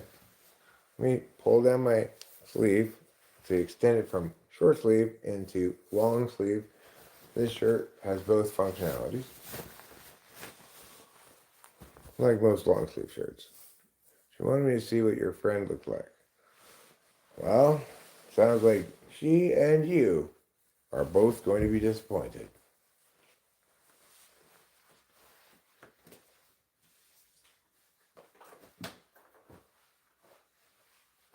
Where is my ladder?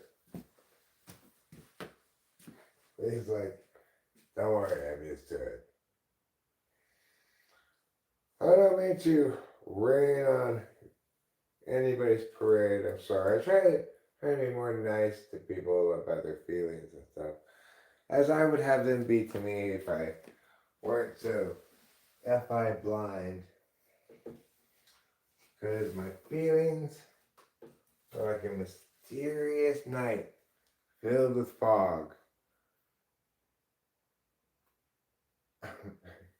under an ocean of waves. Would I listen to a lesbian artist? But since you say listen to a lesbian artist, I'm assuming it's music to be listened to. Of course, I mean, it doesn't matter to me if somebody what their sexuality is.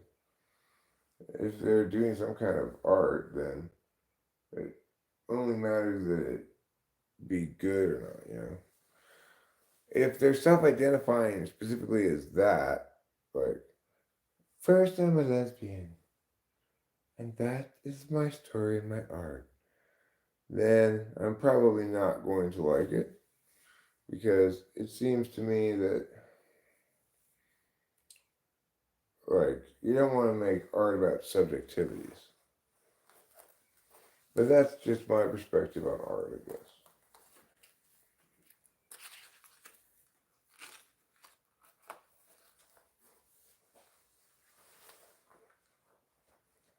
You felt excluded.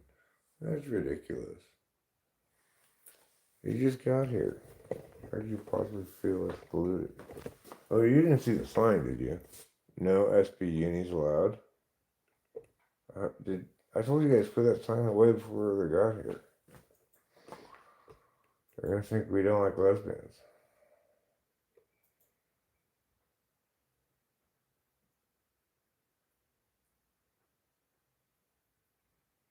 Who's chapel running?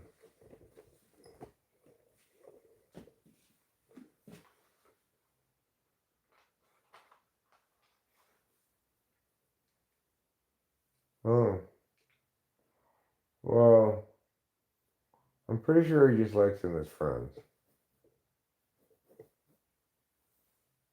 Hi, G. You need to get those eyes of yours checked. One of them seems to be.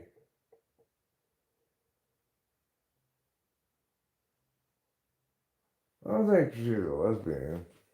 Well, she just kind of looks like a lesbian, you know. Look like lesbian stereotypically look.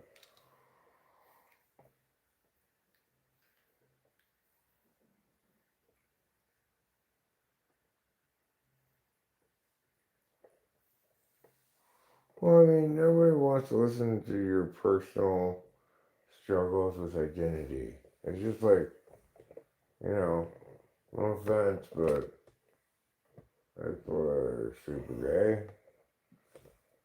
There are lots of gay things that, some gay things I like Rachel and I go pick berries off the bush down the street sometimes. That's very gay. We love that. Other things are just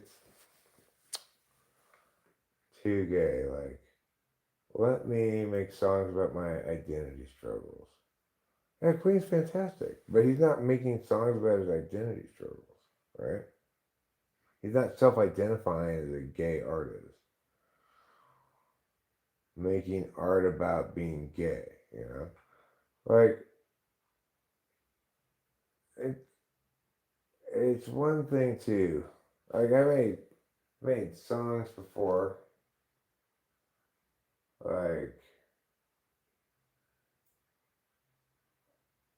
Share of Shame is a song about one half of a couple getting into a fight with the other half of a couple. And my song, I think I refer to her as you for the song rather than, but I may say at one point I may say she or her, but I don't know. I think it might be you the whole way through. So in that case, you can interpret it as whatever you want to interpret it, and that's naturally occurring, right? I'm not trying to force some kind of identity politics into art. And that's true of any kind of politics, right? So I don't want conservative politics. I don't want liberal politics. I don't want moderate politics or any kind of politics in art because that's not the proper form for politics. Proper form for politics is politics. Art that has political stuff going on in it is incredibly boring.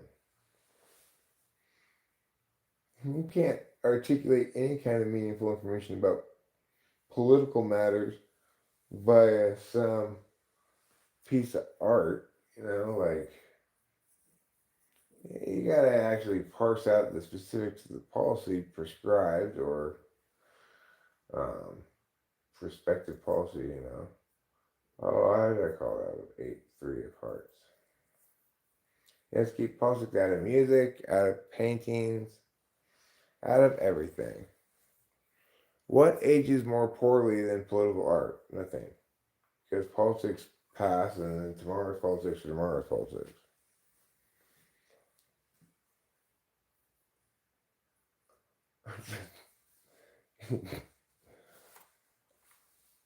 Okay.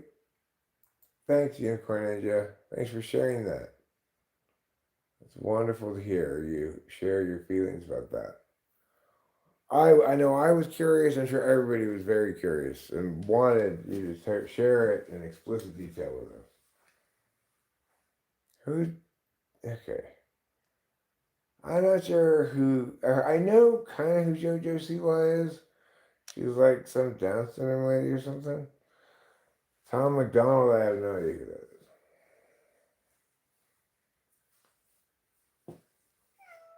Oh, meow. What a wonderful kitty man.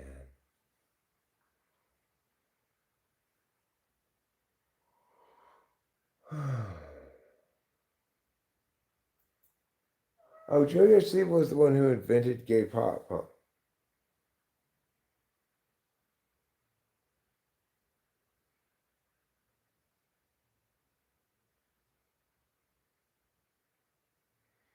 We're real musicians.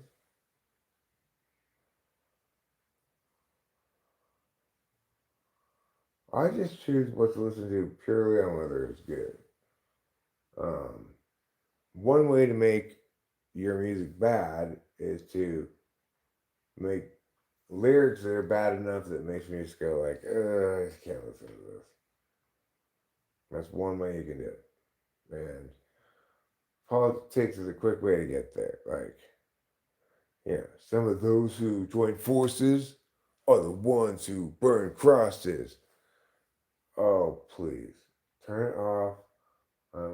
Just 5 milliseconds from projectile vomiting. It's so horrible and bad. It was bad the moment it came out, and I hated it so much. Love has no gender. Well, that's true because love is an emotion. You know what else doesn't have any gender? Fear. Also, cowardice. Tranquility, happiness, sadness. None of those things have gender because what? They're neither people nor words. I mean, they're words, but well, that's not what they mean by words.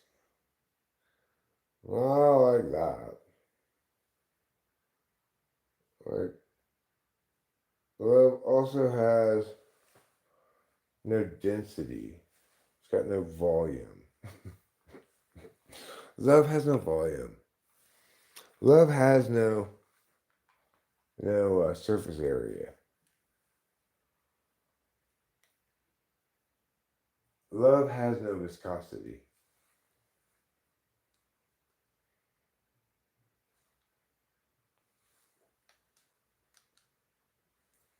I'm glad to hear it, sir. Love has no viscosity. Get a sticker that says that and confuse people. I'm sorry we've been following you. I just have to know, what does that mean? Love has no viscosity? Yeah, viscosity refers to. No, I know what viscosity means. Why does love have no viscosity? It doesn't mean anything. I'm sorry to disappoint you. I kind of regret putting the bumper sticker on now because I can see how disappointed you are. Oh, you stinker.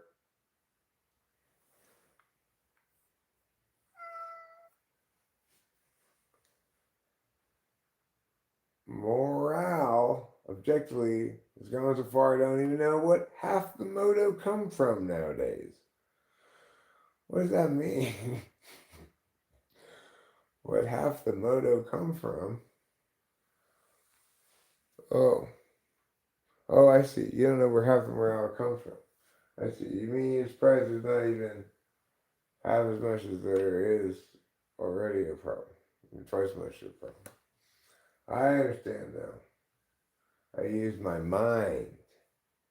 I use my mind to understand. It's my most understandably understanding part. Now, I've been disappointed by an artist I've seen to a concert.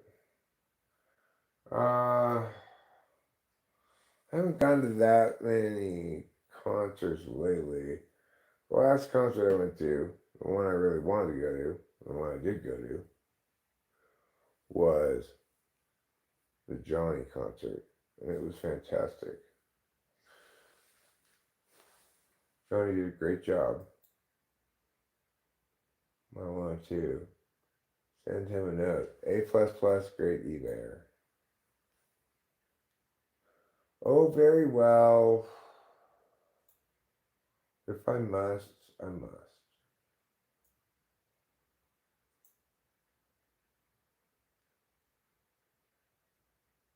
Brr, fine. Fine, I'll call your bet. Oh, good, I won. I'm the winner. I'm the winner indeed. I feel that, lol. I went through great effort to go to a concert, then they started making posts about politics. Oh, worst thing ever. Do not start using my concert ticket time. Start making your political advocacies. It's like if I went to a restaurant instead of serving me food, they, they came over with a guitar and started singing. So we're gonna take my order. Oh, we're not doing that tonight.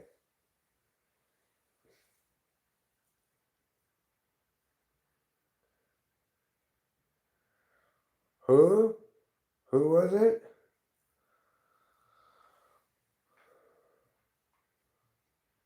Bruce McGilly and the Sunshine Express?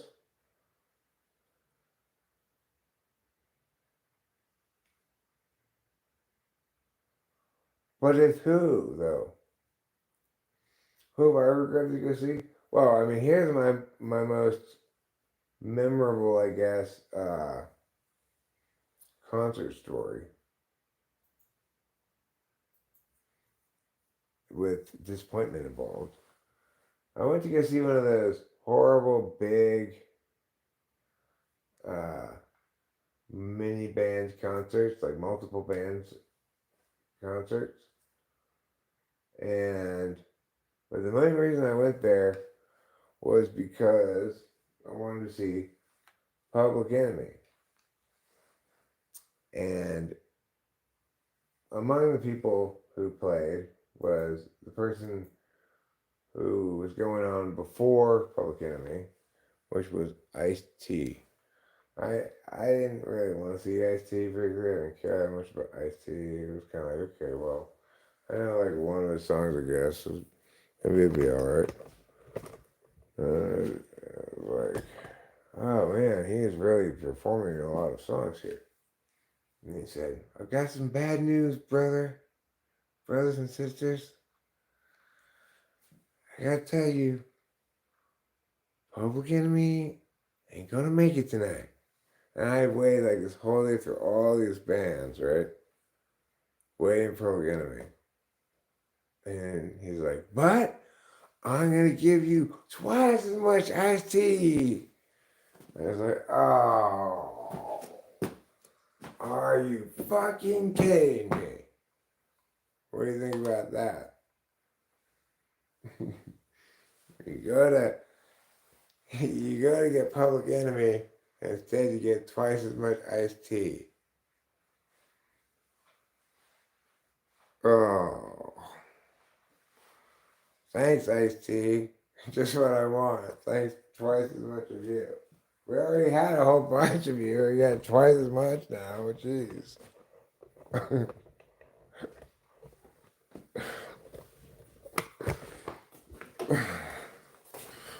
Yeah, I was up in the Bay Area when I was in college.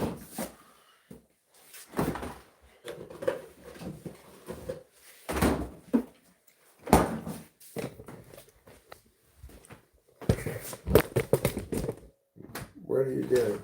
You want to go outside?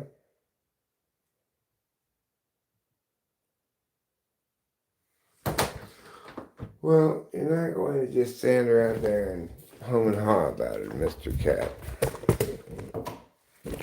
Okay? You're going to have to come to a decision.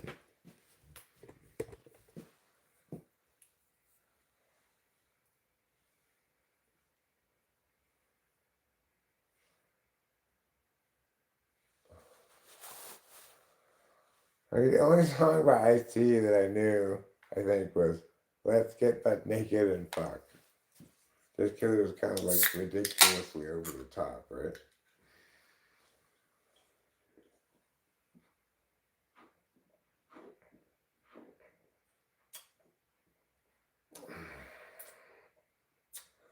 Unicorn Ninja, you can't walk off the earth. It just keeps going round and round.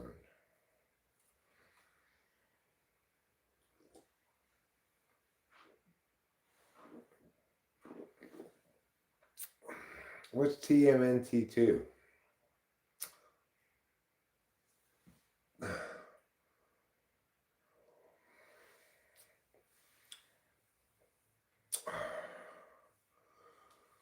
Is that one of his albums?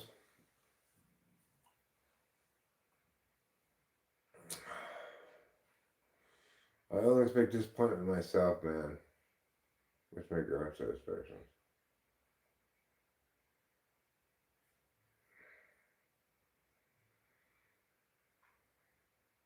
LSD and Search for God have always been amazing live shows. Have they?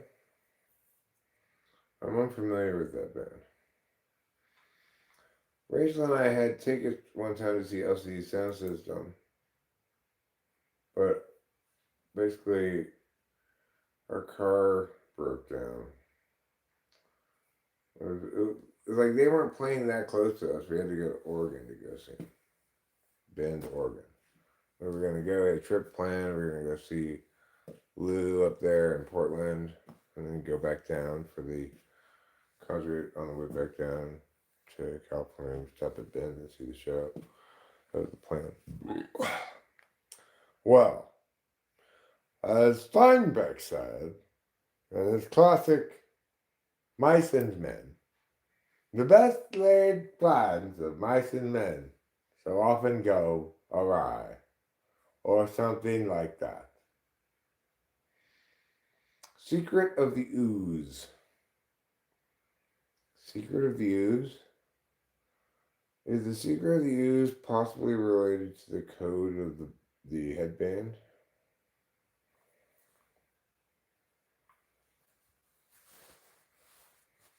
Yeah, it was disappointing. It was actually disappointing when I realized how disappointed Lou was, you know.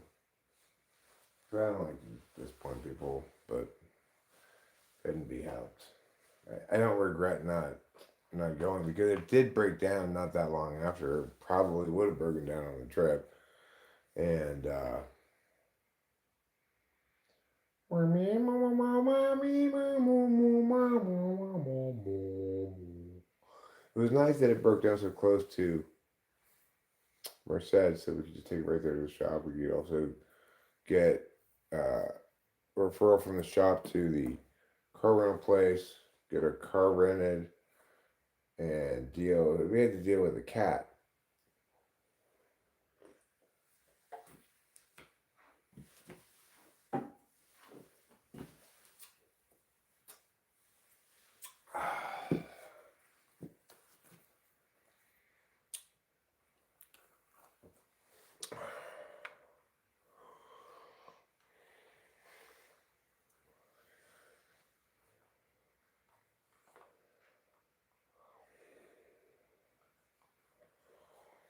Well, I'm eking out a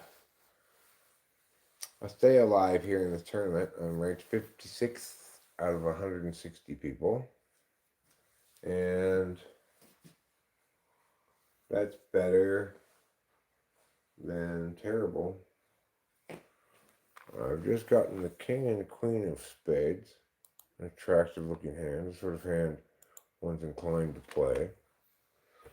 I'll go and raising. Raising like an old grape. Teenage Mutant Ninja Turtles 2, Secret of the Ooze. Go Ninja Go. The only other good Vanilla Ice song. Go Ninja, go Ninja, go Ninja go. So go like that. You. Oh. No, I'm not going all in. I'm just folding to somebody else's all in. I'm glad I did. He had aces. I had king, queen of spades. And I would have lost. Now I see all the cards. Two people did go all in. But I was not among them. My name's Vanilla Ice. Go Ninja, go Ninja, go. Is that how it goes? Cost less than edibles. Vitamin gummies. I take vitamins. I think they do a little something.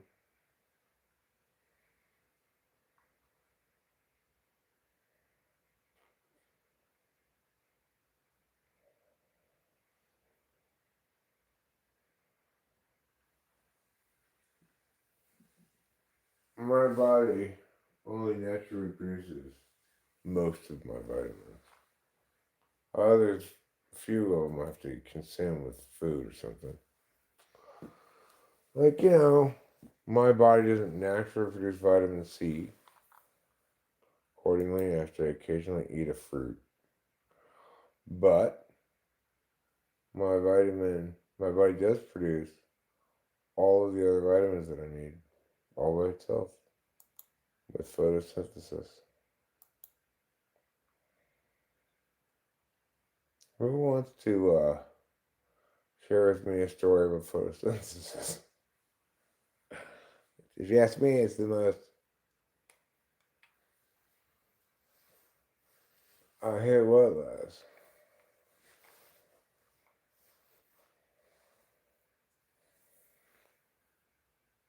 Like camping? You're about to go camping?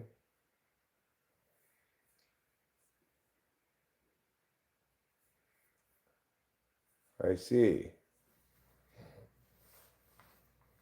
Are you gonna make YouTube videos about it? Oh, very well. I shall call your all in this time because you're short stacked. Don't go over the top. Gone fishing 69. Look, you either go fishing or you concern yourself with 69. Don't mix those two things together.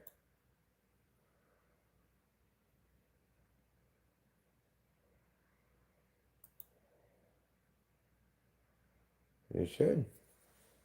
You get enough potassium yourself? Potassium, huh? If you have multiple potassiums, are they called potassia? Yeah, I'm glad I folded. I would have been the big loser. As it was, I lost. Yeah. Mushrooms, honestly, are easier in psychosis than wheat.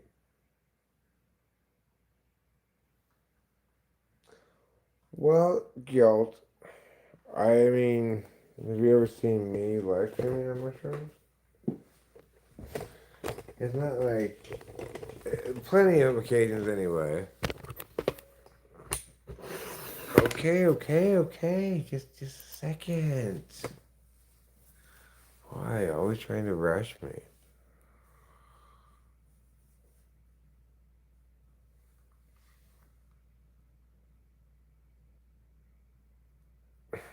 Okay, Unicorn Ninja. Well, Rachel's not going to be smoking DMT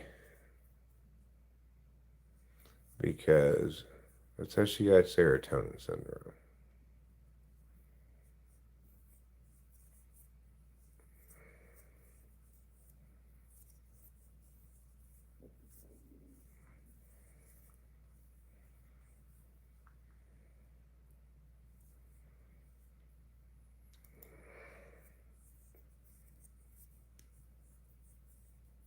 I mean, I like taking mushrooms. I don't think. Why would you? I mean, mushrooms aren't safer in general.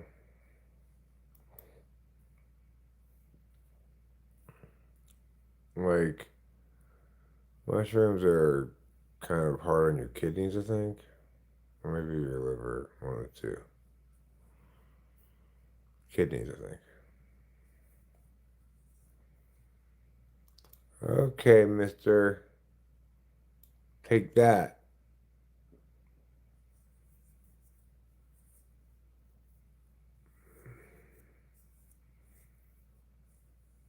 Go ahead and fold.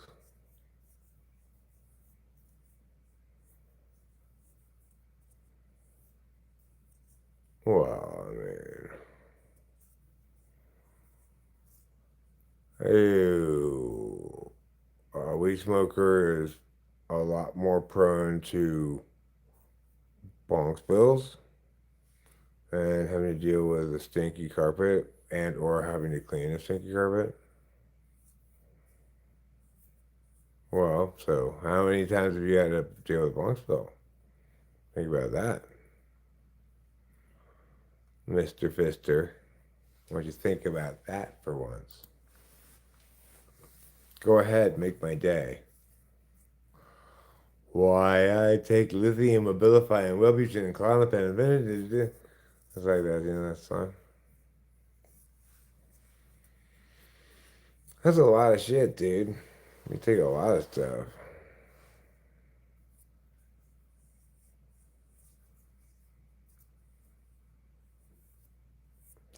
Yeah, you're right, sir. He did mean that.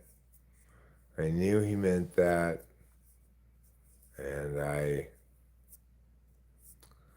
I pretended otherwise anyway. Instead of creating over fears. I mean, how could you be on all those different drugs? That's so much, dude. I guess I'm on a lot of drugs too. Like, I'm on Well, of all these are all the drugs that I take in a given month. At some point, I'll take Klonopin. I'll take what's that one called? Olanzapine, Klonopin, Olanzapine, Prozac, Gabapentin, Adderall, Wellbutrin, cigarettes. Oops.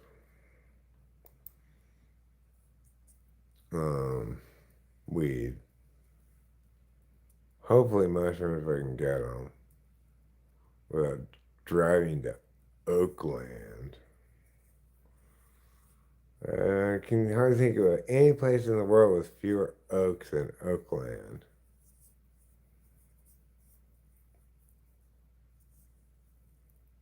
Abilify. Does it make you have magical abilities? Metformin is for controlling weight gain from the antipsychotics. Yeah, olanzapine does make you hungry. It's true.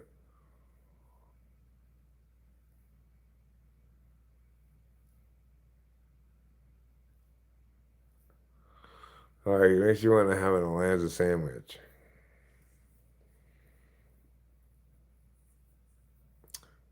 I took Klonopin for my anger issues, but it was giving me uncontrollable boner, so I had to stop. Uh,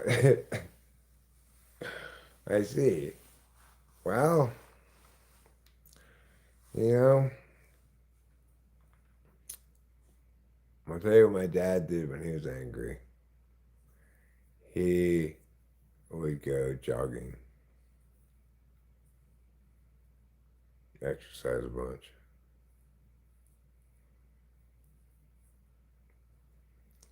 Well, Unicorn Ninja, I have a bit of an executive function disorder. Okay? It's hard for me to do, to get started doing, even if it's easy thing. Like, how long did it take before I did this one thing that was such a short thing to do? I can't remember. I'm kind of like miggity meows, you know.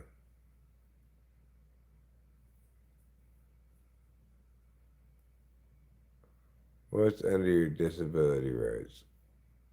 Smoking weed? Well,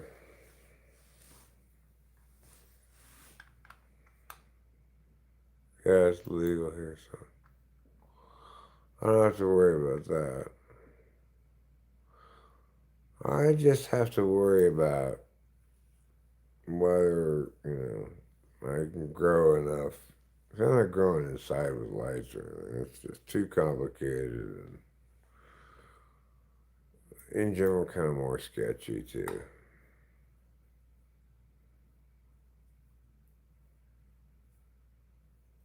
I used to be able to take a break at work if need be. Well, good for you.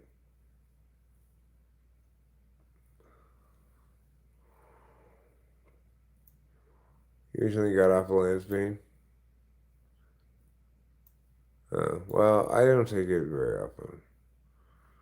It doesn't affect me really, and only the only thing it does to me, well, yeah, I take it pretty often actually. But the only thing it does to me is make me sleep.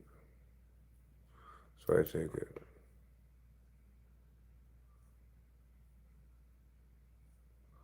Take them all together and get just like be constantly walking around Portland Wood. Top it off with some Viagra and some Cialis. I got Viagra, Cialis, and then all these other things.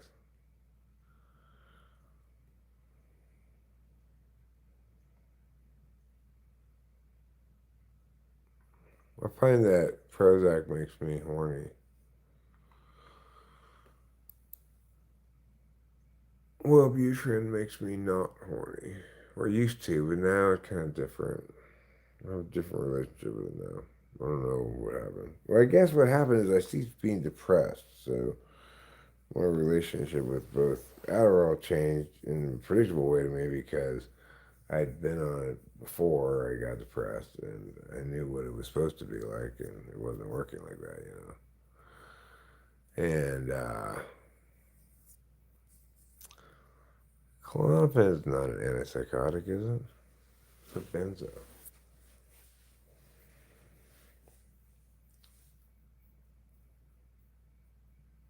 The thing is, it's the most antipsychotic of all. Benzos are because they're the things that stop you from tripping.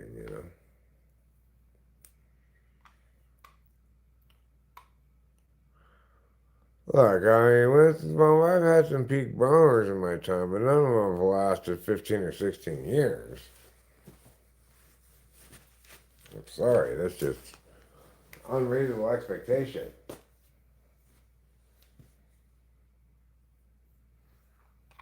Oh, sorry, y'all. My bad. I was talking up my ass, and that's why I was wrong. Because my ass is so rarely correct.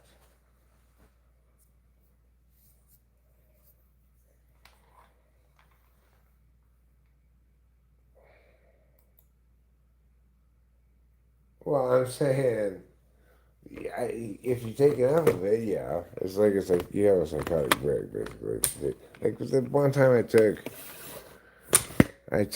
half an ounce of mushrooms on a clean head. I was accustomed to taking large quantities of mushrooms for a stretch. When I take them regularly, I had a lot of tolerance. But I hadn't taken them in like a month or more, and what happened was I was also on Vyvanse, and I was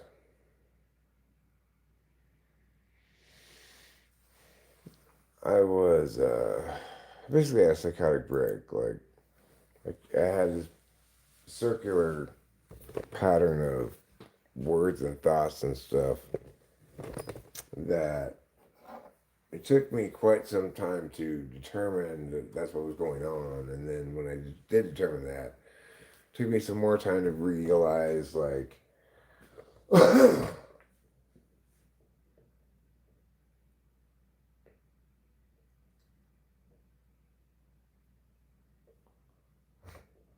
I do a lot of things in the material.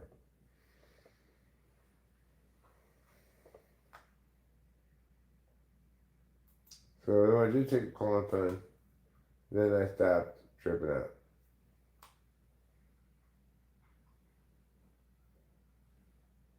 3.5 grams of mushroom. Well,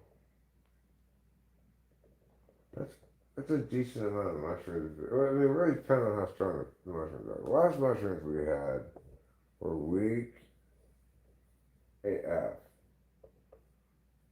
They were barely blue at all, and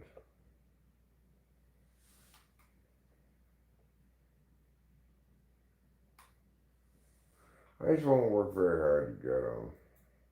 What's the problem? I'd like to do drugs, but not enough to actually try it all to get them, and I always feel a little hesitant to, even if it's like, hey, actually, yeah, I can hook that up. And I live relatively close. I'm like, okay, yeah, let me email me, and I'll call you or something. And it's like, do I really want to get myself, connected with a bunch of DRUGS? The only one I really would like to get would be Ket for Rachel. Uh,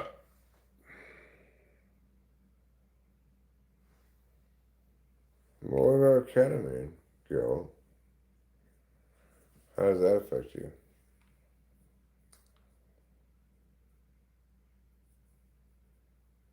Do you dissociate? It's a dissociative. Rachel really likes that feeling, apparently.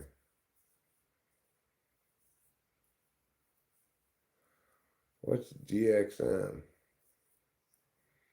I don't even know what DXM is. Sounds like a combination between a rapper and a BMX bike.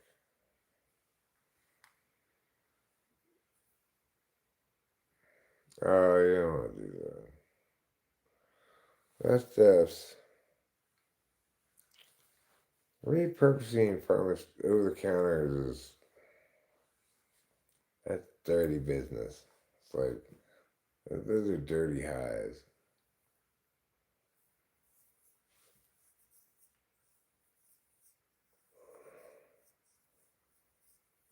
NMDA antagonist like ketamine.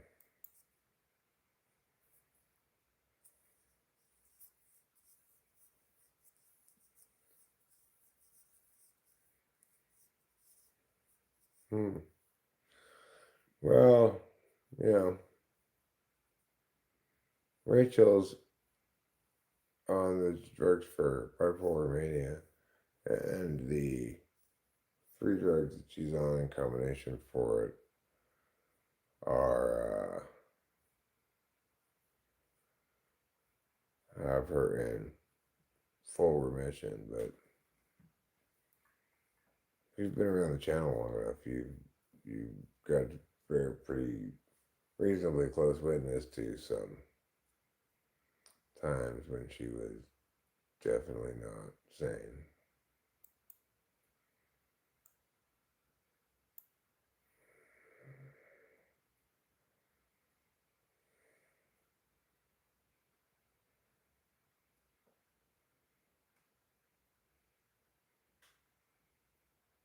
What's harder to OD on? PCP, I don't think. We'll never find out. Okay, we're never gonna find out if Rachel likes that because that's on my list of things that I cannot and will not do. And if it's too heavy for me to do it, it's definitely too heavy for Rachel to do it. Cactus peyote stuff. I'm talking about mescaline. Mescaline's a nasty drug, not a fun drug.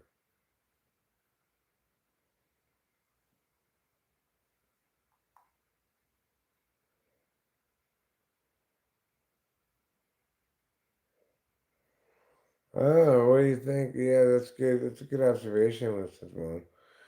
If there was some like, you know, FBI case being built to be like, this is some code for something. Or they just code for the fact that I was wearing a headband at the time.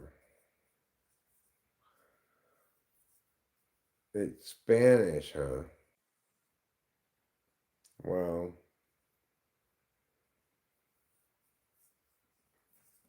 a lot of things in the world are Spanish. Things like Spain, Spanish, Barcelona. Ketamine ain't basically no PCP. Unicorn Ninja. No, dog. Can't be chilling. Crisp. You know, makes you kind of forget. Makes you have a deep voice. Like, I don't know, when I was a kid, we don't smoke ketamine though, you smoke PCP. Right? I've never done it. Regardless, I have a long-standing pact with my oldest friends, who I've been friends with for 3 years old. No PCP, no needles.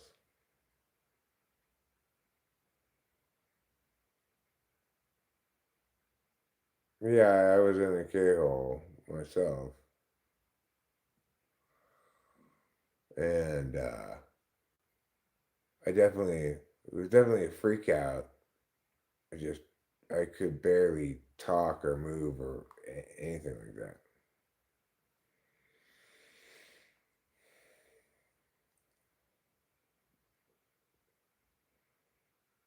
Yeah, I imagine you would get into all sorts of shit. No, we didn't have the pack as 3-year-olds, okay? As we got older and started taking drugs. But I still have known him since I was 3, and he was, at the time, 7, I think, maybe 6.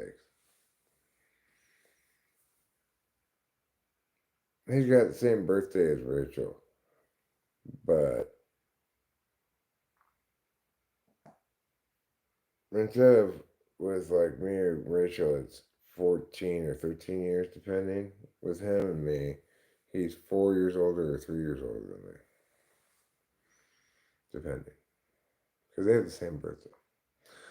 These people initially in anesthetic like ketamine, people kept waking up and freaking out. How fun. Alright, nurse, give me the scalpel. We're gonna take this guy's appendix out. Here you go, doctor. Oh, what's going on? We're taking out your appendix. Lie back down.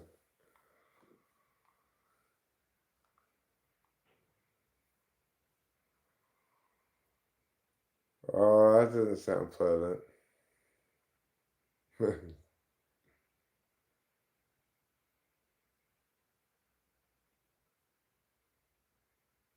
Well, I mean, it could also be that they took that horrible stuff that nobody should ever take to tour them.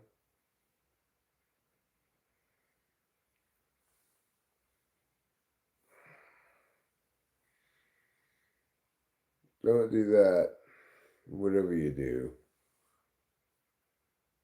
unless you want your life to be poo. It's a good way to remember it. I'll see that one. It's a deliriant.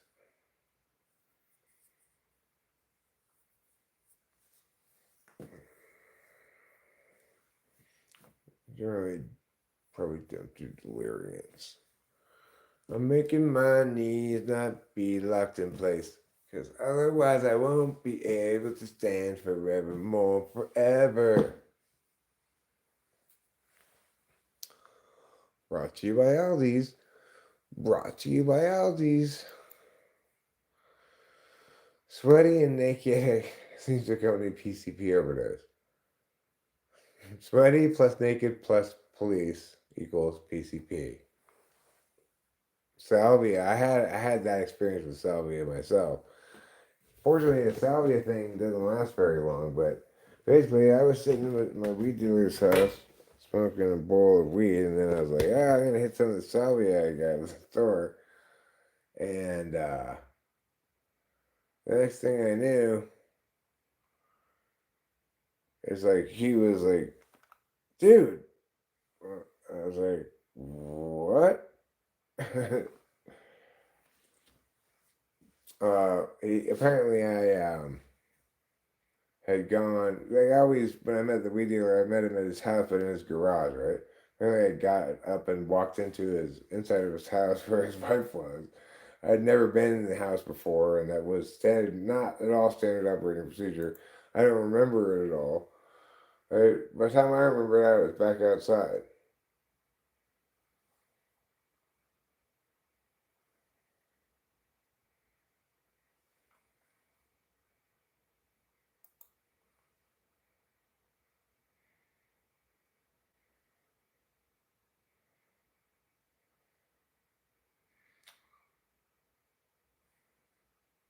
I went to another dimension when I smoked Sally, the craziest drug ever.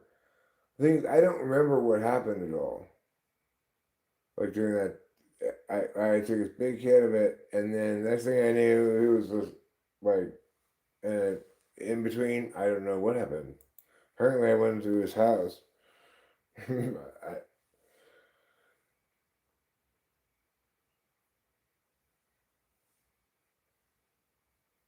I didn't know it did that to you, you know? Because I had done it on multiple occasions before, and it had just done this. It's done this predictable thing that was kind of like the same every time. It was, I described it as like 45-second acid trip or something.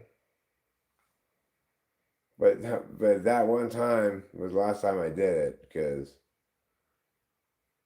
there's nothing fun about sitting someplace, smoking a drug, and then being coming to as somebody's like shaking you, going like, dude, what are you doing? That's not fun. Yeah, I saw one of those videos. The one I saw, it was fortunately it was just a first story window, you know.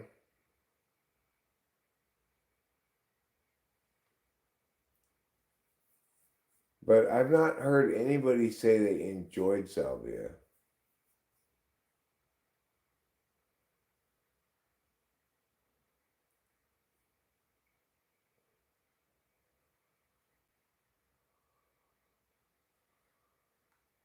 Well, what are you saying?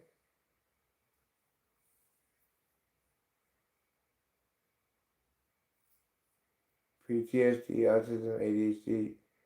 You don't have autism or ADHD. I do believe in PTSD. Autism spectrum and ADHD aren't real things. ADHD is an excuse to get a drug that some people are better life with it in their life and some people not, you know. Autism spectrum just is pathologizing the cognitive function thing. Okay, well, that's something that somebody, I don't have any hunter-gatherer hypothesis. I'm just saying that for people who aren't paying attention primarily to social cues and stuff,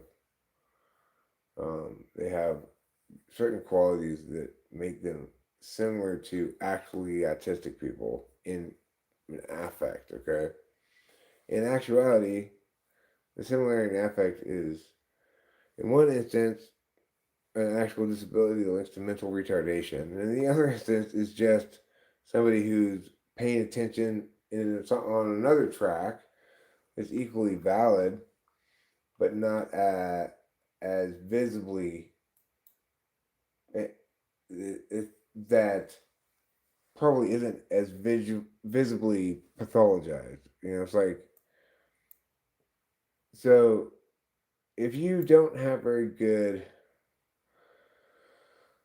let's say, well, me, for example, I don't have good FI. That means I have trouble understanding how to have a normal kind of relationship with my own subjective interests and what's precious to me and stuff. Because I have as a default way of paying attention when I'm dealing with something, the other way of deciding things. So it takes up all the attentional room, so to speak.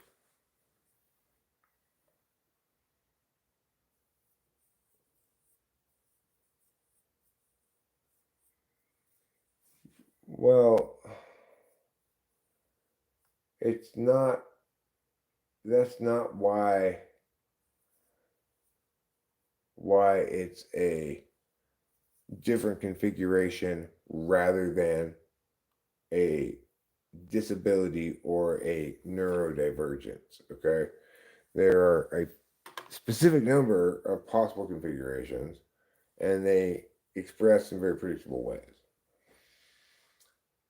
I lost that tournament just as well.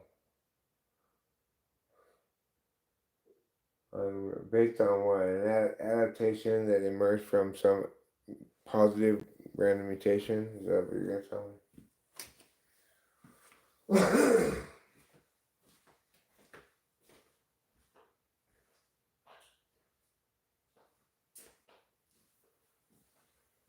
Okay.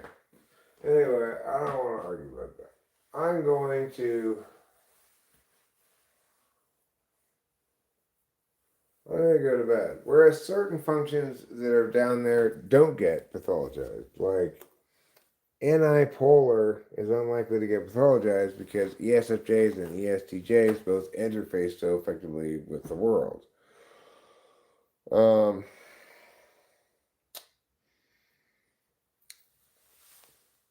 My blind spot, FI polar, is also less likely to get pathologized because it's like when somebody doesn't recognize the value of what's important to them adequately, unless, except for certain, like, maybe it's more evident in youth, but I don't think it's likely to get pathologized by other people. It's maybe going to be seen as kind of sad, like, well, hopefully he learned his lesson this time.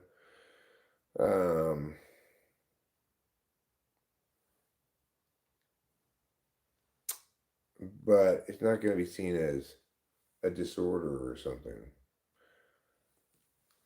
Some expressions of it might be seen as lacking in empathy, but that's not the reality of bipolar at all. It's a weak spot, right? It's an area where, like, if let's say I'm totally winning some battle with somebody, they can completely turntable on me, shut shit down 100% and take control of it. Simply by saying, "You're hurting my feelings." If they express it to me in a way that conveys that they honestly are getting their feelings hurt, I'll be like, "Oh shit! Oh my god!" It's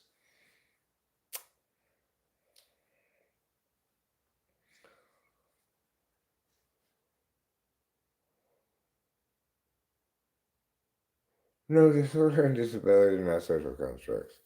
So the thing is, somebody with Down syndrome has an actual disability. There's something wrong with them. It's chromosomal damage of some sort, and it results in predictable symptoms that deviate from the normal, healthy expression of the genome. It's a genetic disease.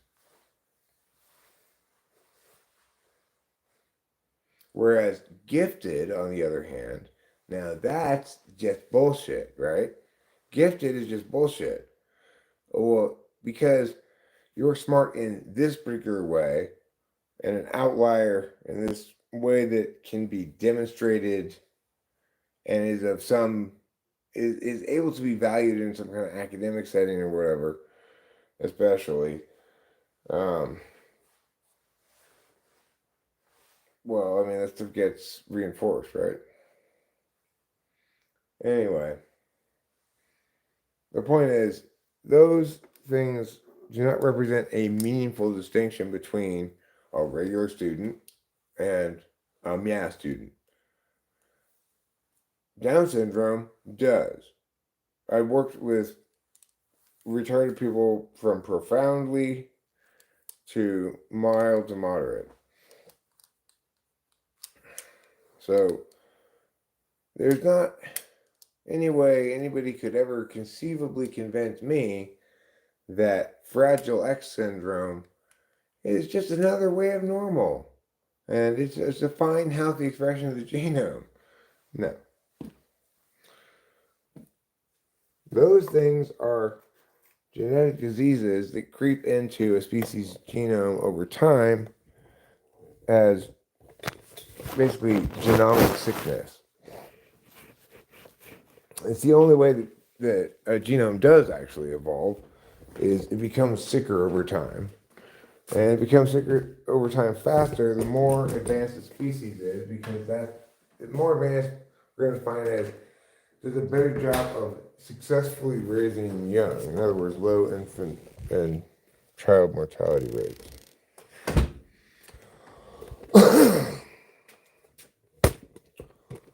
And bada bing, bada boom, wherever I was going with that.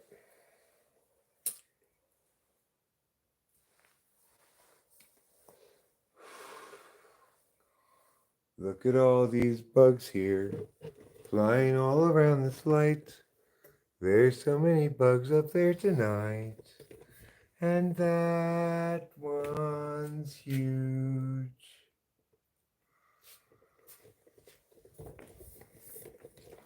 I don't want any bugs around. I'm gonna turn off the light. You bugs need to get out of here.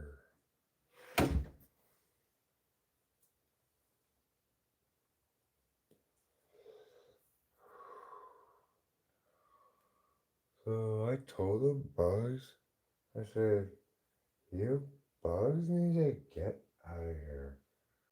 And I guess they just listened to me because now they're gone.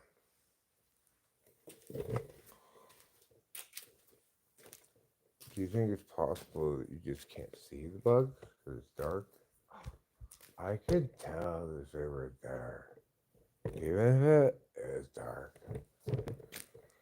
Because bugs aren't dark. Okay. You make a good point.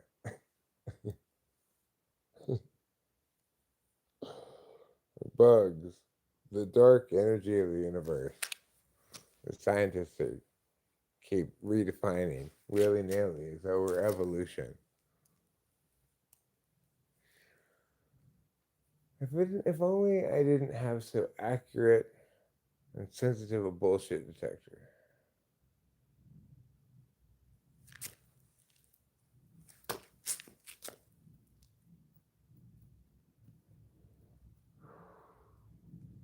Oh, the burden of being me. Having to be right about things that other people are wrong about. You think it would be like, oh, how fun for you, you get to be right. It's not fun. It's just me being me. Just Manny being Manny, you know?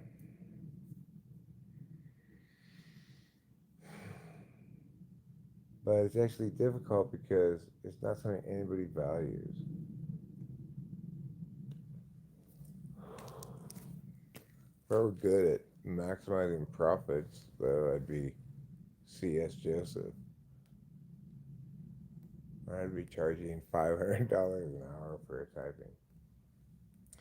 Granted, I'm not saying without, inflation's recalculous. $100 certainly isn't what it used to be, but $500 for an hour of him yabbing at you, rather than actually asking you questions and listening to your answers. See, that seems very third slot Annie to me. Other people report to me about their experience.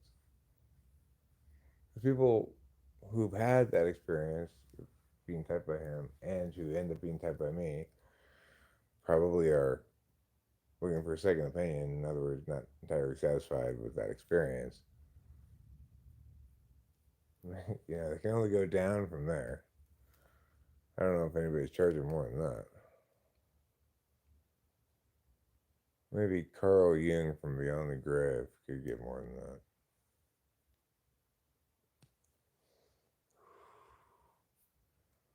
Maybe if I put on a Carl Jung outfit and said, "Yeah, I'm back. It's me, Carl Jung. And I'm here to endorse Mr. X's defensible typology. I've looked it over. I talked with him. He's gotten it right.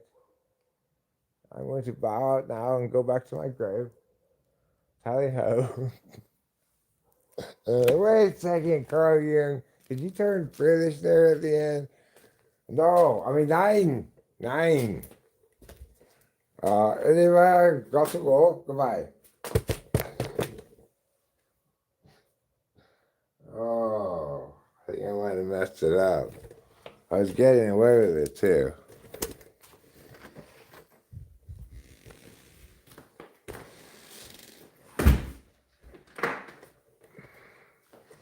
I wouldn't say PTSD is a disability. Well, I mean, it's a tough one to. The problem, it definitely is a disability, but the problem is that disability is a legal term referring to entitlement to certain kinds of benefits, right? So I'm not sure that it should qualify as such. Um, like,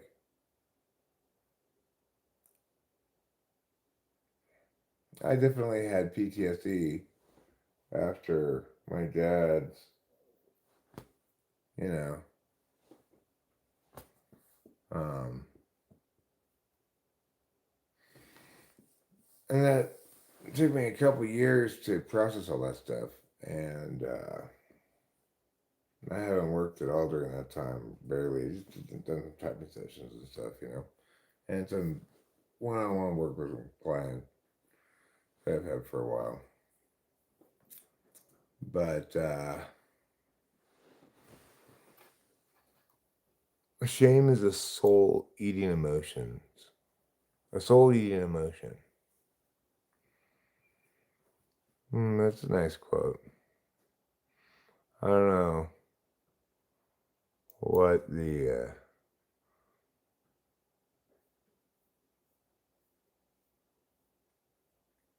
I guess it's sort of like, so feel free to stop feeling shame. I guess that's the takeaway, the implication of it. I don't know if people can just stop feeling shame. But it is the case that, obviously I needed to process stuff. I hadn't. And I was in a state of,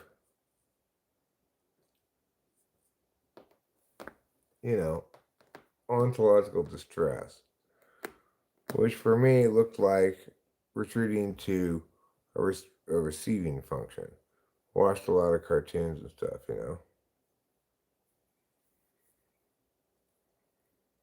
creation of something new is not accomplished by the intellect, but by the play intellect instinct acting from inner necessity. The creative mind plays with the objects it loves.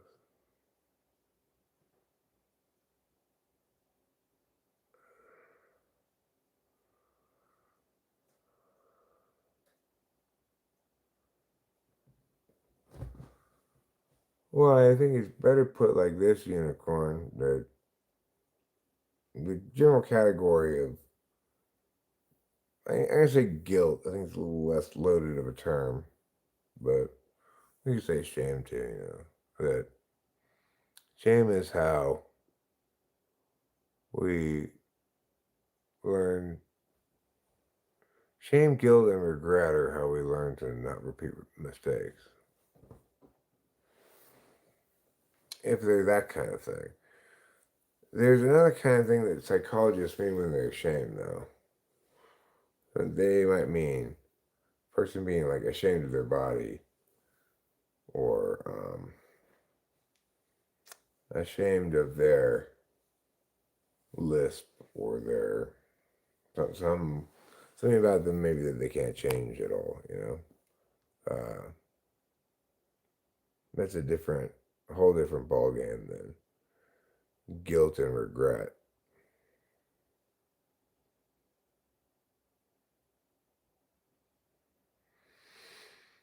Well, I mean, I think most of us uh, manage to go through life without facing very many actual moral choices. We're cruising along on inertia, a kind of standard operating procedure that, if for most people, doesn't involve like criminality and stuff. PTSD is not shame. That's not what I experienced anyway. Maybe it depends on. I'm sorry, Kitty. I'm sorry, but your ear's got this little thing on it. I don't like it. Which do you fight? Which do you flee? Which do you freeze? Well,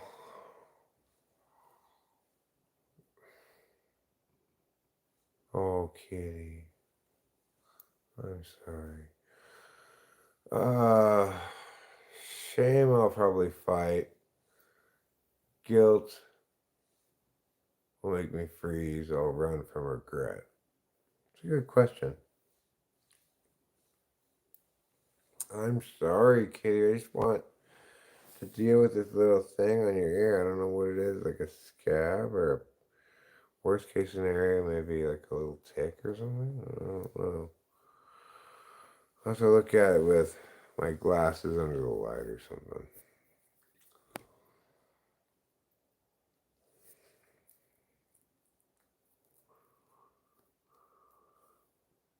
Shame I should fight. Yeah, I think there's a worthwhile distinction to be made there. That shame is unjustified guilt slash. It can also be called disliking yourself because you feel that some aspects of yourself are fundamentally unworthy of loving, of yourself loving, you know. Guilt, I should I should sit in for a while because I've done something wrong. Shame might be called blameless guilt, I guess, if you want to make that distinction. Like you can see the practical application of this in how you deal with people in a healthy relationship. It's by and large you should avoid critiquing, right? Because criticism kills love, but it's not the case that you shouldn't have boundaries. And so the rule is it's okay to critique somebody's behavior or words, but it's not okay to critique their person. So I didn't like it when you ate all the donuts after I told you I was saving them for when I got home. Is an acceptable critique. Whether or not it's advisable or not is another question, but you can't be accused of being unfair if you critique somebody for a specific behavior like that. It's a specific behavior. It's not an ongoing behavior also. It's not like you always meow meow meow. It's I didn't like this specific thing.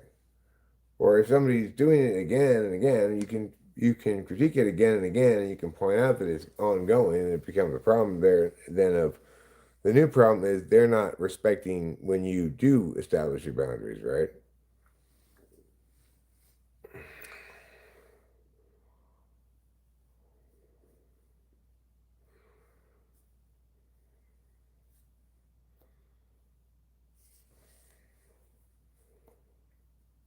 Well, the thing is, most of the things that one does,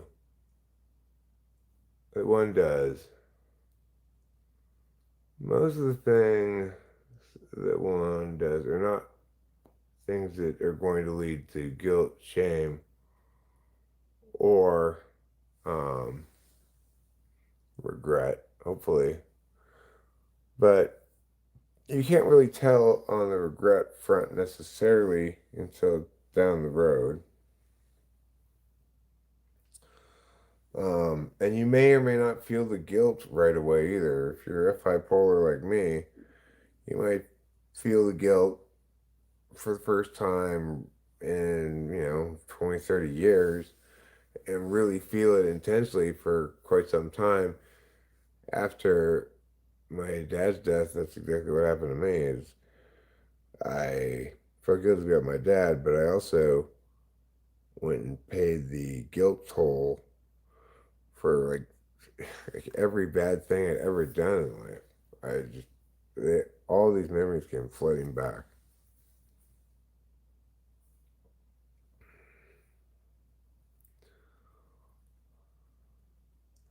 It's not true that there's no regret just because there's no guilt, because I can I can not I can choose not to take an opportunity, maybe because I just feel like taking the day off. Something. It turns out that that day the fishing boat caught a record catch. I regret not going, but I didn't act incorrectly.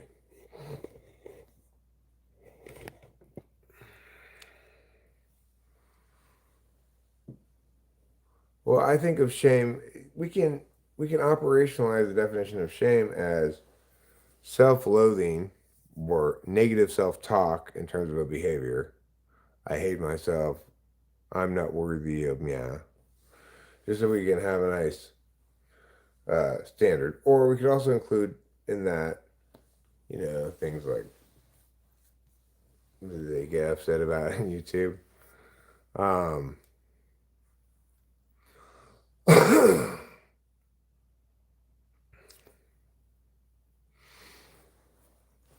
so I'm getting sidetracked by the things I'm reading here, which are interesting. It's an interesting conversation.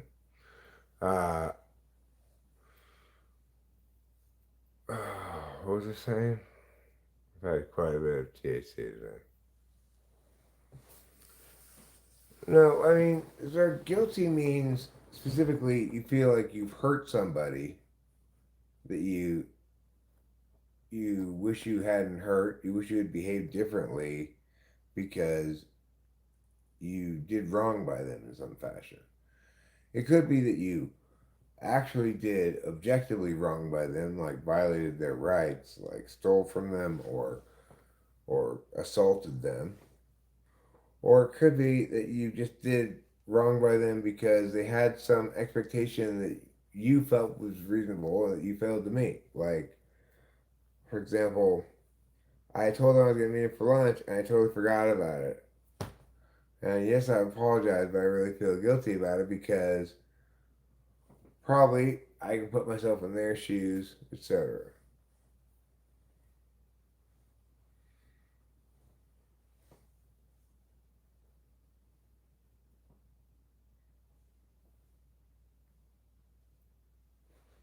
Well, I mean, the thing is, one can feel guilty for, I mean, it's an emotion, right? It certainly combines with reasons like I'll feel guilty that I didn't pick up somebody at the airport if I told them I would. I won't feel guilty I didn't pick up somebody at the airport if I didn't tell them I was going to pick them up at the airport.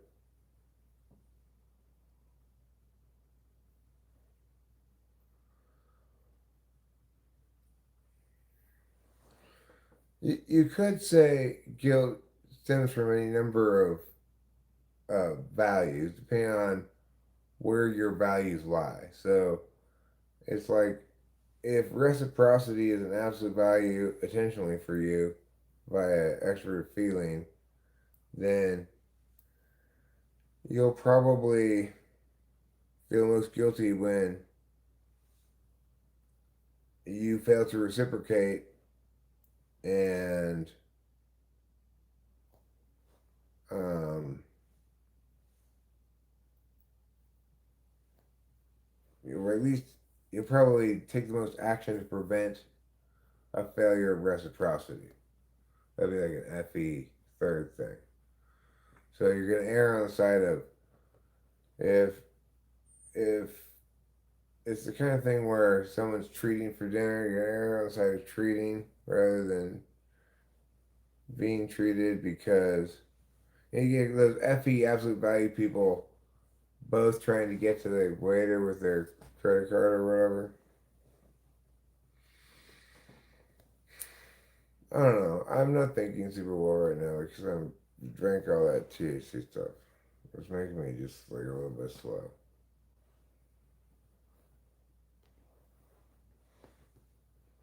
Oh, wonderful kitty. I started watching, not watching, I started reading your paper. And I'm gonna get super far in it, but I'm going to continue reading it. It's interesting so far. In fact, I made a video that I didn't get around to uploading. Did I upload it? I don't remember. I don't think I did. It's about, well, it's about me and Ray's Ace Hat accordion events that we had, where Rachel was like, in one instance, she was like, "Is that Tom Hanks wearing an Ace hat at a Dodger game?" And I'm like, "No, I don't think that was an Ace hat." She's like, "Rewind it. I want to see." I rewound it and like, "Well, what do you know? He is wearing an Ace hat. You're right." Yeah. So I didn't note anything then because, but she was, that bothered her that I questioned her knowing, right? That she knew it was an Ace hat. And I said, I don't think so. But all I can say about that is my eyes didn't see an Ace hat. It's like kind of a greenish hat. And maybe because I didn't expect him to be wearing an Ace hat, I just saw not an Ace hat. It wasn't a super conventional, obvious Ace hat either. It was kind of muted colors. But but regardless, she knew it was an Ace hat, and she seemed annoyed that I didn't just accept her knowing. But I understand how that's like because it's what basically it feels like is you're getting your dominant function thwarted. But then later on, Matt was here in the stream. He shared a video in which no,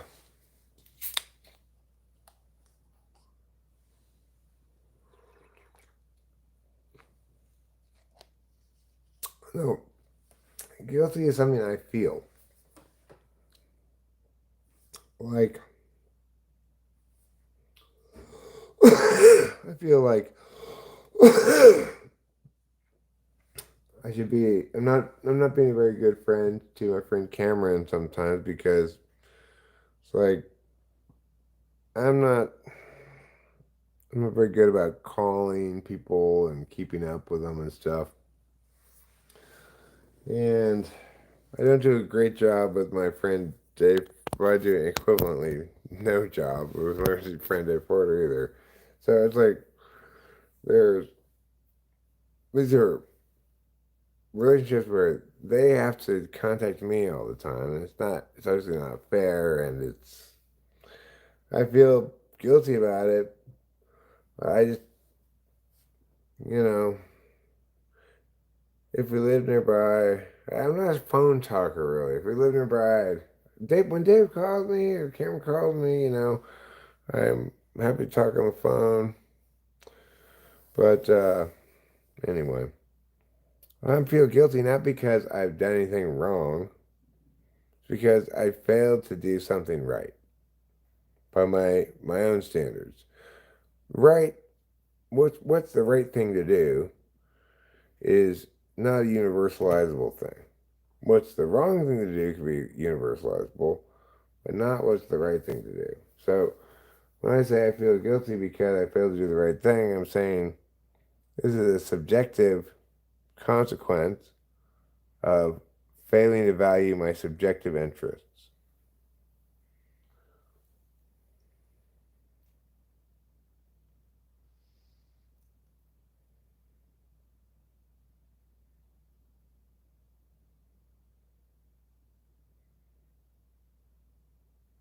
How to know yourself? Well, it depends on how you pay attention and what your absolute values are. So, fortunately, there are not infinite permutations of those things. It's something that can be, yeah.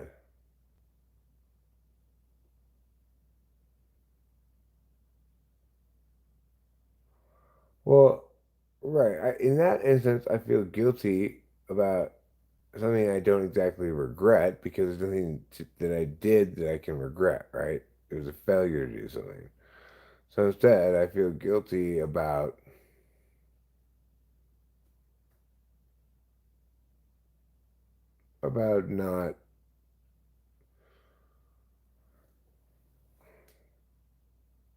not valuing them as much as I think they are worthy of valuing and are important. Or my daughter, but I don't feel guilty about like she's FI polar too. And she and I, we just see so eye to eye about stuff.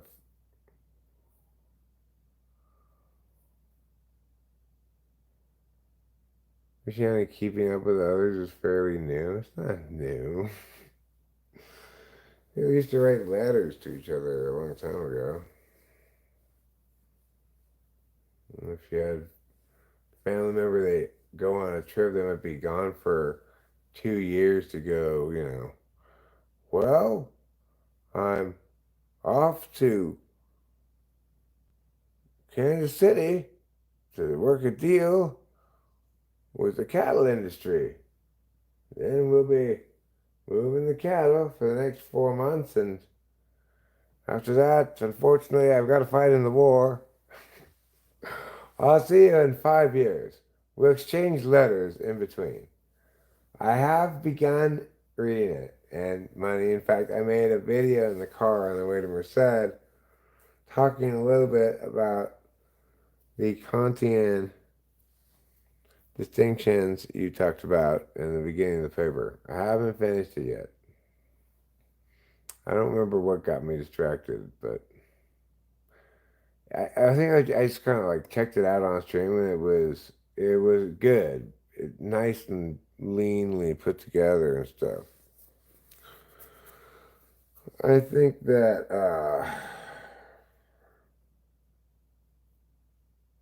well, I mean, you got me thinking enough just on the part I read so far that I've talked about some of my thoughts on the part I read so far on a video, but I never put it up because I came home from Merced and then I was gonna put it up, and then I started a live stream before I put it up, and I never remembered to put it up. So it's just still on my phone. Yep. Funny how I don't like to talk on the phone, but I like to do this. Oh, really? Aren't I doing this? Aren't I talking on the phone right now? I couldn't be more talking on the phone. The only difference is there's nobody on the other end of the line except a bunch of little words. That's the magic of technology, everybody. Let's give it a hand. Good job, technology. You make my day an easy day for all the way.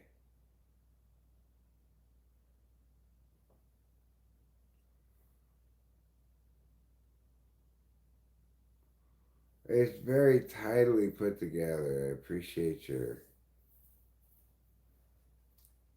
the purposefulness of like each little section. I'm not sure where you're going exactly yet, but um, at least I feel I understand the point of each of the little sections.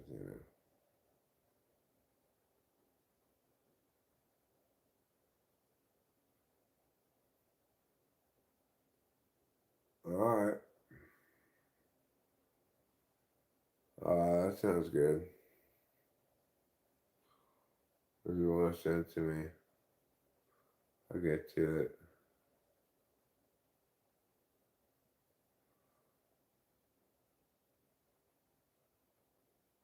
There's a PDF, says Frank. Money has an interesting PDF, yeah. I don't know if he's ready to share it with the GP, that's general public. So you might just wanna, you might have to hold on to your reading panties for a second. I don't know. I'm just speculating. Maybe money's just like, oh, yeah, I'll share it with you, no problem. Or, well, if you email Eric, he can share it with you, or something like that. I don't know. Whatever he says is fine.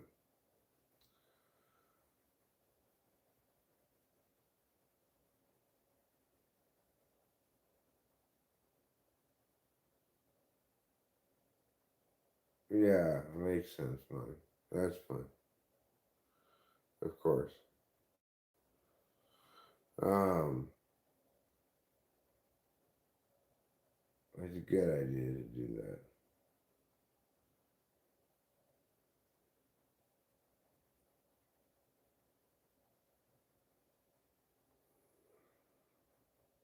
That silly old comment. Think about this, money. Right? Did I mention this to you before? That guy wrote this big book called The Critique of Pure Reason. But what is that book really? It's just pure reason. Wouldn't a real critique of pure reason be something like,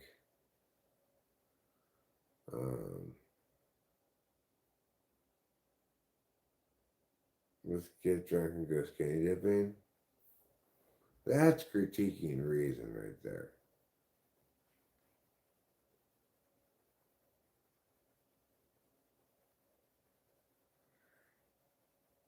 Money, it's my TI comedy routine, okay?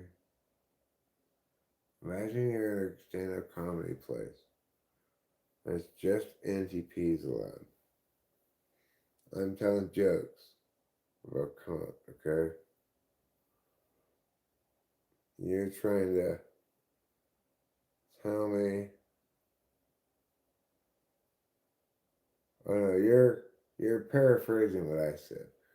Just let me step back from that for a second. I'm at a serious symposium now, telling you important things. I'm still making con jokes. Yeah, 800 pages. My words are bad. Hilarious. That's excellent, money. I'm slow tonight, so it took me a while to pick up how hilarious that was. I noticed when Rachel's super faded, she'll sometimes laugh at a joke I made like 30 seconds after I said it.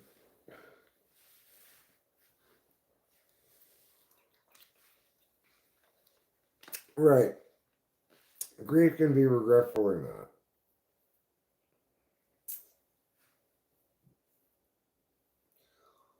I mean,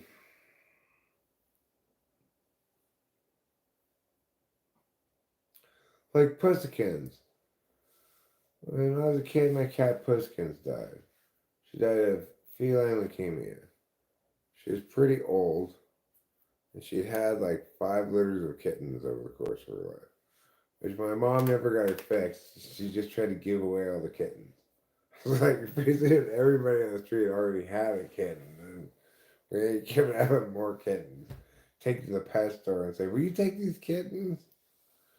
The duty of philosophy to destroy the illusions which had their origin in misconceptions. Whatever darling hopes and valued expectations may be ruined by its explanations.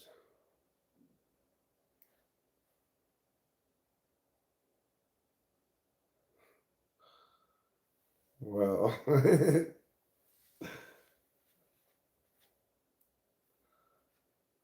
that's just saying I'm trying to be right. That's all Kant said. There's a lot of words to say. I'm trying to be right.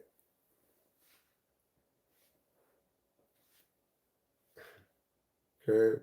If you don't agree with me, you're just holding on to your precious illusions. Because I'm doing it right, trying to be right in the right way, ergo I am right, motherfucker. So you wrongers over there, you're just, whimpering before the mighty power of philosophy to dash your illusions.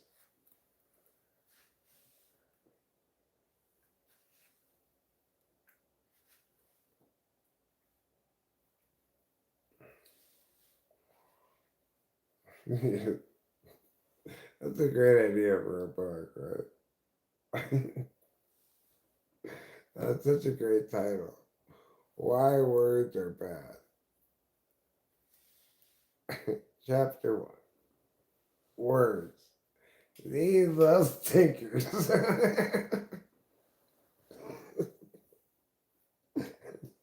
That's how it starts.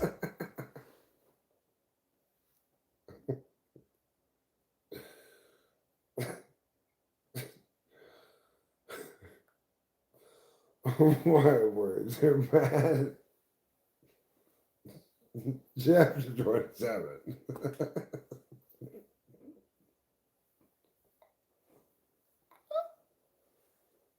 Obviously, if these words were any good at all, I would have already made my point at some point during the first 26 chapters. You might say, Eric, maybe it's your fault that you lack concision. But I am going to make a case here as to why it's the word's fault.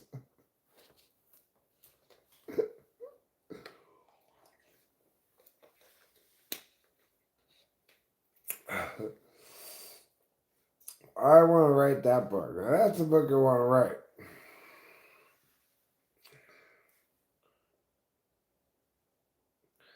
It's like the word church. Origin circle, which also, let's say, connotates to a circus. A circle of people in a gathering. Church is a circus where people gather in a circle and watch Cirque du Soleil while measuring the circumference of their circadian rhythms. Well, that's kind of a good thing there. We know that now. So from now on, whenever you see this circle, I want you to think of your circadian rhythms, okay? Sleeping at night, staying awake during the day, going to sleep at night again.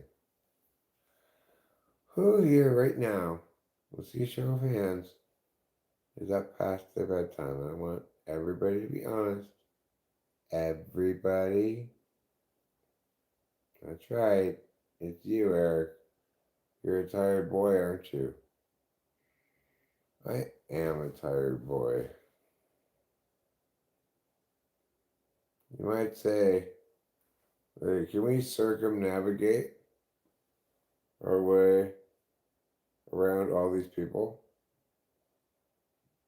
Or will they bog us down with their circumlocutions? Circumlocution. A poontang location. Which one wins? Circumlocution.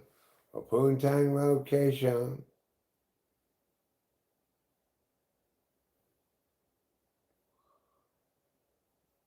Well,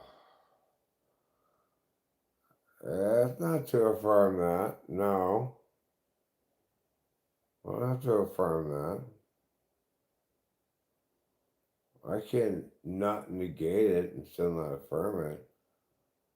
Like, almost every time I'm writing anything, I'm affirming something other than that. I can't just write something on paper and assume that I've affirmed that my pen can do it. You have to make the claim and give somebody the opportunity to challenge the claim, at which point you can point to the evidence and say, well, there. I'm circumlocuting. That's what I'm doing. I'm doing a circumlocution, not poontang location. Which one wins? Circumlocution or poontang location? They're both great dynamite performers.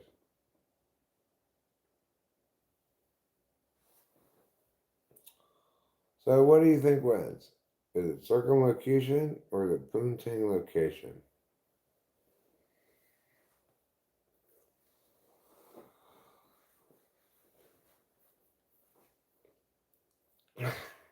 That's a very crass name for I guess, a call girl service or something. We call it Poontang Location Services.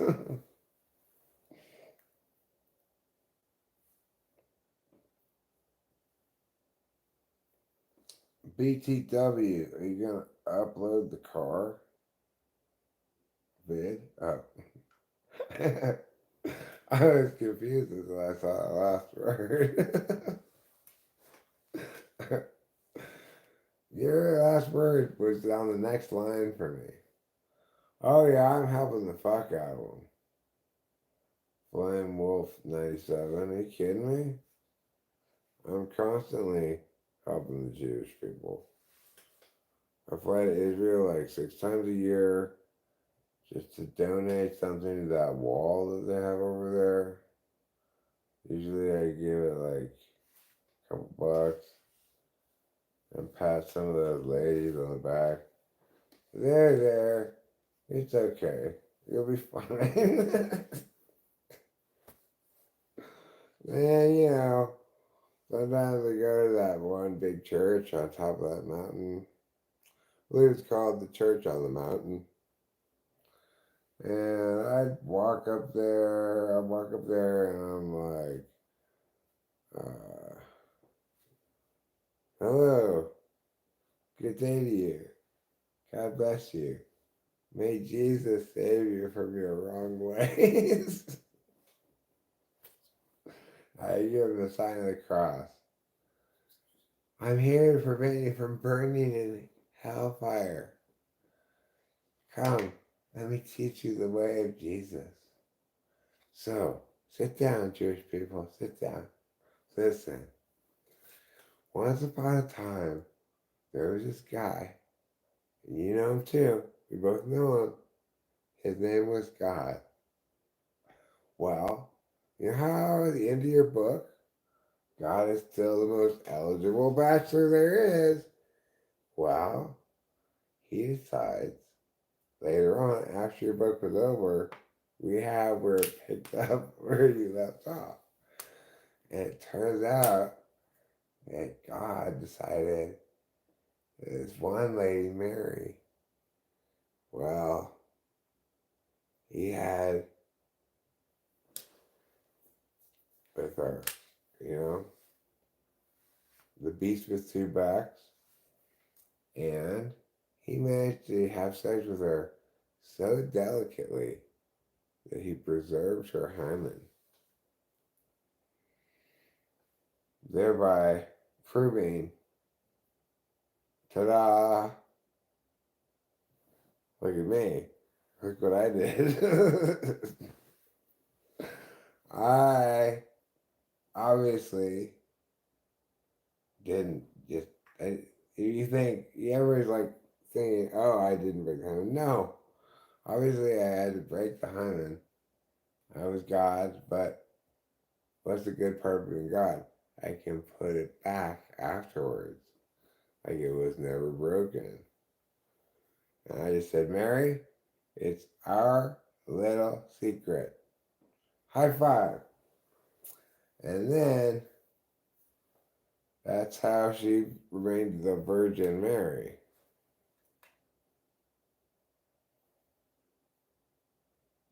You were starved for outside opinions? Oh, yeah, I'll read it. I will. I mean, oh, you mean the car video? Yeah, I'm planning on it. Eric is Gaelic, by the way, not Jewish. Stop with the Ashkenazi shit. What's Ashkenazi? Listen, I'm not Jewish, I'm German. That's like the opposite of Jewish almost. Don't call me garlic, sir. I am not made out of garlic. Who told you that? Who's been telling lies about me? I am not made of garlic. I'm also, despite many rumors to the contrary, I'm also not made of onions. So I don't know who's starting these rumors, but I'm sick of it. Sick of it. And I want to know how they managed to look under my clothes and see the parts of me that are garlic. Oh no! I said it! Oh, I revealed my secret. My secret shame. Oh,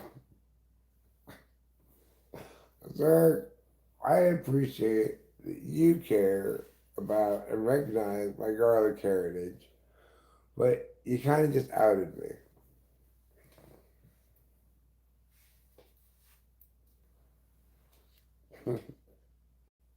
My garlic heritage.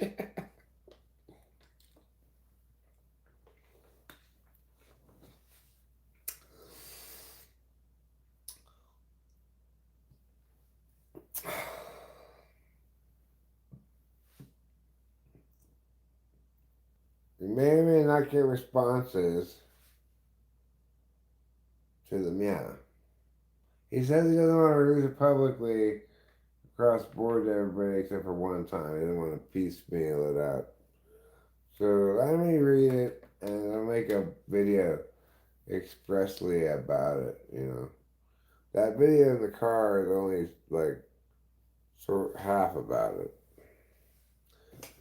Jason L., are you here to tell me to take a blinker?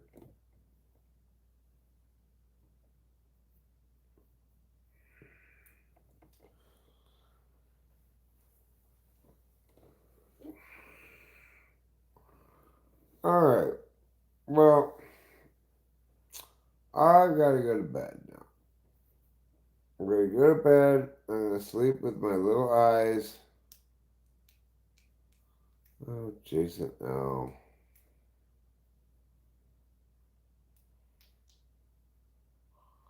Alright. Just, you know, it's ending right now anyway, but otherwise I would say just go ahead. Time is outside for that shit. I just can't even see. I'm so tired, so I'm going to bed. Good night, good luck, and I love you all, and be kind to people, and don't be a dick, Jason.